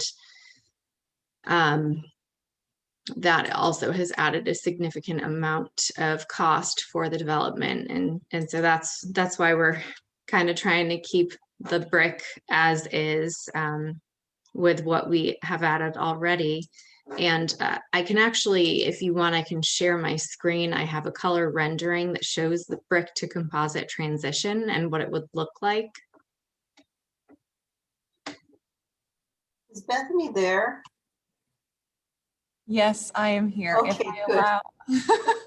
If I allow the share screen, I'm not sure how I can do that from this setup. So just give me a second. I might be able to. I think it'll kick you off, but you can try. Okay. Yes, I cannot. Okay. Margaret, if I could add one more thing real quick. This is Brian again.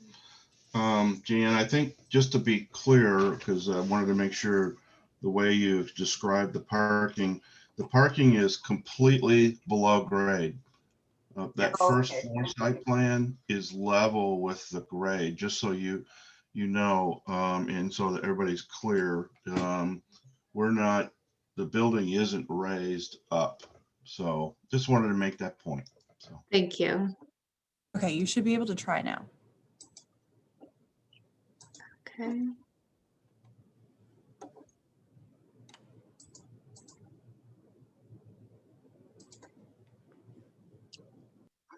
Can everyone see my screen? Yes. Okay. So what, do you see the color rendering? If the colors are gray and brown, yes. Okay. So this is the brick that wraps around the side of the building. And then the remainder would be composite. And this is what the transition would look like. We're proposing composite that is matched to the color of the brick. Chairman, are we looking at the correct thing here? I'm confused. Unclear. There are colors, they are gray and brown. Yeah, we just see like a not detailed rendering of Okay. Yeah, if I could explain, Jack, if that would help. This is Brian again. This is a view looking west. You're standing in the middle of Waterman, and the building on the left that's gray is the building next to the proposed development.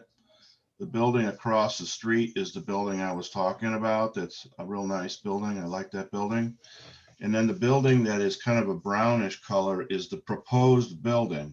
So Cultural Resources wanted to see this view so that we could show how above the adjacent building, the brick, the color of the brick would continue to the back.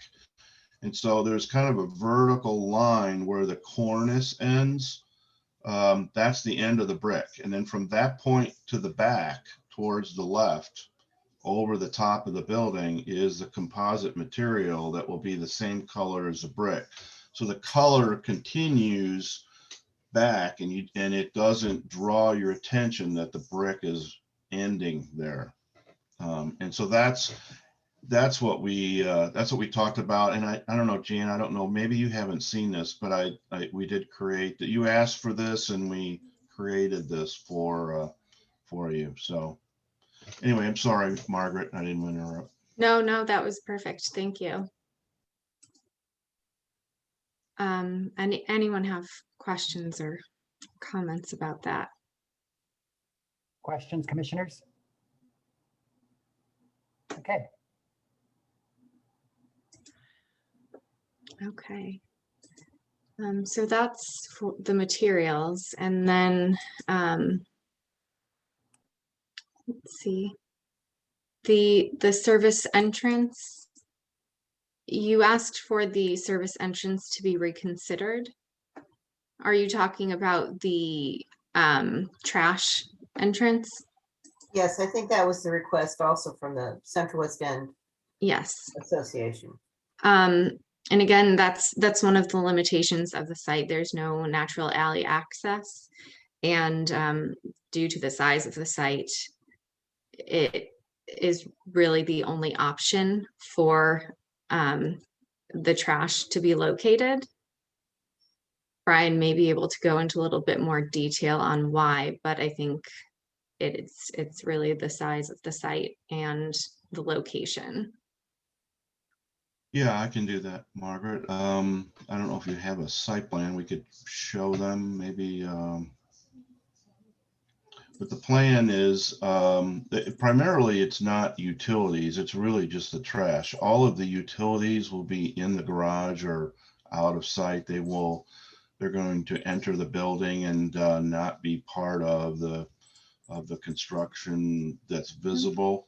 So transformers for the electric, gas meters, all that we're going to try to conceal as much as possible. But you can see that by the site plan on the left side along Clara, the stair is on the end, right on the corner, and there's a door exiting out, and then there's an elevator, and then below that is the trash. And that's, I guess it says utility, but we may put utilities in there depending on how that works out with the design.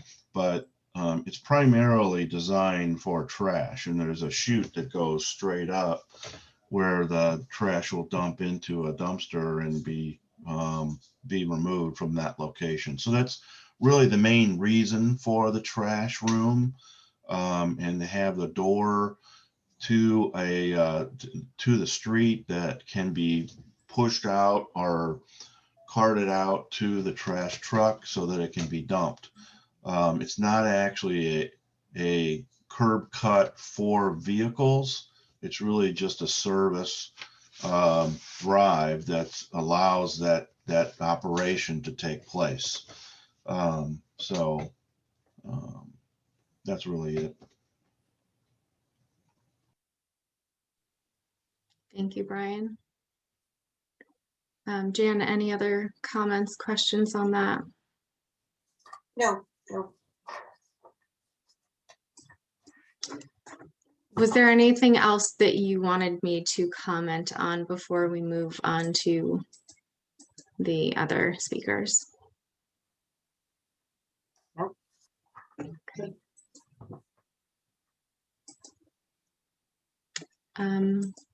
Let's see. So I guess that's everything. You know, we're proposing landscaping that is matching the neighborhood, and that landscaping is going to help also to hide some of the view of the trash door. So that should help when it's actually being accessed. And I guess we can go on to other comments. Sorry, other comments from your team? Brian, is there anything else that you want to add? I think the only other thing I'd like to add is I do believe that the rear elevation is pretty visible when you're traveling north on Clara, but I also think that the building across the street is visible. You can see down the alley, and not all of those buildings have brick on them, and it is the back of the building. We're trying to present the building to the street and to the neighborhood much the same way all the other buildings are. And I think we've taken a lot of steps to fit the neighborhood. And so we welcome your comments, but I feel this is a really nice design, and I look forward to hearing what you have to say. Thank you. Doug, did you want to comment on the project? I just wanted to thank Jan for all her efforts, and also the patience of the commissioners here, allowing us to kind of go through that discussion, and appreciate your time.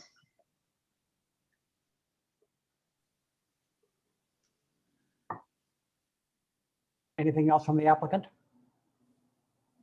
I think that's all. Okay, Bethany. Thank you. Have we got some testimony? Thank you. Bethany, testimony?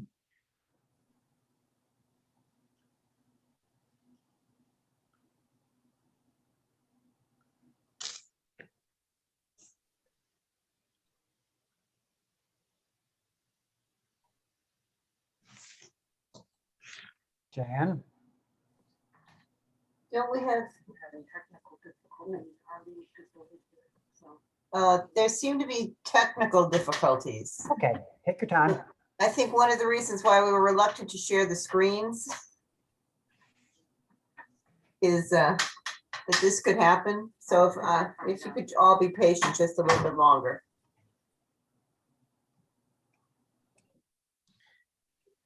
Chairman, once again, we did have someone, I guess, trying to testify in the chat. It was Kim Scharf. So if I don't believe that is properly recording testimony. So it perhaps I could call your attention to that while we're delayed. Okay. Sorry, it is Kim Scharf, and I just wanted a comment known. I'm in the community, and trash trucks, I mean, if you look at the alleys, you see trash strewn kind of all over the alley. Just a simple concern would be the smell of a trash room escaping from that door, and also just the debris that's flies out when the wind's going and the truck is there. But if I didn't do that right, I'm sorry if I didn't follow protocol. No, that's fine. I have a question for you. Do you support this project or do you speak against it? I speak against it. Okay, thank you. Thanks. The update is Bethany has to relog in. So she's trying it at a different location. So I'm very sorry. But Do you need to go out? I'm sorry.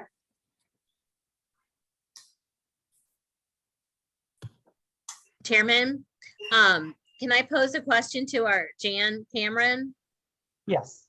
I believe that testimony referred to material from Alderwoman Navarro, a letter, but I did not have that in my information. Is there a letter that you might want There to is read? a letter. I received it minutes before the meeting started. Okay. I have sent a photograph of it to Richard and to Alderman Kotar. Do you want to read it into the record? I think it was read into the I record. think she Okay. did. Okay, okay, just checking. I was just confused because I didn't have it. Thank you. Would you like me to send you a photo of it? At your convenience. Okay. If anybody cares about such things, the Diamondbacks have tied the game. It is 1-1. Review of cultural resources. They still have to go through zone. There's also 2 empty seats in row 151. If any of you want to ditch this meeting and get there, just tell them you're sitting in my seats, which I'm not sitting in. Oh.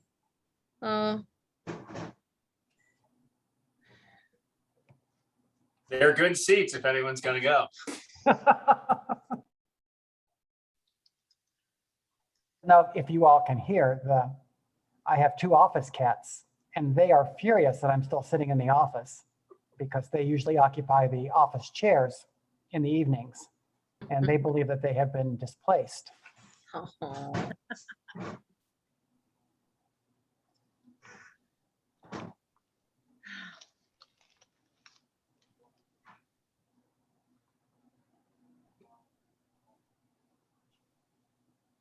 Barb, I'm not up on all of the, is the planning director still on here? Yes, he is. What, could we dock her like $1 a minute till she logs us back in? Was that to be funny? Yes. She's moved to another computer. I just went down and visited her and logging back in. Excellent. We're recording everything. When she gets back, she'll have a list of all the people that have signed up to speak for you, Mr. Chairman. Excellent. Thank you. I believe there are 8 people. So good. I remind everybody, as we've heard Design speak and talk in response to the CRO staff and some of the issues.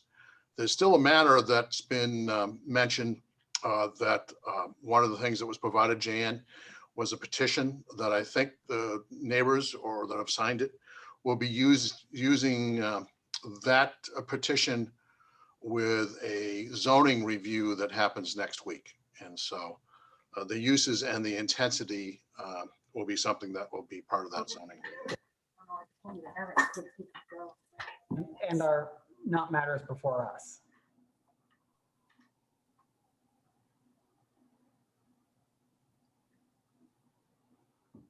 In some ways, the shin bone's connected to the ankle bone, but no, the zoning is a separate approval for aspects of this.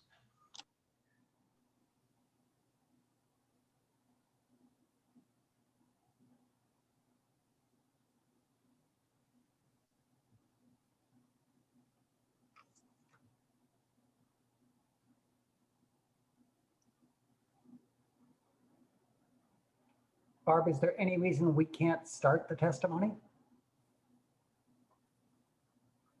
We have the speakers, we have the recording. I understand that the recording continues. I think that is what Don just shared with us. So we could continue unless staff has a reason to object that Well, there's a reason that Bethany should be here. But I mean, Jan's able to listen to the testimony, and I think if anything needs clarification, she's available. I also have a list of the speakers or people that have signed up to speak. So Why don't you call the first one? Beverly Berner. I hope I pronounced that correctly. Yes, you did. Thank you. My name is Beverly Berner. I live at 5575 Waterman, which is located on the same block as the proposed development. I have a quick comment. I am not against development, but the development as currently proposed to me looks like a Holiday Inn Express plopped in the middle of a quaint and quiet neighborhood. That's all I have to say. Thank you. Thank you. Who's next? Neil Costello. Hi, I'm Neil Costello, and I vow to speak the truth. Thank you, commissioners, for letting me speak right now, and I will be brief as well. The big point I have to make, first of all, is the fact that in the preliminary approval, the CRO mentioned that in terms of height, scale, and mass, that they complied, but it does say that the new building must be constructed within 15% of the average height of existing low-rise buildings that are on that block face. And I happen to know that all the buildings except for the Randolph at 317 Belt are 3 stories. And I can't imagine how they could come up with a 5-story building that is within 15% of the average height. Next, we mentioned the Randolph as being maybe a model example, and I would disagree with that. The Randolph was built in 1923, which is long before most of the codes and requirements went into effect for this neighborhood. And so to try to compare this building with that building, I think is completely a false equivalency. That's all I have to say. Thank you. Who's next? Steve Pulowski. Hi, I'm Steve Pulowski. I'm the president of the Warwick Condo Association. I live at 5600 Waterman. What I want to have an opportunity to do is raise the level of awareness among the board here in terms of we have 5 condo associations that are direct stakeholders, immediate stakeholders of this proposed apartment building. The 5 condo associations represent 29 buildings, 185 units, condo units, owners that have invested their hard-earned money into this particular neighborhood. And we have over 300 owners represented among those 5 condo associations. The point of clarification I want to make as well in terms of some of the documentation that you have received. While the original intention of the petitions and over 60 emails that had been written to the Board of Adjustment was to address many concerns, things like setback, parking density, which I know that this board is not focused on, and that's the zoning board or the Board of Adjustment. But in part, one of our opposition is that this building doesn't fit in, it doesn't blend in. And as Beverly pointed out, and as Neil pointed out, it just doesn't. So while the developer or the architect referenced one model, that being the Randolph building at the opposite end of the corner of Clara at Belt and Waterman, there's 29 buildings that are only 2 and 3 stories tall, 29, and there's only one building that's referenced to be 5 stories. So clearly it doesn't fit in. It doesn't blend in with the neighborhood. So in summary, we have over 300, excuse me, I'm sorry, we have 290 people, owners, people that are directly impacted by this proposed development that have signed petitions. And as I mentioned, we have over 60 people that took time out to write emails to the Board of Adjustment. And those emails and those petitions serve to inform you, the Preservation Board, of our opposition, not just focused in on setback, density, and parking. Those are a couple hot issues, but it's also the blending in with the rest of the neighborhood. And we want to maintain our quiet, quaint, charming street that runs between Clara and Belt. Thank you.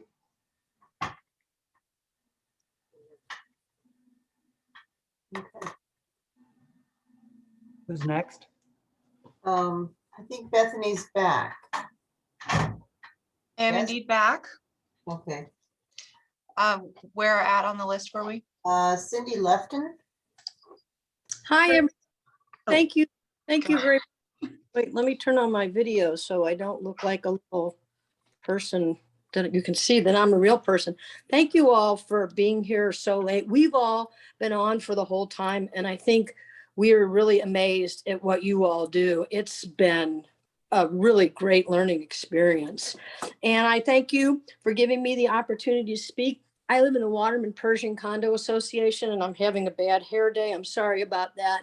I have lived in DeBoliver Place for 40 years, 2 years as a renter, and then the other 38 as an owner. So when I got here, Leon Strauss had resurrected this from, dismay and breathed life into this very beautiful neighborhood. And I feel if he was on this call with us, he would be really upset about it because he went to great strides to create, to breathe life into the buildings that existed and the new structures to make sure that they really, fit with the neighborhood. The developer a couple of times used the verbiage that the lot was very small. And then I kept thinking, well, then why don't you have a different design that blends in with the neighborhood? Talking about brick being expensive, I get it, but we live here. And if you're not willing to, put your heart and soul and dollars behind creating buildings that blend in with the neighborhood, then why is this happening? Because it needs to be not something that stands out and looks bad. And maybe you think the composite looks great, but you're not looking at it every day. You're not investing in the neighborhood like we are and your property value. So I'm not for the development as it stands, as Beverly so eloquently stated. We are for development, but just not this plan. Building too big, it doesn't fit within our neighborhood. Thank you very much for the time and for teaching us that you have today. Thank you. Who's next? Dick Sims.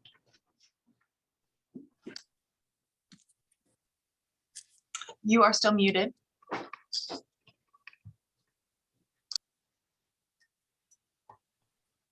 Sorry, after 4 hours, I'm a little sleepy. My name is Dick Sims. I will tell the truth.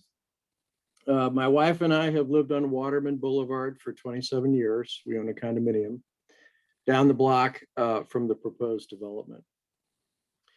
There are a lot of issues among our neighbors regarding this project. You've heard about a lot of them.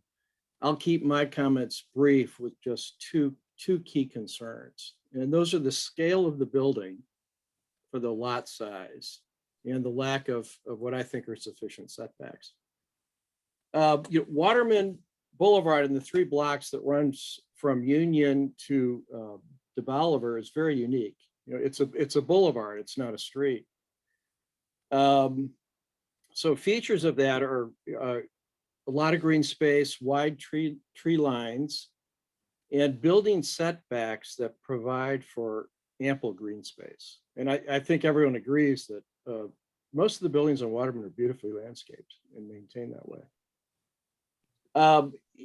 The project seeks variances to the setbacks, which I think are out of sync with the adjacent buildings, and really threatens the street as a boulevard. It has a facade more like a commercial office building. And as proposed, will be close to our tree line with little green space. And I think I've got to take issue with the rendition presented by Brian showing the color of the building, because that rendition, I believe, shows the building on the same setback line as the adjacent building, when actually I think it's set forward, much forward than the adjacent building. And I think that's shown on the drawings. And I think they're seeking variances on setbacks on Clara as well. Now, the developer cites that the design of the building is inspired by the 317 Belt building, which is the Randolph Neal's building. Now, to be fair, the Randolph is sited on a much larger lot and has much larger setbacks. If you noticed in one of the first slides presented by Ms. Cameron, it showed the east elevation of the Randolph with a very, very large setback from Belt Avenue. Now, by comparison, the proposed building has a very little setback on Clara. I think it's 6 feet, something like, it's almost up to the sidewalk. So there's going to be no green space whatsoever that's meaningful on Clara. So I think that I have real concerns about that. And I think that the scale of the building, the size, and it's situated on really a postage stamp size lot. So small that the developer, I think, is seeking variances on the setback on 3 sides. You know, and I got to point out, when the developer bought that piece of property, they bought the code. They bought the code that applies to all of us. And I don't think it's fair that they should say, well, you know, the rules that apply to you are not going to apply to us. That's what they're going to present to the Board of Adjustment. And I have a real issue as a property owner with that attitude. I think the codes are important. I think they should be enforced. I know that's not your bailiwick. That's more the bailiwick of the Board of Adjustment versus the Preservation Board. However, in your own policies regarding your reviews, as I saw on your website, is that compatibility with neighborhoods are very important. And the 2 first elements based on your criteria on that review process for your board is scale and setback for projects to determine compatibility, that all the elements fit in with the environment of the street. And I just don't think this development does. I'm not opposed to development. I'm all for it. My family was in development for 40 years. So, however, I just don't think this is the right development for that location. So in view of these concerns, I ask that the board reject the proposed development as really unsuitable for the environment of our street. Thank you very much. Thank you for the time. Bethany, anybody else? Yes, we still have Tony DeSano and Trey and Bruce Ryson. Okay. Hi, my name is Tony DeSano. I live at 5512 Waterman Boulevard, and I promise to tell the truth. The scale of this project and the style of the building are not compatible with the existing architecture on the street, contrary to suggestions otherwise. Waterman Boulevard is a street with sweeping terraces and setbacks, buildings and landscapes with intricate embellishments that were built by skilled craftsmen, lovingly restored by Leon Strauss, and then maintained by generations of us that came after. Unlike the Randolph or the property directly across the street from the proposed project, both which were referenced as comparisons, this building is a utilitarian box, and it's missing the ornamental details, charm, and setback of the referenced properties. The project is too big, too tall, and too utilitarian. I too welcome development and innovative architecture, but in my opinion, this project is uninspired, lacks green space, and is not compatible with the other architecture on Waterman Boulevard. At present, I want you to know that 5612 isn't just another vacant city lot. It is not weedy or littered, and it's used as green space by families, dog walkers, sunbathers, and lots of other people in the neighborhood. And again, I welcome development, but development that's mindful and that fits within the context of the neighborhood and does not look like a square box squeezed into a very tiny space. This is a very small lot, which the developer knew when he purchased it, and I don't feel that is our job or the city's job to solve his problem. Thank you. Thank you very much.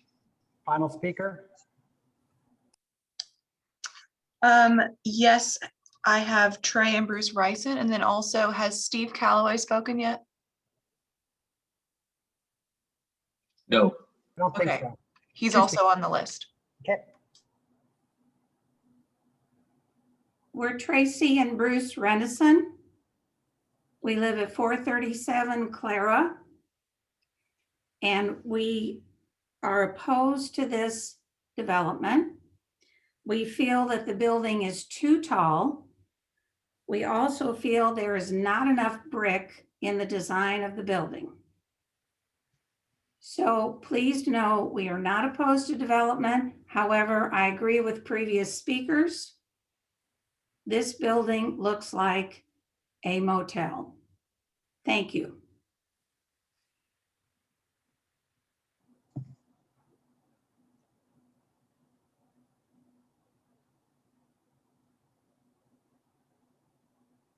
Bethany, who's next? If they are finished, that would be Steve Calloway. So, my name is Steve Calloway. I live at 5555 Pershing Avenue, and I promise to tell the truth. So, I am actually a St. Louis native. I lived on the near north side of St. Louis. But St. Louis is my home. I've enjoyed city living. We've only been back here since about 2018 or 19. You'll note that I am the only resident right now that's speaking that actually lives on Pershing Avenue. And to be more specific, our 6-unit condominium, which we chose to buy an actual and own an actual unit in St. Louis, is directly west. It's the first building next to the new Chelsea development on Pershing Avenue. Now, I will admit that many of the reasons, and I'll go on record as opposing this development, but many of my reasons really are more appropriate to talk about with the Board of Apportionment, with the folks that will actually decide about the variance and things like that.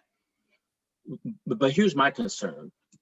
First of all, I don't want you to think that this is just about the folks on Waterman, right? Because while that's where most of the folks are from, as a neighbor on Pershing, part of the Developer Place and Waterman Pershing condo neighborhood, I care about everything that's going on in this neighborhood. And so one of the things that affects my living in St. Louis in this area is the fact that our parking lot behind our building on Pershing is a common parking lot to buildings that are on Waterman, and it actually opens onto Waterman. So I enjoy Waterman Boulevard as much as anybody when it comes to walking, when it comes to getting out. If I drive and there are issues around parking, again, not your issue. I got that. But I look at the Chelsea, and while the Chelsea is, I'll say, attractive, it's 152 apartments. It's 5 stories. And if you want to talk about a building that doesn't fit with the neighborhood, I understand we got Tribeca on the south side of the street of Pershing, but that building really doesn't fit. So when I see that, and that battle's been maybe fought Maybe there wasn't a battle. Maybe it just happened. I certainly didn't have a say in whether or not I wanted that building to go up. And so really, I don't know that I really gained any benefit from that building next to me, other than blocking my view looking nice down east at the Gateway Arch and that. So from a standpoint of, the issues that you're concerned with about preservation, my building looked very different from the Chelsea. Our building was built around 1912. And Lord knows I've had plenty of things that we've had to do in that building, because it is so old. So if you want to talk about a building that doesn't fit, but maybe got approved, my interest and concern about this proposed development is that because I care about the neighborhood, no, Pershing and Waterman are not the same, but the idea is the same of having structures and buildings that fit or don't fit.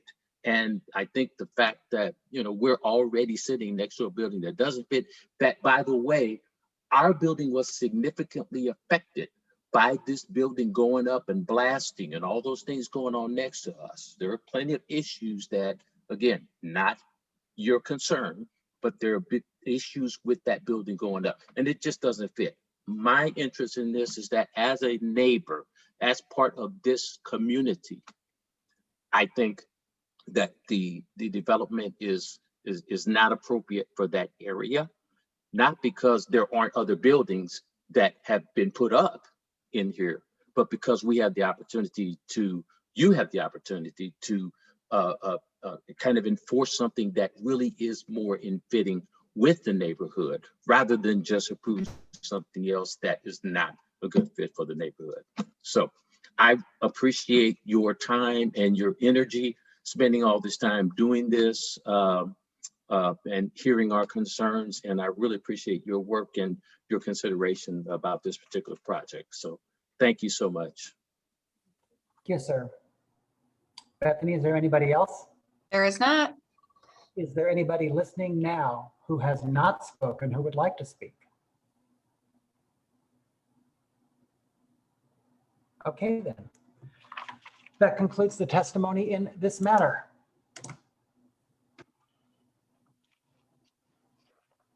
Commissioner Richardson, have you got a motion?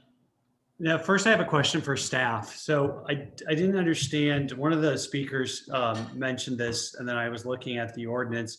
How does this proposed project meet the height requirement in the ordinance, which says that it's supposed to be within 15% of the average height of the existing buildings that form the block face? Because when I look at what is in our packet, it appears that this building is between 55 and 60 feet tall. I can't tell exactly.